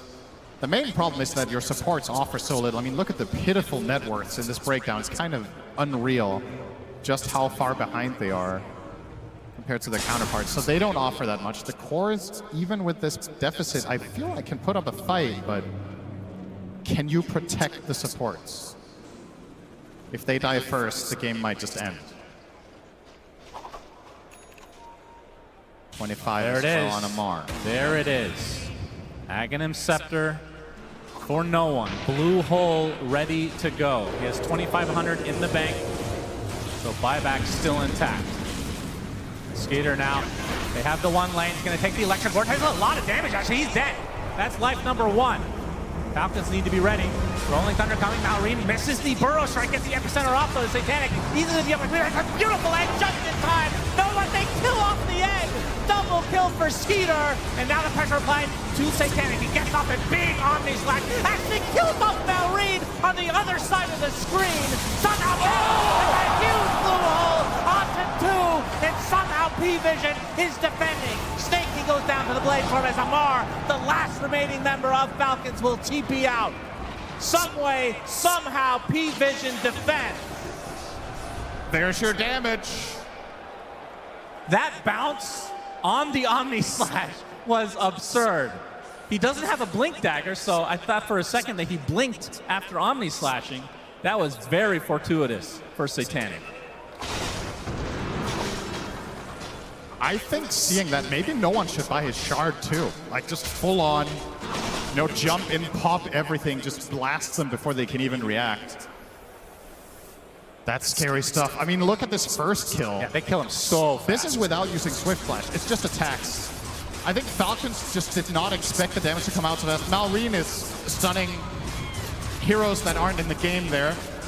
They did kill off the egg really quickly, but the buyback obviously helping out big time. Look at this jump. Look at this jump. On all the creeps, they're fortified. That is crazy. And the blue hole to finish the job. I will say, though, in this situation, Falcons did actually not use their Outworld staffs all that well. Malrine used it outside of the Omnislash, and then when it came toward him in the end, he had it on cooldown. Trying to use it in anticipation, perhaps, of Satanic going for him, you have to hold it. You have to wait and try to clutch it up. But there's so much to keep track of in these fights. Gotta be careful you don't waste it. But what a hold. P-Vision. Now Satanic is gonna get that refresher soon. He has the gold for it. Might just synth his Ags first into a blessing. How much is he missing for that and buyback? It can't be more than like 2,000, which sounds like a lot, but really isn't at 48 minutes. It's quick to farm. This game is... Yeah, this is shaping up to be a good one now. This is pretty close, honestly. 16k lead, I think it's largely inconsequential because the 16k lead for the most part is sitting on the supports, and in spite of not having those big items on the supports, they're still getting their spells off every fight. Ducalis has good positioning, they get off every single hookshot cog combination. 9 class manages to find impact with very little. And now if you're Falcons, do you understand the game state is the other thing. You're playing a lot on feel in these late game scenarios. You probably felt like you had a big lead. Now you lost the fight. What's the read? Is it we need to farm more? We have to get to our next set. We have to get Roche. And conversely for P-Vision, maybe you feel like, okay, we're actually strong enough to fight them head on now. We're going to contest the next Roche shot for once. Who thinks P-Vision is going to go to the grand finals? All right. And how about Falcons? All right. Slightly Falcons favored, I'd say, in terms of crowd. But I agree. This is, I mean, the buyback for the Phoenix was a very big deal, but the game has slowed down dramatically now. It feels like you can buy the time for the next buybacks now. Yes. Which is the big deal. Because You're looking at this Phoenix, and yes, there's room to grow, but essentially for the key part of this game, DM has everything he needs until the game is over. He has 2 Shivas, 2 Refreshers, 2 ultis, and almost level 25. Everything after this, it's nice, but it's not necessary. Having Hex could be cool, but... Aghanim Scepter is kind of crazy, isn't it? It's also risky. You saw how quickly they killed the egg. That's true. You might not want to pull a Toronto-Tokyo. Of course, there was that very famous clip with Nightfall where he basically killed him and lost the game. That was rough. That's one of those things that's not easy to bounce back from, but... They're still teammates. Yeah, I suppose.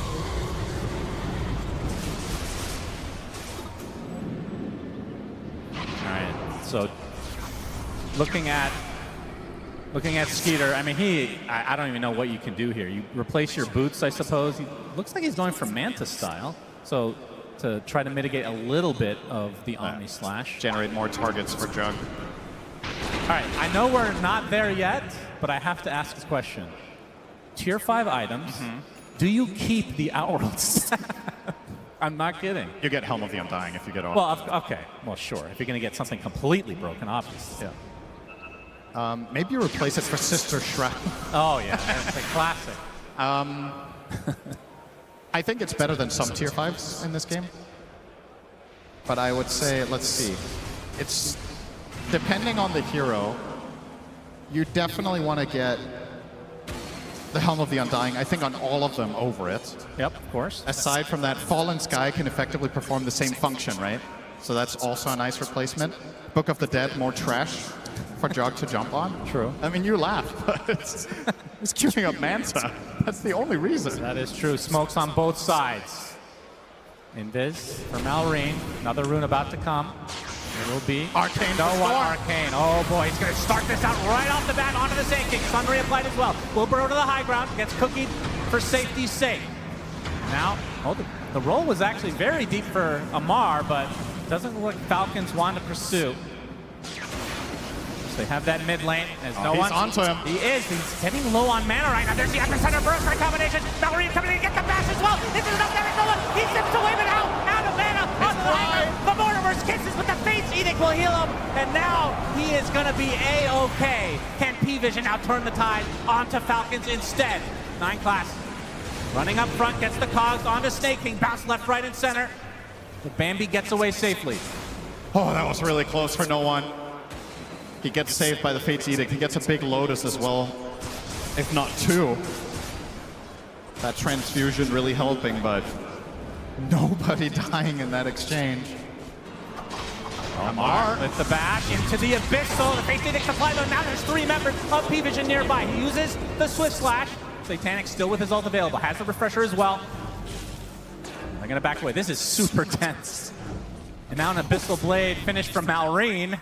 They just want to bash Satanic. It is so hard for Satanic to use his spells correctly. He's playing into, let's see how it's that, 3 Ghost Scepters, 2 Lotuses, and 3 Outworld Staffs. Like, how do you use your spells reliably unless they're used on a stunned target? The risk-reward. Yeah, those Lotus Reflects can be crazy. brutal. Now with the Refresh and the Blink, perhaps he can just brute force his way into it. Roshan, a huge belch that everybody can hear as P-Vision attracted to the sound. Yeah, Battle Fury has been backpacked finally. As the Blink Dagger will eventually be a Swift Blink, but obviously wants to keep... Well, trying for the rune here, yeah, Satanic. It is a haste top, so nothing super consequential at this stage of the game. 3 gems in the game right now as well. So it's 2 Abyssals as well on the Dire side, so 2 times the lockdown in attempts to kill Jug. Effectively, their entire itemization is against 1 hero.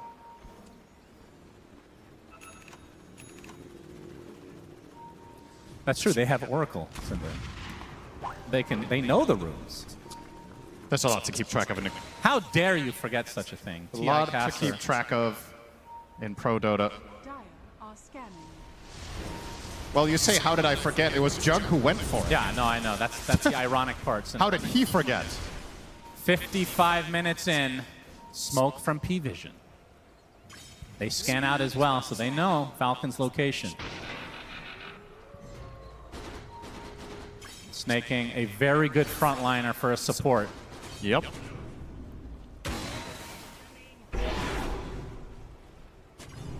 Feels like an item that we could have seen in this game was Wind Waker. Yeah, for sure. There has been 0 of them purchased yet. And I don't think you have to worry all that much about the Oracle Purge, because he's going to backline a lot onto Collis. It's not easy to get in for the offensive Purge. But nobody's queuing it up. Jump in. Oh, that's a big Omnisac with a lot of damage. Down goes Skeeter. Fights back, but there's even some blade now on the side. They have to bash him again. No one is dead to Malrine now. Amar doing so much work in this fight. They're not going to buy back out. Onto Skeeter. Satanic in quite a bit of trouble. Will pop the Blade Fury, getting healed up. Will be able to get out of dodge as a result. They lose 2, buyback on 1. That was a huge kill on a Skeeter. Obviously has buyback available, but doesn't want to expend it unless he needs to. Can P-Vision try to force a fight? Crit. Honestly, we spotted high ground. I see Veins not buying back there. A really tense moment. I feel like a lot of players just insta-click the buyback and take the fight, but stays patient. However, P-Vision this would be a big grab. This. Yes. If it's scouted by Falcons, does Skeeter buy back? It's already at half health. They're running out of time here. There's a lot of shit inside Roche. Yeah. Nine class, known to be giving some vision. constipated. Oh yeah, he's big time. He's about to blow. Snaking, gonna get some vision, gonna get his heal off to start things out. Gets the vision back. Satanic gets the Roche. There's still goodies inside as the Epicenter's about to come, I believe. Amar with the rolling thunder, stuck inside the cogs as DM pops the refresher. 9 class goes inside the pit. Uses the shard to get out. So in the end, they do get all the goodies from Roche as P-Vision, despite being down and out, it felt like early on. Now, quite possibly might be at an advantage despite being 20k down. Do have to worry about this mid lane though at all times. Do not believe the graph. It is lying to you. This is not 84% dire. Are you kidding? I refuse to believe that they're a 6-1 favorite in this game. This feels like a 50-50 to me. Man. That is crazy. Maybe he has brain lag. Few minutes behind. 15 maybe, 20. Okay, no one is going to get the refresher shard from that Roche, so now this next fight, the amount of artillery that P-Vision have is insane. It could become a little bit problematic here for Falcons to defend their primary targets at this point. When the damage is getting this crazy, you don't have a hardcore, reliable save like the Oracle, Shadow Demon, you know, something like this. You've got a cookie, which is nice and all. But the damage is going to be quick, and this makes it even worse. Perfect rune for Satanic now. Oh my god. The amp damage. You've got to look for trouble here, surely. You've got 3 minutes on the Aegis, the double damage in your bottle. Holy jeez. You just need to see anyone and jump them with a stun, and they just die in the blink of an eye. And Satanic running out of slots. Has the bottle, of course, that he will use soon enough. MKB or Manta will take its place. Still going for, I actually changes Abyssal to a Moon Shard. DM. Okay. No bash. That could have gone spicy. Yeah, Has the travels 2 now, so he can deal with bottom and still connect to an eventual fight. And Juggernaut seems like a pretty safe travels 2 target in this game. He has not been burst really a single time. With the protection that they have from the Oracle, it's difficult for Falcons to pierce. Final tier 2 of the... Well, actually, no, there's a tier 2 top still, despite Falcons having the lane advantage right now. They're spilling out bottom. And then TPing back. A strategic move like we've never seen before. Unbelievable. We are 30 seconds away. I've been waiting the entire main event for this, Cinderin. The tier 5s are coming. Can we get some tier 5 cheers in the crowd?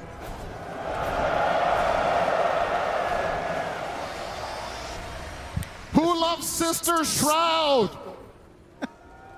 Okay, good. All right, very educated crowd here. That's all I wanted to hear. That's great.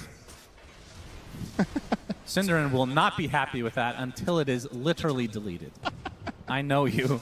That's the thing about Dota players, though. Everybody hates or dislikes something. Skeeter, the game has everything. Yeah. Skeeter buys the Midas so he can get a guaranteed neutral. But fortunately, we love way more. Isn't that right, Shannon? That's right. We love the cart. Oh, man. Let's And talk the about love, Centaur the cart love right is now. bigger than anything you would dislike. Grab ally and the cart. Yep, Man. that's right. Neither of those heroes in this game, of course. That doesn't matter.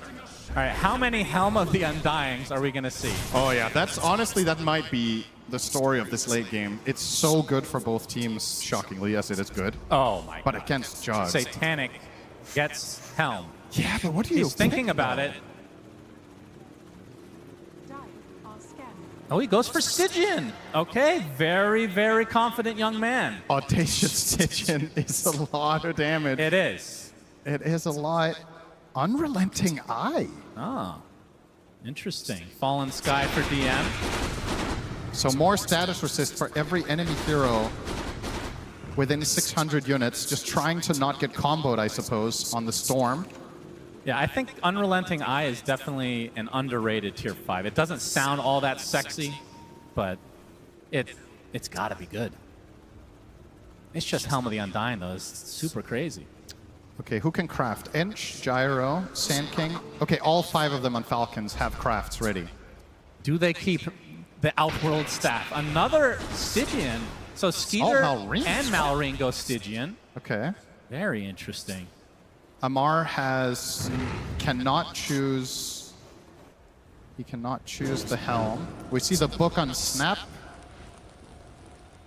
Helm There's of the the first Undying on Helm. All right. Arguably maybe the least impactful one they can get because the spells that Snaking offers after dying are Yeah, another Helm of the less Undying critical. for 9 class, so 2 supports have it. This is a game where recrafting could become a real thing, though. Well, full smoke from Falcons. They have 5 out of 5 tier 5s. They're not going to find any opening, though, unless they want to go straight for the base, which is obviously quite the risk. Oh, maybe an opening onto the Clockwork. Snaking going to be blocked off by the shards, though. BKB already popped from no one, applying all the pressure he can to Malrine, but he's going to be able to get out just fine. Satanic already used the false promise on him. He's going to put down the healing ward. This feels like a win for Falcons in terms of that small engagement. 9 class, though, homing missile, swashbuckle to follow. That's a lot of damage from Amar. Using that ult as well, right on top of him. He's dead. Oh, Helm of the Undying is there, but Malrine gets off the Apacer and the Burrow Strike onto the Phoenix. Can they get the stun lock? Can they get the egg off? Yes, he does with the Sun Ray to follow. Do they have the damage to get rid of Rex? Do they have the Rexus coming off? Big on this slash from Satanic. The egg is killed. The reflected Lotus. And Skeeter now. They have the numbers. They have the numbers on the Satanic, and he's dead. Has the buyback, though. Oh my God, I think he has another misclicked. egg at his disposal. I think he misclicked.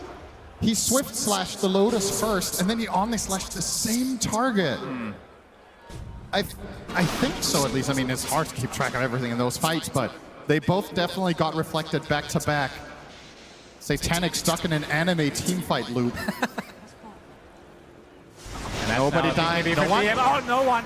Able to zip out. They have the buyback on Satanic. They do not have one on 9 class, though.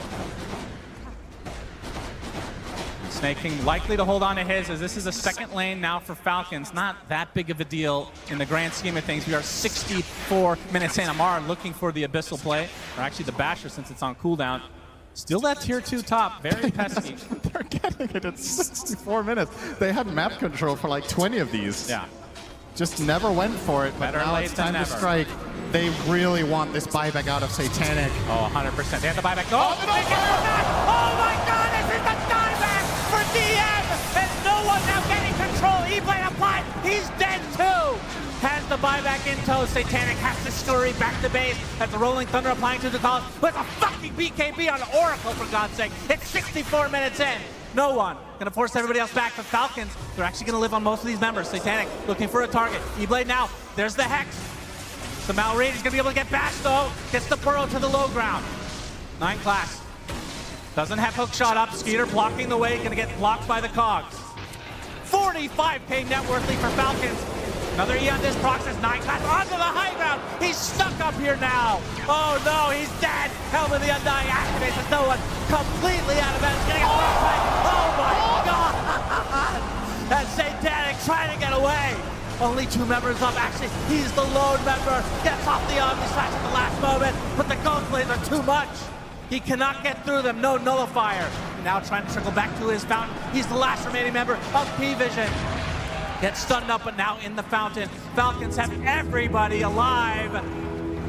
As now Satanic buying the BKB for one last hurrah. Goes in for the back. That is a lot of damage, but now the E-Blade keeping him alive. Omni Slash reflected. He's going to be dead. Satanic is down and out. And that means Falcons will be going to the grand finals. Wow, what an insane game this turned out to be. 45 minutes ago, you could have told me this would be 30 minutes long and I would believe you.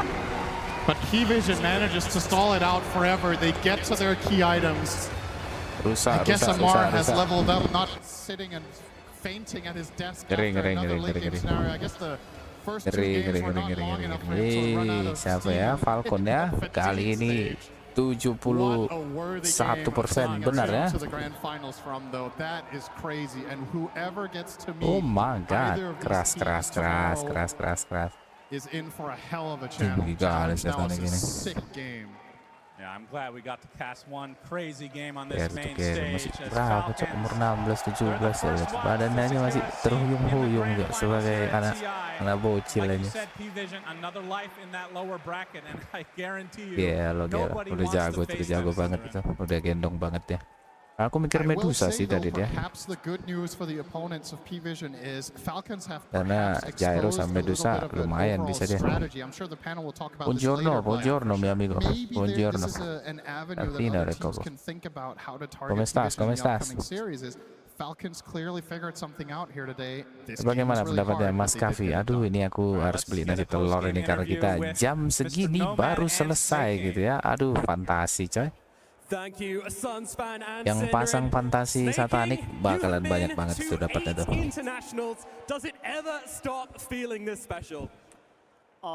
think the International is the most special tournament of the year for every single Dota player. So it doesn't matter how many times I've been to TI. It's always very special moment.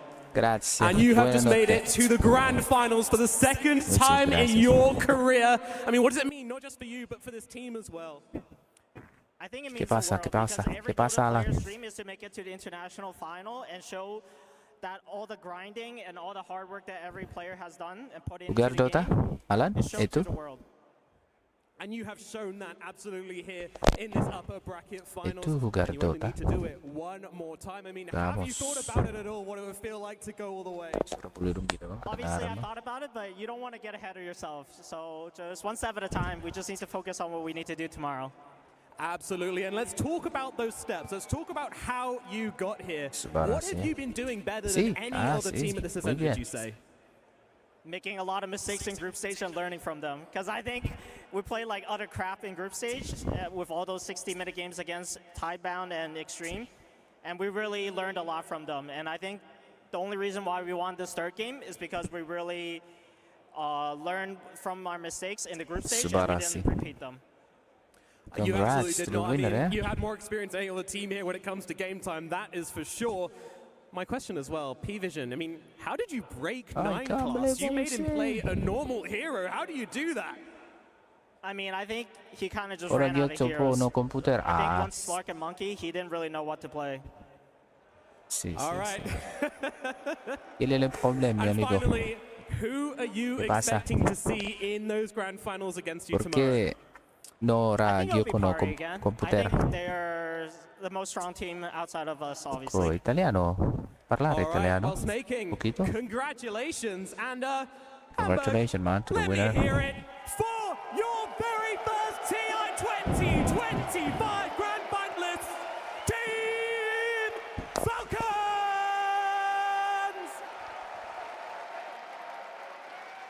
Congratulations are in order indeed. Falcons, your first team in that grand finals. And with that, of course, it also means that we still have 2 players in the running to be in that 2-time TI champion. And 3 times. If you count Coach AUY, who has already won as a player and a coach, and potentially twice as a coach. Depends on who they're facing, though. At first, let us break this game down, because this was a long one, and we thought it might be a long one, T-Gov. It was maybe a little bit different than we were expecting, because it was not very back and forth. It was mostly forth. I mean, it was just a beautiful game, right? Because P-Vision, they had their backs against the wall, they were stuck in their base, and then you have this epic moment where Satanic's hitting like these epic swift slashes, omni slashes, and no one on the Storm Spirit hitting these hits. Like, it is the perfect recipe for a beautiful game 3, but Falcons, the itemization, the team fight, they're helping each other out. Like, we're looking at the end game, there's 3 Bagaimana Mas Kavi? Apakah Anda masang di Parivision? available for P-Vision, but just dragging out the game, kiting out the fights, you just couldn't ask for a better game 3. I'm still very impressed. Kalau secara spirit, saya sudah meramalkan ini, ya kan? Enggak ya? Oke. Masangnya. Tapi memang itu sih, kalau secara simpel ngelihatnya itu eksekusi di mana yang eksekusinya lebih simpel, kemungkinan besar mereka itu untuk menang itu lebih besar gitu. Sementara ini Radiantnya tidak punya nullifier sama sekali tuh. Udah kayak anime, Abata ilala. Urekarane ite. Udah berani ya? Oke, ya. Nggak bisa ketebak toh. Kalau di Gultom aku buat itu Falcon, dia pergi ke Grand Final. Bisa, iya bukan bisa sih. Ya, tebak-tebakan aja, prediksi aja kan. Tapi dia beli BKB ini, dia bertarung sampai akhir, spiritnya Satanik ini true carry. Gini true Juggernaut bagus ya. Kayak kemarin beli Aganim aja gengsi anjir. Ini perlu bang. 44.000 bang networknya. Sama kayak sekitar ya. Aduh. Grand Final Maspur versus Falcon. Bad Boom bakalan pulang, dibantai sama antara Extreme Gaming atau Parivision.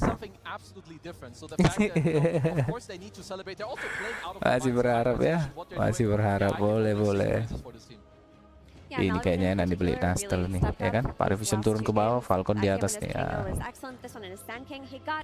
NXG. Nah ini agak susah nih sekarang nih. 15 menit lagi nih, bisa lah beli Nastel ya. Ini buat besok nih, besok pertama nih jam 3. 12 jam lagi, kurang dari 12 jam. Mari kita lihat ya prediksiku tadi ya. Jadi mereka main 3 game, harusnya Bad Boom udah dapat istirahat yang oke ya. Tapi ya ini tadi, kalau misalnya Extreme Gaming prima sekarang dan nggak ngaco draftingnya, ngocok gitu ya, kocak. Ngocok bang, kok jadi ngocok, ngaco ah. Jadi Parivision bisa ngehantam Bad Boom. XG ya. Ini nggak tahu nih Mas Pur bakalan selamat gak lawan Ame, karena mereka berada di level yang apa ya? Level yang sama ini. Tapi 15 menit lagi kita tunggu aja. Gimana, kita restream atau kalau restream lebih rame lagi nanti? Bisa 3 game. Ada kemungkinan ini 2-0. Aduh, kita akan nonton sampai akhir ya. Bagus ya, Juggernautnya bagus. Cuman apalah daya Juggernaut dikerjain sama Lotus, sama Audista, sama Ghost Scepter. Sementara dia bukannya beli Nullifier, dia belinya Apacer kan. Tapi Apacer pun boleh, bisa kok. Masuk Swift Slash ke seseorang, kalau base-nya keluar, habis itu disambung sama Abyssal, bisa. Mantap. Parivision ya, besok ya, istirahatlah kalian Parivision. Yang pasti tim Falcon ke Grand Final ya. Aku sudah meramalkan ini. Asik. Dan kita ngomong kemarin kan, pas di ini, sebelum ini semua berlanjut, bagaimana menurutmu siapa yang bakalan menang TI gitu. Aku bilang kalau Chinese itu bakalan melempem ketika ketika seluruh dunia melihat mereka gitu. Tapi secara spirit aku melihat tim Falcon bakalan menang DI ya. Tapi bisa jadi aku salah teman-teman. Sejauh ini masih benar. Wah kacau nggak nih ya. Well play. Itu dia skitter itu. Di situ dia elemennya tuh, dia betul-betul tenang gitu loh. Meski di ujung jurang dia tetap tenang deh.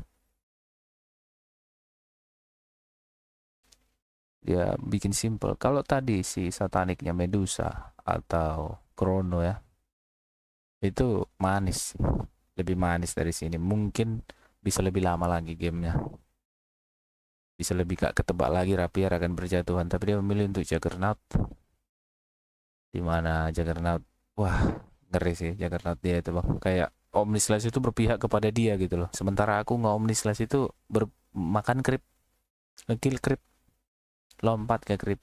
Sudahlah. Oke, sepertinya saya mau beli nasi telur sembari kita menunggu ya kan. Kita tonton lagi kembali ke sini. Sediakan jajanan makanan kalian teman-teman. Malam ini sudah lewat. Sekarang sudah pagi ya kan. Kita lihat. Saya cabut dulu ya ke warung Indo terdekat. It's literally counter your ultimate. You're not playing for the tier 4 RNG of the... But there were 3. Statistically speaking, there will always be at least one. Are you ready? They also killed the Gyrocopter 100-0 when he had it because they had the stuns, the teamfight, the execution. So they knew how to play into it. It was just... Makes it so difficult for yourself, though. It does. Yeah. It's one of the downfalls of the hero. And it's also what Falcons like abuse in the later stage of the game. They have the double Abyssal Blade that T-Gav mentioned. They have, what, a double Lotus Orb as well. You have multiple E-Blades to like try and save the targets so they get Omni'd. And even then, Satanic did so much. I would say that to me, they still impressed me a lot because I could see that they're not like crumbling under the pressure of a TI stage. Yeah, I don't want to criticize that pick at all because he did incredibly with it. It was his call, was what we heard from Asuni backstage. Satanic wanted to play the hero. He saw something in that, you know, Gyro versus Juggernaut matchup. Unfortunately, there was a really critical error in the end when Phoenix dove in without buyback and got Abyssal. Had that not happened, we may have seen a longer game. We may have seen P-Vision take it even. Could have, would have, should have. Didn't happen this time around, unfortunately for P-Vision, but of course, fortunately for Falcons, who are our first grand finalists. This game in particular, though, had them be on the front foot the whole game long. They were ahead. Isn't that right, Purge? That's right, Shiver. Yeah, the early game for Falcons was their bread and butter, something they've been doing consistently throughout the road to the International leading up to this, and that's the Sand King mid and its ability to pressure towers. I did a segment on this during during that road, and when you attack towers with this facet, you're giving mischance of 50% to the tower. So that means anything that is tanking the tower is doubling its HP. Any regen that's going on, if you get a second neutral creep using your Helm of the Dominator or whatever else, it just makes your pushing so much better. In this case, they always pair, not always, but when they can, pair with the Enchantress because that's going to make it easier for them to supply this tower pressure at such an early point in the game. And then Mallory instantly shifts to the bot lane because his opponents had reacted decently with the defense, and they do the same thing here. This one creep wave, they basically traded a tower for a single melee creep, which is insane, but very, very valuable. And then what Mallory does is he goes back to the mid lane, because he says, I need to play for this rune, and watch what 9 class does. Does a great job with his cogs here to cause some disruption, and this one especially, he's going to shoot this cog right over the rune the exact same time that it spawns, so that even when Mallory Burrow strikes and he gets stunned and they pick up the haste rune, which is great. But again, if Mallory just attacks them, 50% mischance, and Storm is definitely a huge part right-clicking at this point, so he basically cleans that up no problem, and then they walk mid with the brunt of their energy, including the Gyrocopter, and they get both towers killed at 10 minutes and 30 seconds, which is a huge early point in the game. They go on to defend their safe lane, have a nice big gold advantage, and that is why the game got so hard for P-Vision, because they could not slow down this tower pressure. Falcons had an absolute dominant early game. Absolute cinema, some people might say. Or, if you're speaking a different language, Kino. And speaking of Kino, that's going to be the name of the next short film contest that we have right here, Kino.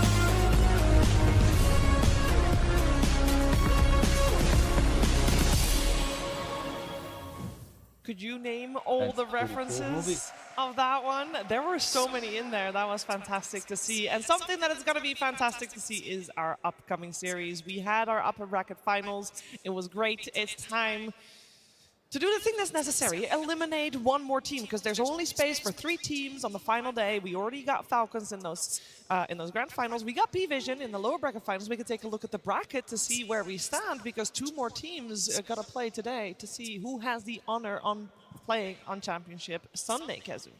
Yeah, and we're going to have to just wait to find out, because also the lower bracket, it's really, I mean, I would say, you know, you have the winner bracket and you lose. This is where it makes or breaks the team. So you drop down below and you have to make it work. You don't have a secondary life, but both these teams that we're seeing in the next match, I've seen them both level up a lot. Both BB team and especially Extreme Gaming, after the, I would say, really devastating loss they received by Extreme Gaming, they've leveled up a lot. They really have, especially BB team.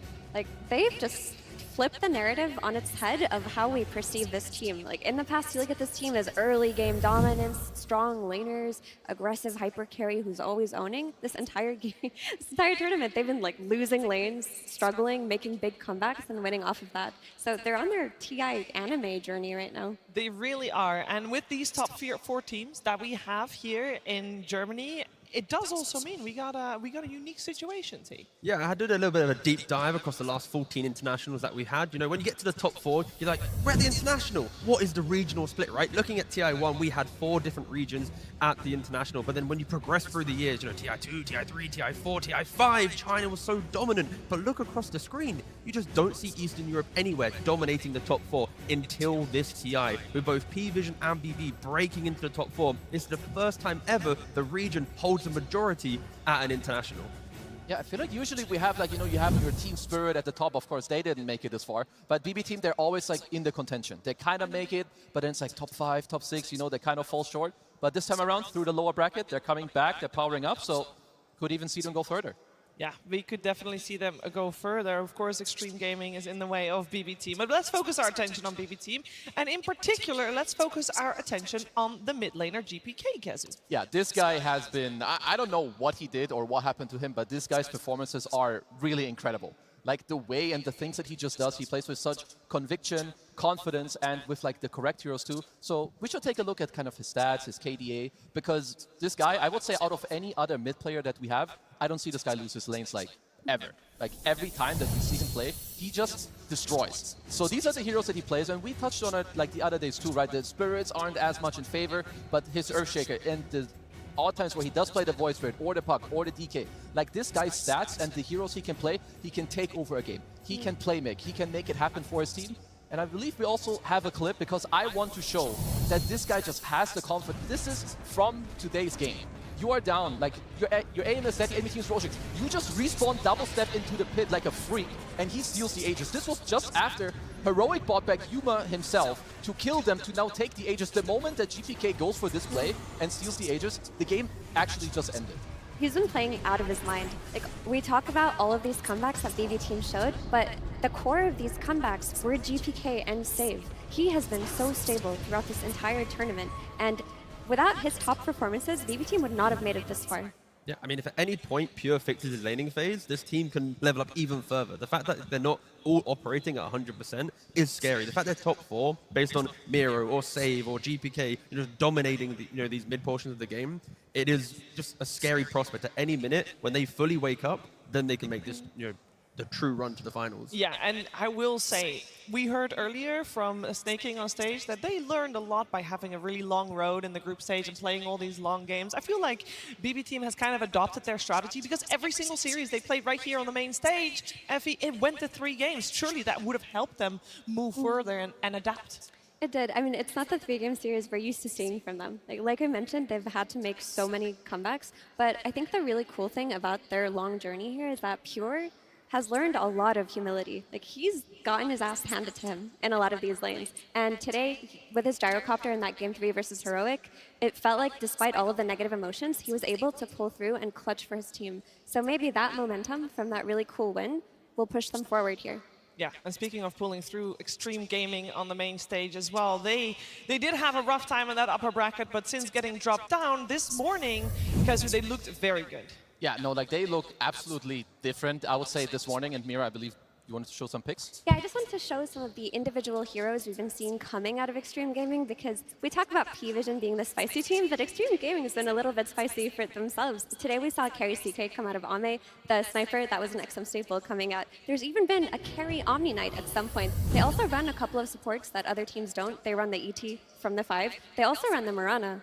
They ran it twice versus Beastmaster. So they do have a flavor that is unique to them that maybe BB team doesn't necessarily know how to play against. Yeah, I feel like the Omni Knight is kind of wild. I believe the Mirana was with like an SD, because their support duo, they play really well together, so I'm not too surprised that that's what we saw. But yeah, honestly, it's just really cool that every team, I believe T, you mentioned the other day, every team has their own style and their own heroes. Yeah, and that is definitely true for the two teams that will be taking the stage in just a second, because it is time to welcome in our first team. It's BB team.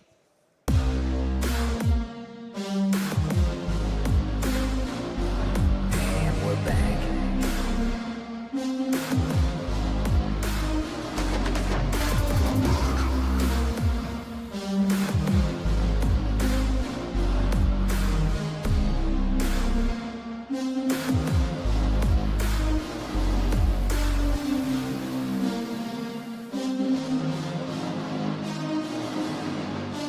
BB Team! We have seen it all from this squad. We have seen them struggle. We have seen them dominate, triumph. We have seen them go the distance on this very stage. Every single series here in Hamburg. Can they do it here again? Can they make it to a third game? Can they make it to we'll find out. Their opponents surely have something to say about that. It is none other than Extreme Gaming.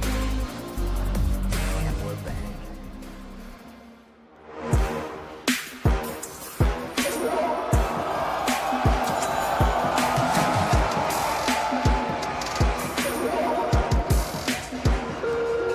Choose wisely and crush those responsible.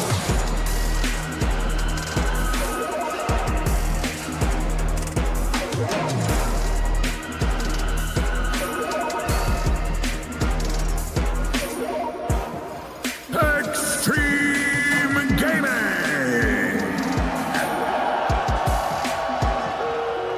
Choose wisely and crush those Extreme responsible. Gaming in the lower bracket. I think that is the most scary thing we've seen yet. Earlier today, they made sure that Enigma Galaxy was eliminated.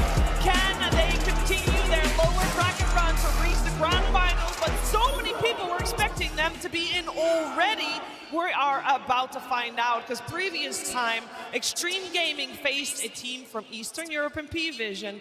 They got O2'd, and it looked rough, Kezu. No, it looked real bad, I'm not gonna lie. But since then, of course, some time has passed, and I heard that they thought, some of the item builds weren't as good. They got a little bit exploited when it comes to the map play. So this is absolutely a team that I can see, they take a beating and they level it up. You have Xiao as your coach. You have very experienced players. If anyone can do it, it has got to be them as well. Yeah, even in that second game versus P-Vision, where they lost, they made really big adaptations in that game too from that game 1. So they were already halfway there on that path of dealing with this meta of map play, of split push, of these Helm of Dominator creeps. And I think Xiao took some stuff up from yesterday to today. I mean, we already saw the CK come out today. We already saw the mid sniper. It depends on how Xiao wants to approach this draft. Like, does he want to look at the tempo coming from GPK on the mid lane or Mira on the off lane? Depending on which one they navigate, like could try and deal with in the draft, maybe some bans. I think that's when they have a game on their hand, right? Anyway, guys, thank you for the subscribe. We gained so many subscribers today. Truly appreciate it. Muchas gracias por el nuevo suscribar. Merci beaucoup. Thank you a lot. Thank you for like. Thank you for watching. Thank you for the sub, guys. Let's go to the next game, and we're gonna make some vote. Prepare yourself with some tea, snacks, coffee, anything, crackers, sweets, fruits, maybe, right? Veggies. Let's go to the game.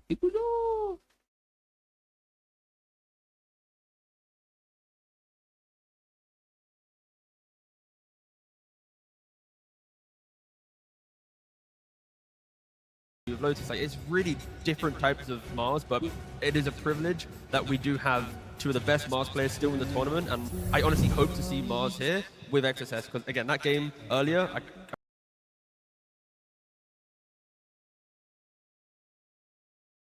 I don't think I got the clip for it, but it was just iconic. So good, some of these arenas. I mean, this guy's Mars has been like famous for years, like ever since he started playing. His itemization, like you're talking about, he has like really clutch Lotus Orb, Lincoln Spheres, his spell usage. They're just very, very stable. Like this is an incredibly stable team. So I feel like they've got a pretty good shot in this series.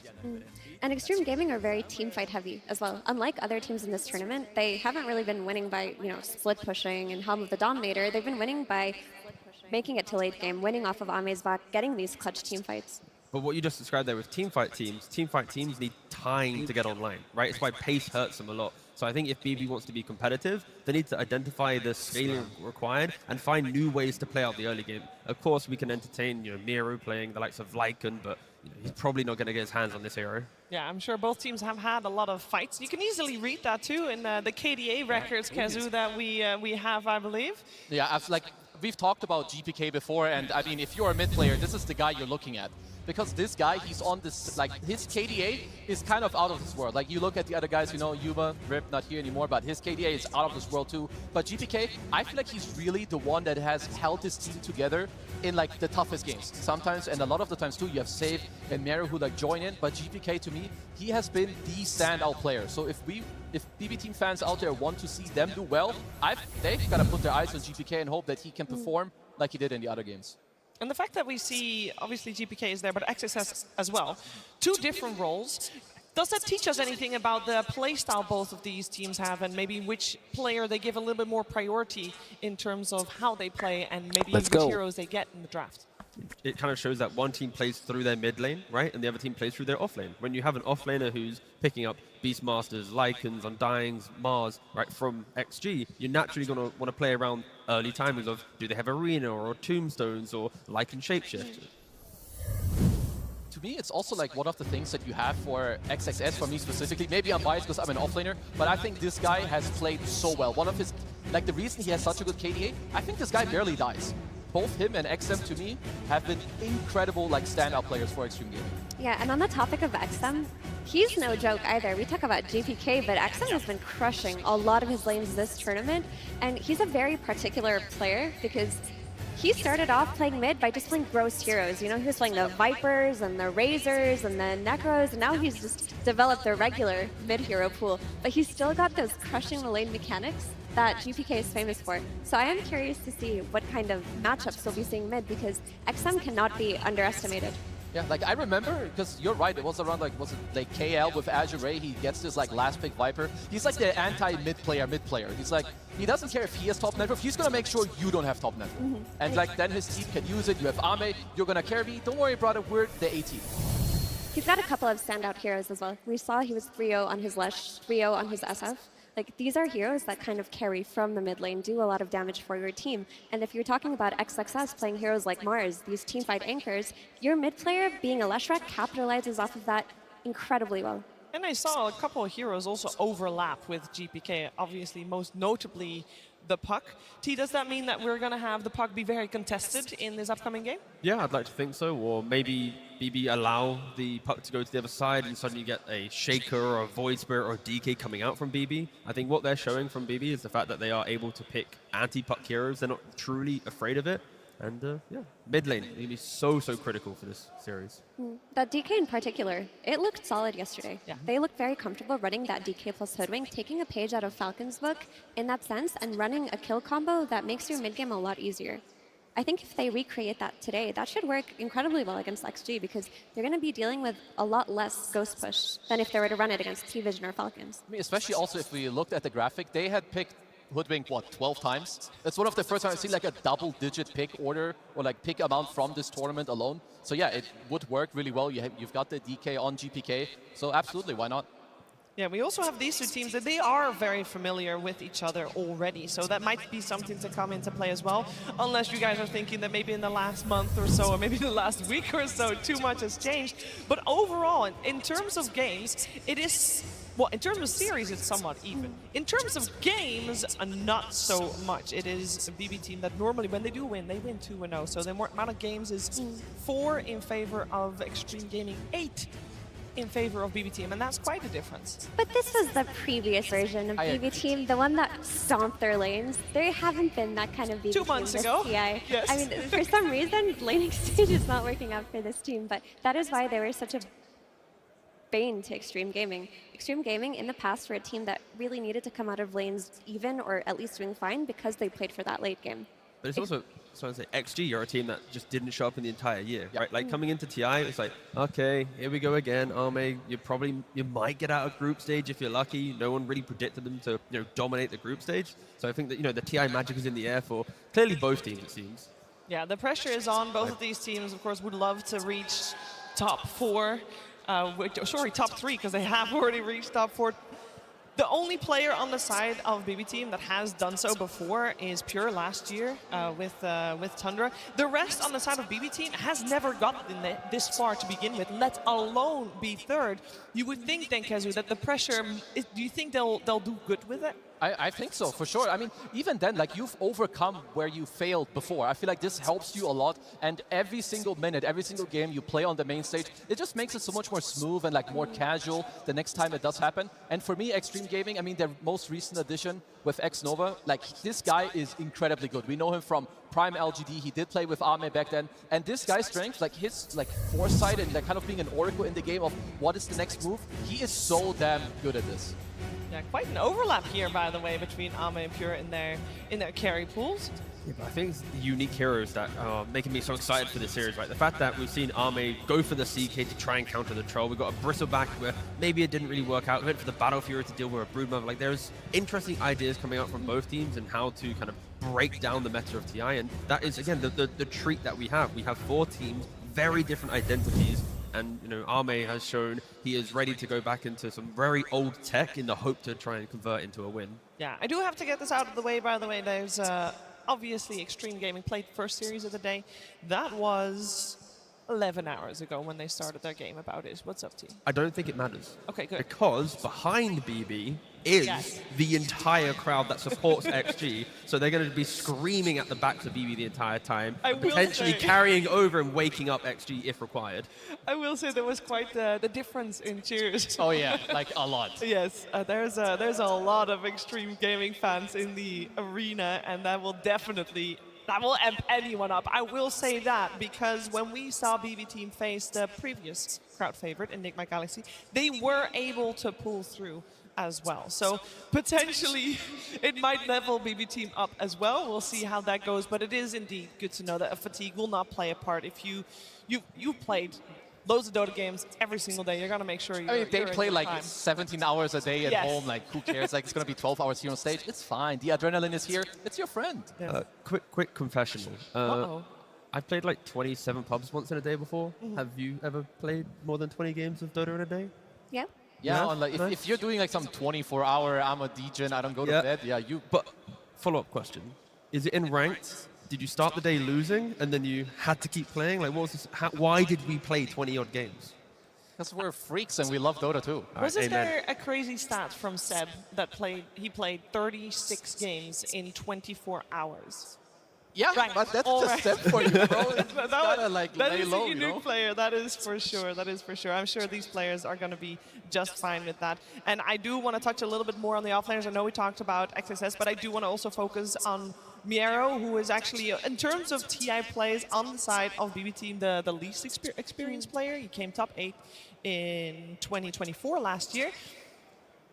I feel like he has stepped it up, Kazu. No, absolutely. I think this guy is also like, maybe even like the best form that he's ever been in, because he had a phase where he tapered off a little bit, but now he's coming back. And I would say they're both in a similar boat where they don't get the most resources from their team, but they still make it happen in like nearly every single time they do play. And we see here too, they have a lot of unique heroes to their name, Miro. Yeah, and a lot of these unique heroes that they have carried their teams to victory, right? Like we've seen Miro, when he gets his hands on the Lycan, for example, or XXS, the game changes entirely. But Miro, he's gone 3-0. Is it 3-1 now?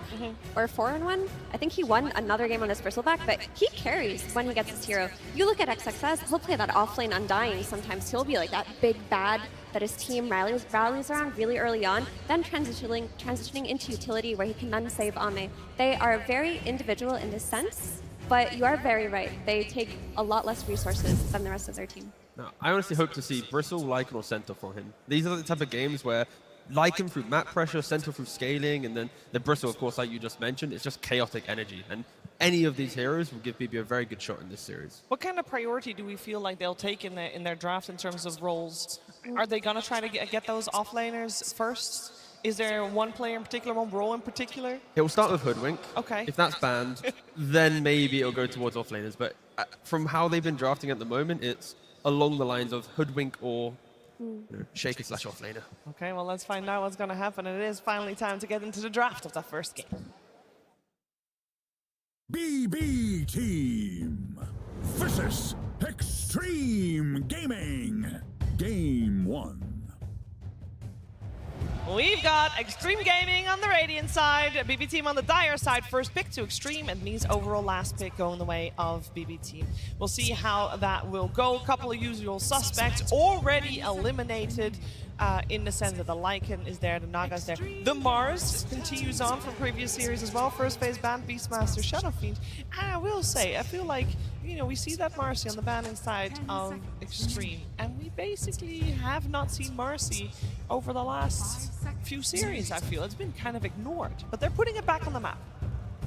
Yeah, we've not seen it too much. Same with the Shadow Fiend ban. I don't know if there's much more that I should be looking into, because sure, you only have one ban in the second phase. Generally speaking, SF is good against like offlaners that lack armor, you know, like your bristlebags, or if you really want to rely on Aegis. So I don't know if there's something that I missed the last couple of days in pods, or if they're really just trying to protect something for later. Yeah, it feels like one of those type of bans where, like you mentioned, it's starting to set the foundation of if there's a Shadow Fiend and then they're flexing it, and maybe it's a carry and they dominate the safe lane, they just want to secure the rest of their draft. Yeah, I think that what they wanted to do was make sure that XM doesn't get that mid hero that will counterpick those typical melee styles. You know, like the Earthshaker that just came out for Extreme Gaming. With XM, you can't take any risks. He's 3-0 on that hero right now. If you give him a lane for it, he will always pick it. Yeah, and we've got to see too, because we have seen the quad response. So Extreme Gaming, of course, they do take it out because it is one of the better responses. So I also kind of want to see where BB Team do take it. They're not the most notorious Monkey King team, so maybe they'll just be like, sure, you farm, I'll pick something where I farm, so maybe they don't care as much about like the counter pick within the lane. Yeah, I just want to make sure for XG that they continue down this line of make sure Shaker isn't just fully rotated on, right? And I don't think BB will do it as well as other teams that we saw, at least in that previous series. But like you mentioned, seeing the quad ban, it's already, Shaker will be mid, you know what's going to be happening. It'll be Kaya, wave push, blink, rotations. And they did flex Shaker to offlane earlier today. There is a chance that if they see something even better for the mid lane, they might just throw that Earthshaker, give it to XXS. Yeah, I'm not gonna lie. XXS, when it comes to like spellcasting, backliners, and like you enable your team to like play the fight that they want, he excels on all of these heroes. 10 seconds remaining. This is an unusual opening from BB Team, I want to say. The Templar Assassin, this early. Based on the flex to Shaker to offlane, I don't mind the TA because it can, because your second pick, you'll have last pick in the draft, you can now follow the Shaker the entire time, and be it mid or carry TA, you're going to be able to bully the Shaker, right? We don't see mid TA that much, but it is a GPK specialty, and if you can get it through, you will do it. Yeah, the flex is always open there, but I wonder if there's an element of, let's just make our safe lane have an easier time than it has been having. Let's just pick a very stable laner for Pure, one of his signatures, and make sure that he doesn't get his heroes banned out later on. That is a step in a very helpful direction for Pure, at least. I mean, I like the safe lane TA a little bit more than mid, because I do think like when you, sure, it's a very good hero, it farms a lot, it does very well in those lanes, but you don't help your team very much. And I think BB Team, they rely on GPK to open up the map, or at least be able to help you defend the areas that you need to play in. The only time that you could put the TA mid is your carry becomes very sacrificial. Like, the only, realistically, you need like a Skidder style carry in that safe lane. Well, no surprise in the safe Hoodwink. I'm sure that XG knew this was coming. BB Team are very happy that they do get their hands on it as well. Now you just need your Hoodwink kill combos, right? You know, your Centaurs, your DKs from mid, anything that can set up to take advantage of this hero's early game impact. So for XG, we're most likely just looking at their double support, something that they played a lot, so they'll go with the Bane. I wanted to mention that they play a lot of ET, which would have been available in this moment. but you get the Bane Snap. Two heroes that honestly can do quite a lot on the map, whether it is set up to be your 1+1 or the follow-up damage into the Shaker, and 2 different saves. And when you want to look at like the regional differences from our top teams that we have left, XG always want stuns. They always want ways to take fights. And like you just mentioned, that layering, you've got the Cookie for a save, you've got Nightmare for a save, you then have Cookie for a stun, you have Grip, you have Slam. There's so many ways for them to save, kite, and prolong engagements that if BB mis-execute, TA can be quite a volatile hero. When you blink in, if you don't have the pike and ways to disengage, if you're getting locked down, you can just get 100-0. Yeah, Pre-BKB, of course. By including Vayne so early in your draft, you're making it an anti-carry draft as well. You're making sure that this TA that goes picked first does not go unpunished. I would say it's kind of a crazy silencer game, if that's something that BB team would want to look for. You're good against both the subs, you combo break Earthshaker. But then if you do want to put your TA safe lane, I would say it's fine, like it's pretty good. With the Storm too, I feel like the layering would go well, but otherwise if they want to go for comfort, I think the Katomi Disruptor and Naga, they both look so damn good, and there's nothing wrong with those on this stage either. I've loved watching Katomi play the Disruptor. You feel like there's this kind of aura around him that if the game's difficult, he just tells his team, guys, no matter what, once I get to Blink Acronyms, I will find that static jump, I will find that time to have that turnaround potential. Are we surprised at all that they are no longer keeping the TA as a flex? No, not really. Like, it's 2 good lanes against Shaker no matter what. Storm mid v Shaker and TA safe lane like we already mentioned.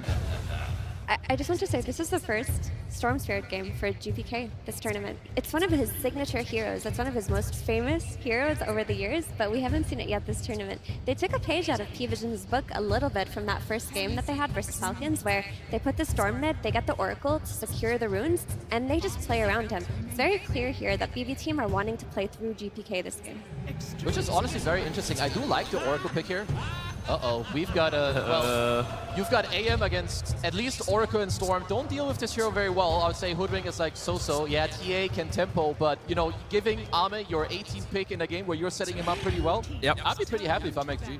What are the big offlaners, though, to deal with the anti-mage, right? There's Night Stalker, there's Slardar, there's Axe, right? Blink Blade Mail, Happy Days. Night Stalker's already out. Yeah, yep. LC, Huskar if you're Falcons. That's true. We'll see. On the other side, we are, of course, looking for the bans that BB team will do, mostly also for XXS, assuming that the Shaker is going mid. Do you still want to place the Shaker mid with the Storm there? Or do you want to rotate him? You definitely can. I think there's not a real issue with doing it. I mean, the good thing is you have the choice. I'm trying to think. So you know that the TA is safe lane. I think a different hero would pressure the TA more. I think for XG, Shaker goes mid, find the offlaner, right? Create tempo, like you're saying, pressure that TA. Shaker will go 50-50 with Storm. It's whatever, right? Storm will hit some creep, you play for Rune, life goes on. But I think if you shut down the TA, if you bring life, and also it's an independent offlaner around minute 4-5, if things are to be tri-laning into Angemage, to take some fight there, you can free up your support. So I think a sturdy offlaner is critical for XG. I'm kind of trying to think of what that would be, because a lot of the heroes that I could think about that kind of like own TA quite hard in lane, or heroes I would like, they don't like Oracle too much. Like some, Darkseer would be kind of cool, you get a lot of auras, it's cool stuff for you, but Oracle makes that a lot harder. They do so long to ban out the Shrek. I wonder if they could do something like take away one of the anti-mage counters by picking it themselves, because they get the pick out of the ban phase, right? Like a Slardar? Yeah, so instead of banning Slardar, you take Slardar. That could be something. If they feel like that there's 3 heroes in total that really ruin you, and if you take those out, you secure his game, that's an option. I'm going to go for a hero suggestion, but please tell me if you don't like it. Don't just hype me up. Will do. Brewmaster XG. Chill off lane, you can be relatively independent, you just send in the clones, you kind of delay the game, you're anti-early game skirmish, you buy time. We don't see it too much, but with the Shaker, the Brew, so much team fight control, Ame will be the shining star of the draft eventually. Hey, it's like an OG counter into Oracle, because you find the backline, you can lift up the hero, you have like the overall rotation, and like you can collapse on the TA, which is kind of nice. I would not be opposed to that. Maybe it doesn't give you like a super cool lockdown into Storm, but maybe they don't really care because you've got the AM to cover that anyway later on in the game. What if it's just an offlane Shaker and they just want to pick some XM Sniper or something ridiculous? Sure, he's playing against Storm, but Sniper does beat up Storm in lane, even though he gets jumped later. Or Death Prophet. Oh, yeah, this guy is nasty. Yeah, I love this method. That is a great pick. it gives so much like forward-thinking attitude, right? Like if it is DP to be versus Storm Spirit, Storm can never rotate. You hit Exorcism, you're going for that tower. Hoodwink and Oracle, when they rotate towards that mid lane as well, it's not going to feel that good into the Exorcism. The silence is going to be incredibly valued too. Yeah. Just being able to run into this Oracle, silence him, make it so that Storm is threatened early on, and just the ability to kick Templar Assassin out of that safe lane early on is going to do so much, because you take away this tower from the TA, suddenly Anti-Mage is there with his helm, taking all of the farm in that area. TA is not ready to rotate to the other side of the map yet. Yeah, I really, really love this pick. It just goes to show, like, there's a specific few players that will take completely different heroes. There's so few mid players that would even look or think about the Death Prophet here. Let's see BB team. Just a classic old chill Sand King. You know, you get your offlaner, you get your Blink Stun. I will say, after XG banned out those two heroes, they should be quite happy to see a Sand King. I don't mind the Sand King for the fact that Miro can go very quickly for Blink Dagger, and when XM's going towards Hands of Exorcism, if you do get that blow up, if you do get that 100 to 0, it kind of buys time for you to then smoke up, go find an Anti-Mage, get a kill. But it is, if you miss that spell, if you don't hit that 100 to 0, you're going to feel really bad into an Anti-Mage. It's like Anti-Mage versus Sand King, also a pretty good lane for the Anti-Mage. Yeah, your lane is miserable against Yeah. Sand King here. Yeah. Like, you're putting him into a losing lane. You're basically saying that, okay, our supports are going to play with Storm Spirit. We know where the runes are spawning. Let's just throw our Sand King into the triangle and hope he catches up. That's kind of a tall ask to do this time around, because that triangle is going to be needed by the TA and not the Sand King if she gets her tower taken from her by the Death Prophet. You guys are kind of painting a pretty grim picture for BB team, not gonna lie. Xiaowei has drafted a beautiful draft. It looks great, it looks amazing, and I'm not going to try and hide the fact that I just love looking at their draft. But the thing with BB is, like, even if their drafts look weird or their laning looks weird, they always find these moments. So on paper, I don't see it happening. But fast forward 35 minutes, I'm like, of course, they do that, right? So yeah, I'm just going to wait and see. But draft-wise, I think, yeah, there's so many layers to XG's lineup. I mean, the advantage in my mind that BB team should have is potentially some of the lanes, like if GPK lanes goes well, first Aegis should be theirs with the TA, but I'm on board. I think that XG's found a really good way to slow down what BB team wants, so I feel like the director kind of cooked this game. I think GPK has a lot on his shoulders. He's got to really pop off with his signature Storm Spirit, because this draft was crafted around enabling the Storm Spirit. So if he can get off to a good start, crush these lanes, get these pickoffs, early timings before Anti-Mage is too strong, that would be their way in. But what's the solution if he can't leave his lane, because the moment he does, the Death Prophet pushes his tower? Do you just give up the tower and hope you get a better trade? You can try to have someone else like pull the wave to delay it, or when XM makes this move into mid tower, just bring some heroes over, like be ready to make this move. T already mentioned Miro on the Sand King, maybe he can be freed up, he can just TP mid if you overstep. You gotta do some things, be creative. Yesterday against the Huskar, they didn't show me that. Just shut down the Death Prophet, and then maybe there's a game in play for BB. Okay. We're going to find out what's going to happen in the first game of this elimination best of 3. Before we see the game, though, we're going to head over to the stage where Tsunami is with Coach Bulk. Thank you very much. Yes, I am joined by Bulk of the BB team. Again, good to see you, dude. What you been up to for the last 4.5 hours? Привет, Булк. Чем вы занимались последние, эдак, 4 часа? Поели, отдохнули, посмотрели игры. So, we ate some, we chilled some, we watched some DotA. That's it. What a coincidence. That's the same thing I've been doing as well, except now you've got another stressful game ahead of you. This is the first time you've picked GPK Storm all tournament long, and then immediately they respond with an anti-mage. Were you expecting that in second phase, or maybe taken a little bit by surprise? Вы впервые взяли Шторма. Удивлены ли вы их ответу в виде антимага, или вы ожидали его? Да, мы не ожидали антимага. Yes, we did not expect the anti-mage. Now tell me, is he being serious? I feel like I'm sensing a bit of sarcasm here. There is some sass in there. Не услышал. Он спрашивает. Вопрос в том, насколько серьезен был твой ответ. Полностью серьезно. Мы не ждали антимага. Oh, I gotta trust you then. And if you two were taken by surprise, let's see if your players were not. Bulk, let's see how you do in the 2nd elimination series. At least pass it over to our casters for game number 1. Thank you so much, Tsunami, and of course the lovely translations. Love to hear it. Yes, I thank you. cannot freaking wait for this series. It's top 4, man. We're here. Yeah, we've been waiting. We got some game 3s. Oh, it's been yeah. a great day so far. I would like some more. Can we get another game 3, please? Keep doing it. Yeah, let's just do that. Okay. I think that this is also one of the times when I'm watching these games and I'm out there and I think about, man, these guys have been here for a while. Like, we just did the interview, obviously, with Bulk. They were sitting and staying. But the other thing that I heard was that XG, throughout the entire duration of this time that they were hanging out here, after their series, they didn't leave. So they've just been waiting all day to see who their opponent's going to be.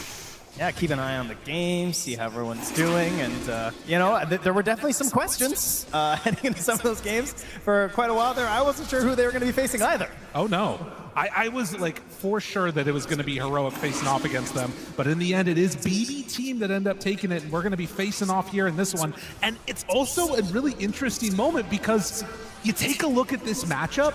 BB Team, P-Vision, you know, you're up there also with Falcons. These squads have been in the top 4 9 times throughout this entire year. For XG, they're only their second time in top 4. They're trying to upset the narrative. Yeah, and so far already doing that very successfully, considering many of you out there, and maybe myself also, didn't even have them getting out of the road to the International, let alone putting on such an amazing performance earlier in this tournament, and thus making it this far. Well, it does mean that we're going to be treated to an absolute banger here, I am sure, as already a Death Prophet coming in mid. I was wondering... That hurts. Yeah, that was a nice little one. uphill miss there. I was wondering if we were going to end up seeing the Shaker bit pushed over and towards mid, but deciding to put it on XM, a hero he is somewhat known for playing it on. And an XXS is going to be the big money maker on the Earthshaker this time around. Yeah, XM is bringing out a few of the hits today, you know? We got the Sniper coming out here. Maybe the Viper later, perhaps, you know, if we really want some dirty XM. But speaking of the hits, speaking of signature heroes, I always say, if you're in trouble and GBK's on your team, you break that glass in case of emergency and you pick up the Storm Spirit. He really is just a phenom on this one, and so far already taken a few hits from the Death Prophet, but you can see sitting pretty in the laning stage. Of course, the big question mark is going to be how do they deal with the elephant in the room? We haven't been talking about it yet. Ame on Anti-Mage in full anime mode here in top 4. Yeah. Well, there'll be plenty of time to talk about him this game, I'm sure. One way or another, you know, either winning or losing, the game often comes down to a lot of conversations about what is Anti-Mage doing? As you are pinning a lot of your hopes on this hero, but it is certainly a favorite for Ame, so not too shocked to see him play it here and getting it in this matchup that the hero does love, as he gets pressured under his tower right now by a Sand King. Getting some good early harassment in there and making things a little bit uncomfortable. Can see Save just throws out a few of these little buckshots at him and forces back. And actually even gonna glyph the wave here. This is over towards mid happening. Ame is somebody that's a little bit vulnerable on that Anti-Mage here in the early levels. Yeah, you can see GPK getting in a little bit of trouble there with the Siphon coming out, but head the distance. And yeah, I mean, Death Prophet, like you said, a hero that XM certainly has played before, but not a hero we've seen a lot this tournament. Definitely, I think the first time we've been casting it, so it'll be interesting to see just, you know, the classic is just how much are you getting out of each exorcism. And that was a big one. Purist Courier goes down. Was a very tough situation there. Or was that Ame? No, Ame's just coming on out to him. He's going to be fine. I think for me, speaking of someone else we haven't talked about this game, one of the best individual performances of today was Xingqiu on Snapfire earlier this morning. I feel like he absolutely dominated in one of those matches, so I'm sure he's feeling very good being back on this. And likewise, I mean, it was XXS as well, right, when he was playing on this Shaker. So they've already kind of warmed this up and are feeling very good about this. Right.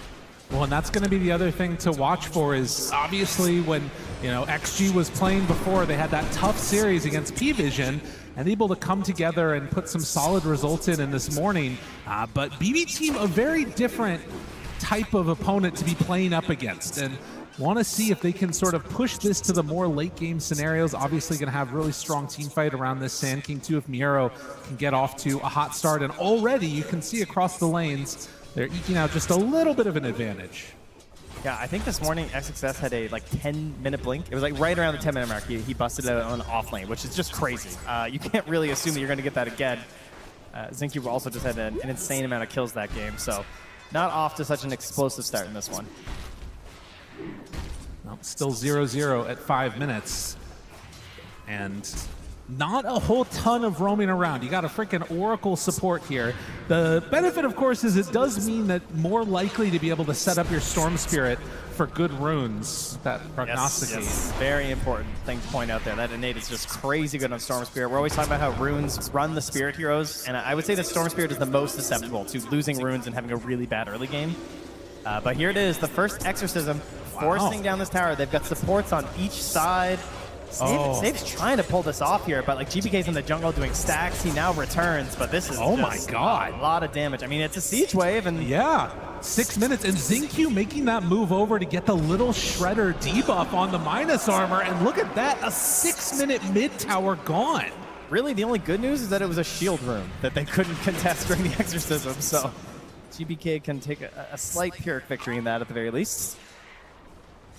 But that is going to really open up the map. And I think the biggest thing also that this Death Prophet is going to give you as we see those camps blocked out is this sort of like countdown easy timer to take buildings consistently, right? Every single time that ulti's up, going to be trying to make some moves with it. Yeah, and one of the more important things too, as you heard the panel mention, was this idea of the Sand King relying on stacks this game. Already you can see not having an incredible lane, obviously, versus the Anti-Mage. It's hard to really bully a whole lot. Like, you're doing okay, but you know, you're not this dominating Sand King. You're hoping to get these stacks there. You might contest with the Exorcisms. Does have boots on Xingqiu and making his way over. Is he going to be able to get there in time? Oh, just barely. And Katomi going to be shut down from that one as he will be eventually brought down. There it is. First blood drawn by XXS. Oh man, if that body block had have worked, that would have been awesome. Oh yeah. Not quite able to do it there. Dude, this crowd right now chomping at the bit to just get going. Honestly, I feel like they are prepared for this game to go wild in a few. They're very organized. They have tools over there already, as you were mentioning. I know, I saw that. Yeah. It's like a little brass plate they were hitting. Getting the chanting organized here. Well, there is no agreement this time for 0 helms or anything, obviously, as it is finished up here for Ame. Our go-to build on this Anti-Mage this tournament. As has happened time and again, and XM does not get the benefit of knowing where the rune is, so Storm bottles up the haste, and XM realizing it's going to be gone, but does have ulti ready. I want to see what XM decides to do with this. Is he going to play for a more farming-oriented gameplay, or is he going to try and sort of bully down these lanes? I mean, it would be nice to just move towards your Shaker, I would think, you know? Try and take that top tower, make things a little bit more difficult up there for Pure. On the other hand, you could just say, hey, the lanes are going well. You're already just kind of chilling on the wave right now as XXS. Could wait to respond instead and just keep controlling mid. But the Ghost is starting to meander a little bit towards the north. GPK. X-Nova's coming through the Twin Gate. All right, we got a plan forming here, perhaps. But this is the other thing that you do have to be concerned about. A haste rune with the Storm Spirit could turn stuff south pretty quickly. And X-Nova... XM actually just goes straight back. He's like, there's waves coming in. That's not full commit, and X-Nova just goes right back through the gate. I mean, they have this trap on there, which is really nice, of course. Keep an eye on these support rotations. Burrow strike the helm, tries to do some damage. Nice. Was not able to get there in time to take over another one, so the gold is handed over. And while this is happening, while the Ancients were blocked, GPK was able to take out 2 triple stacks over in the jungle. So he is building up his own net worth to try and contend right now with that Death Prophet. Yeah, unfortunately, though, you know, trying to get your Galvanized going. Those do come from kills alongside levels, and not able to get one with the haste rune is a little painful. Miro is calling for a defense here. And thinking about it, this is a dangerous move to make with level 6 there. The Cookie gets the stun, but it is going to be Bane in trouble. Now the turn on to Miro, but the save is there. Oh, False Promise doing some work, but XM does have the ulti ready and just has to TP out with 1. Now Ame going to chase down Katomi, find that finish, and will move immediately into the tower. Yeah, not what they're really hoping for. You don't get a good initiation there. You get the save from the Oracle, very nicely done, at least to get Miro out, but There's no conversion there from GPK. They still get the tower knocked down, and now that's the mid-tier 1, the bottom tier 1 gone, and the classic Ame getting so much space. Yeah, and on a hero that will make good use of it as well. Only 1 point up right now in that counterspell and ready to start working his way through the bottom of the map farming, and this is what you want to see for XXS. Will manage to do a nice little chunk of damage there, and does have his Blink Dagger now done.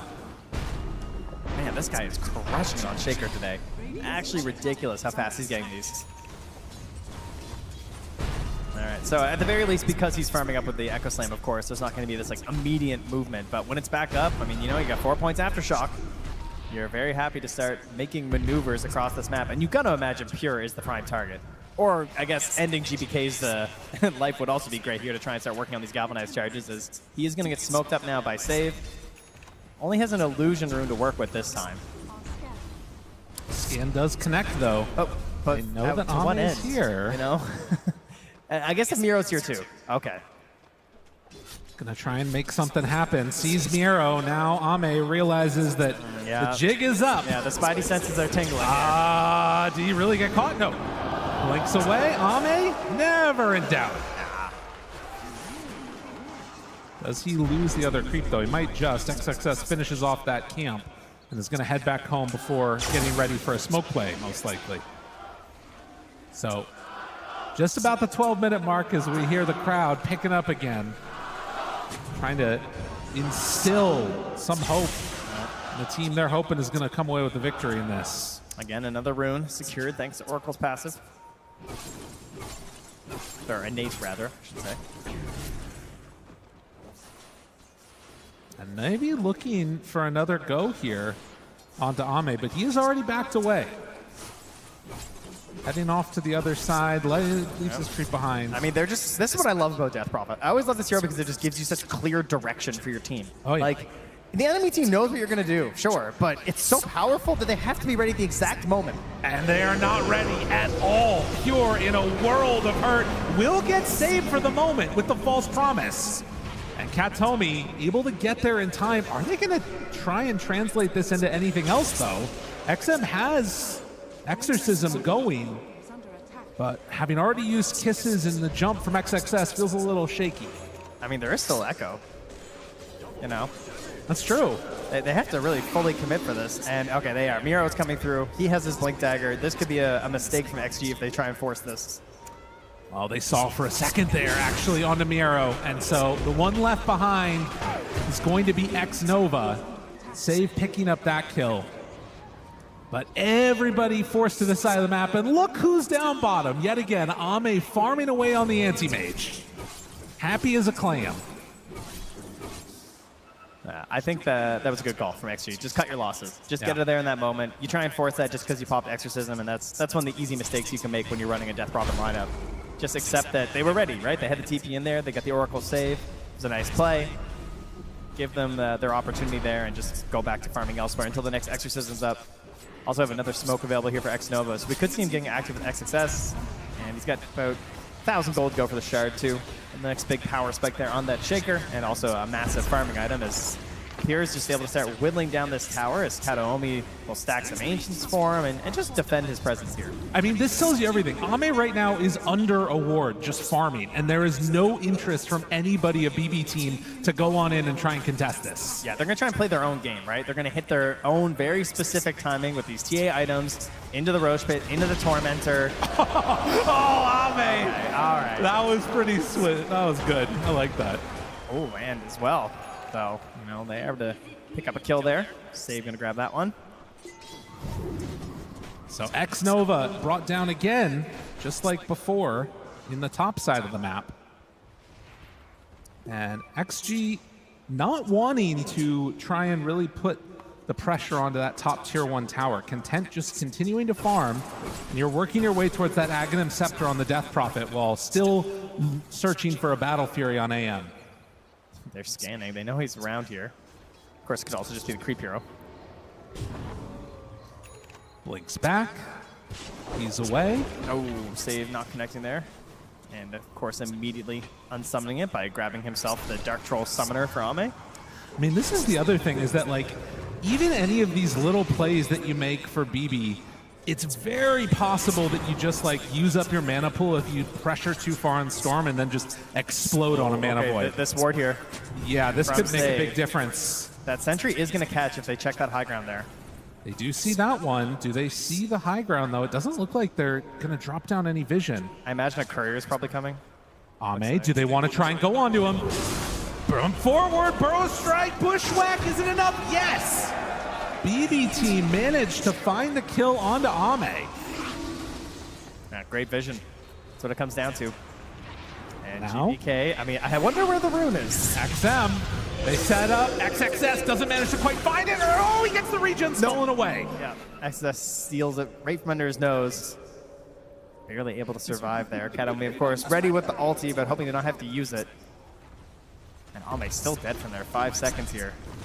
And that's another exorcism that is not progressing the state of the game in a positive way for you as we get closer and closer to this timing that BB team are trying to hit. It'll be the Deso, maybe waiting for the Shard a little bit there, but mostly just like Deso into Tormentor, into TA Shard, into Roche, use the Aegis as your defensive tool, go forward, right? Yeah, talk about Death Prophet giving you direction in terms of being kind of a laid-out plan for how the team's going to play. You can argue that a TA lineup is very similar in that regard. And they're just living down here. This BB team lineup have full vision in this area. X-Nova is going to throw his body at him, spot save, and they just back away. I mean, this is really, really good positioning and just being a bully on the map, making things uncomfortable. Yeah, this ward's been really bad for them. They're going to find it now, though. And yeah, X-Nova is like, dude, they got a ward here for sure. So he throws his courier up. Do not know if they'll find that other one that they placed down bottom, and I believe Save can go for the immediate D ward if they feel so inclined. Yeah, a bit of a sneaky one there.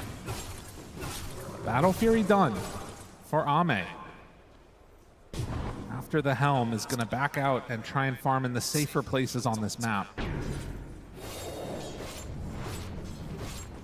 BB team in the meantime, smoke up in mid. Man, they really feel like they have tempo in this one. Like I just don't think, I don't think XG have much more to give, right? The exorcism starts to fall off a little bit here. Ame's a little bit behind. They haven't been finding these smokes with XXS or getting out aggressively on the map, so they're still very good at counter initiation, for sure. But I think it's going to be BB team pushing here. X-Nova breaks the smoke. And so every time one of these jumps happens, they end up getting punished. As they find Miero in trouble, just going to get gripped after the fact. Sometimes it's better to play defense than offense. That's what it seems to be here. I think they were just sacrificing Miero because they knew the room was bottom. Yeah. GBK's just sending them in, but trust me, it'll be worth it, man.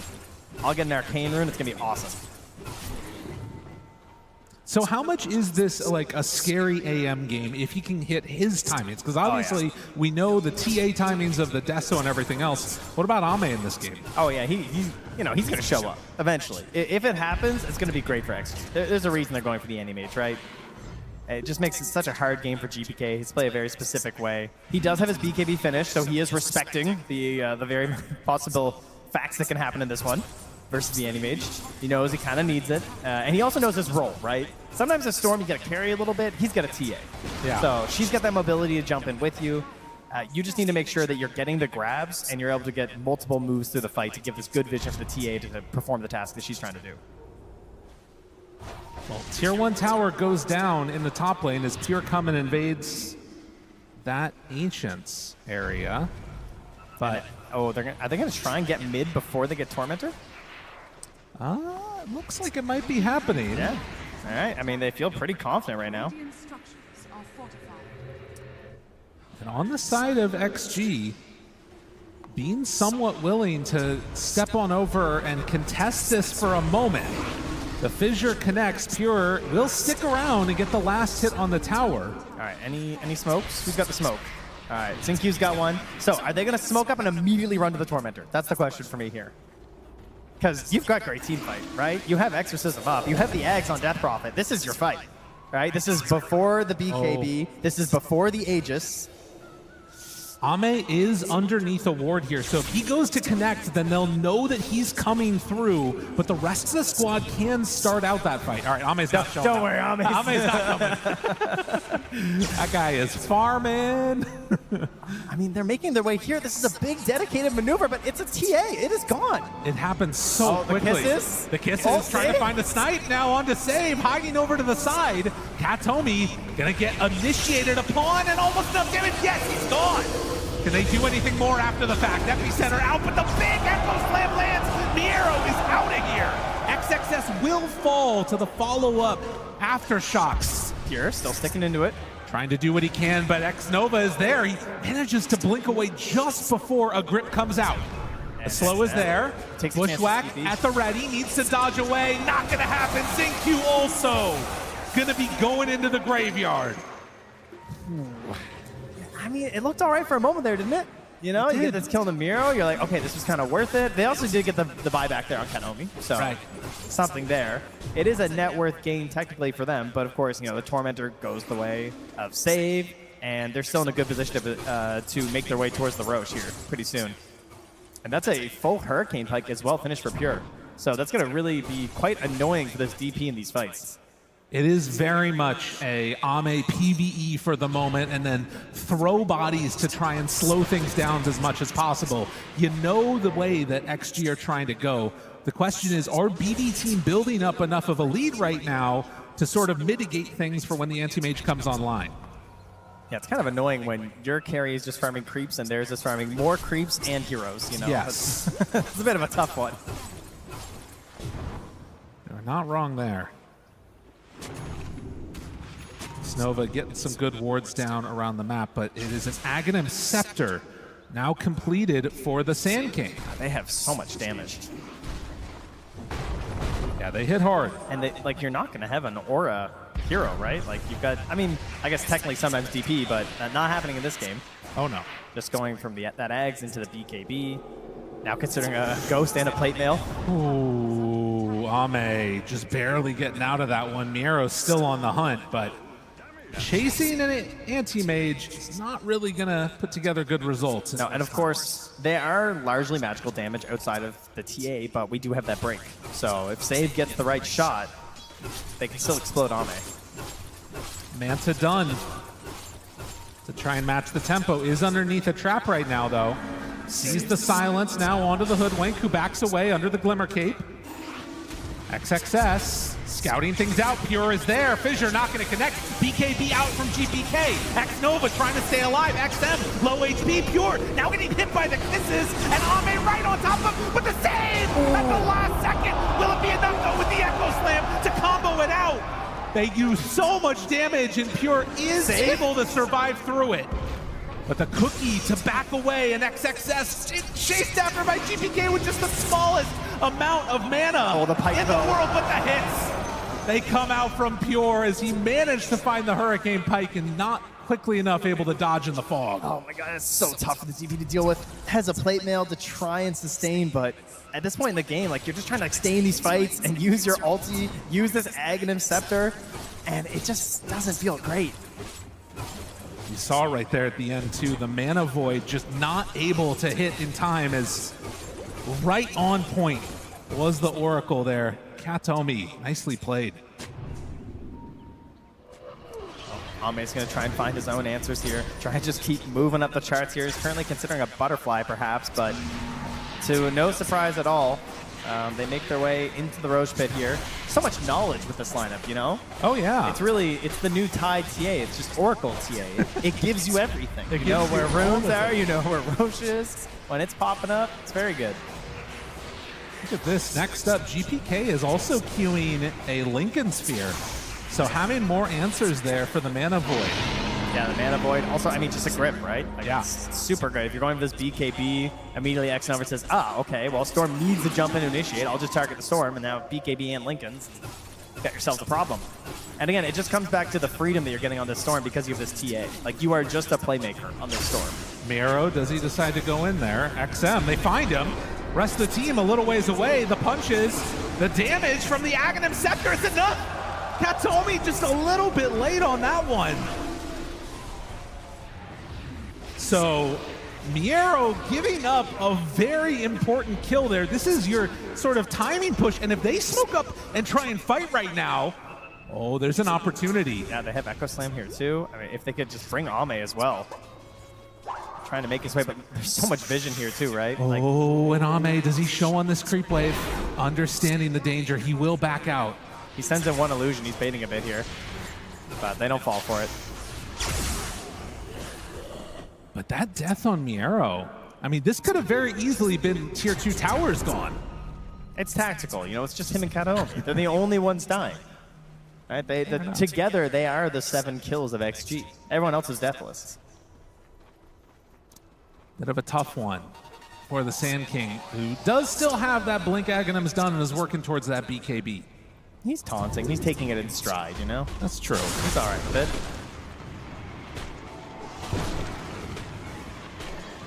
So now, with still 3.5 minutes left on Aegis, you got to imagine that BB Team will still try and take advantage of this window to put the pressure on.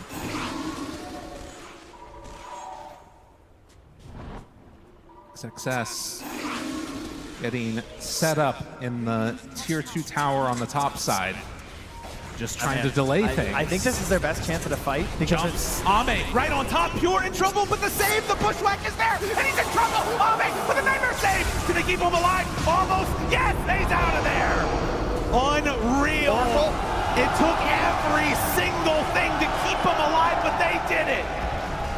Ame survives through that, and now an attempt at Pure. They're going to go in with Miero, but I don't know, this fight already feels a little bit lost unless they can salvage this Burrow Strike off the mark, and now Nightmare pulls him back in. The cookie is out. Oh no, Miero, not like this. The false promise is there, but he's already taking so much damage. They lose the Oracle. They're going to lose the Sand King, maybe? No, wait for now. Oh, he's trying to get out of there. Miero glimmer caped. Ame's still on the hunt. They hide off to the side and, well, see the Sandstorm fissure out. Miero in trouble and gone. An off sentry, the spot you try to flee to. He does notice it thanks to his own sentry that's down, but it's not going to help him now as he's certifiably dead. And what I was about to say, as they jumped in there, that was the best time to fight because he was just a couple hundred gold away from that Blink Dagger on Oracle. And if you have that Blink Dagger there, it breaks that whole initiation. Such a big moment in this game. You go from Aegis wanting to push tier 2 towers, Sand King dies mid, then you try and push top, they all die there too. Oh, and that, I mean, it's such an important Aegis. That is supposed to be at least one tier 2, if not multiple, with that Aegis on this lineup. That is certainly the goal. But XG, they just spot a little weakness there, noticing that, you know, I don't think they're quite tight enough right now. I don't think they have the defense for this pure TA at the moment, and they just quickly jump on him. A great TPN from Ame to start that off. Working towards that butterfly. 28 minutes in, the Wisdoms are around. And for BB Team, I mean, you still have an incredibly farmed TA. She's top net worth by 3,000 over this anti-mage. You still have so much physical damage that, as we saw right before that, he can have trouble dealing with. But do you feel confident enough now to try and make some solid move? Look at this damage is nothing on the AM. That's probably going to change soon. Yeah, he's certainly hoping so. I mean, Ame is almost into the butterfly. It'll be a bit of a small window before the MKB appears, but if he's forced to go over this MKB first on Pure, that also means he's still not getting in towards a BKB. Right. Which, I mean, there is a lot of just random magic damage and control in these fights, so it's a pretty hazardous game to not have a BKB, but of course that's because he is an Oracle, so he's counting on Kataomi to make up for the fact that he does not want to buy this BKB. Kataomi going to be the one to watch for. And now with the Blink Dagger, like you mentioned, most fights Pure is going to be able to be saved. Yeah, you got to turn into a bit of a tree and protector when you're an Oracle with the Blink, right? Just become one with the trees, okay? You got to know all your little nooks and crannies that hide the vision, where your opponents can't see you, and you're not going to get randomly fissured into Enchant Totem and Chain Stun into a kill or something. The one thing that is a little bit concerning, though, is that if you do manage to burn all of TA's mana, that's where you can run into some serious issues. That's true. She does rely on that for a lot of her shenanigans, doesn't she? So if Kataomi is a little bit late to get in there in time, could be an issue for Pure, but we will see. as XG still feeling comfortable, not really risking much in this game. They're farming out waves, shoving them out when they need to, and trying to take it to the late game. Yeah, I was concerned about the lack of auras that could be coming out here, but as we get later and later, you know, XM gets over that hill, can get into the Shiva's Guard. Great item on this hero, very helpful against everything that you've seen on the side of BB team. That'll be a very good helper, and then of course we start getting into this refresher shaker, which has just looked so nasty at the main event. It's been nuts. Well, and you can see now also XG at this 30-minute mark, they're going to head on up and try and find a Tormentor of their own. And at the moment, BB are not in the area to come and contest this. So this one should be a freebie. Although, I wonder if they feel a little bit scared of taking it, not seeing anybody. They're just going to go right at it. So Tormentor for X-Nova. Yeah, they scan around them just to see if they're safe and feeling all right.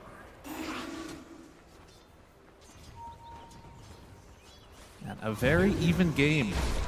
You can see Savior is queuing up to sight the bikes, thinking, you know, that's a support player that's not feeling the game. They're not feeling their teammates in the game. When you're behind sight at this point, it's like, all right, I'll put it upon my shoulders, I suppose. Well, also on Hoodwink taking that greedy enchantment too, so less damage from the right clicks and hitting creeps, but does get the GPM bonus.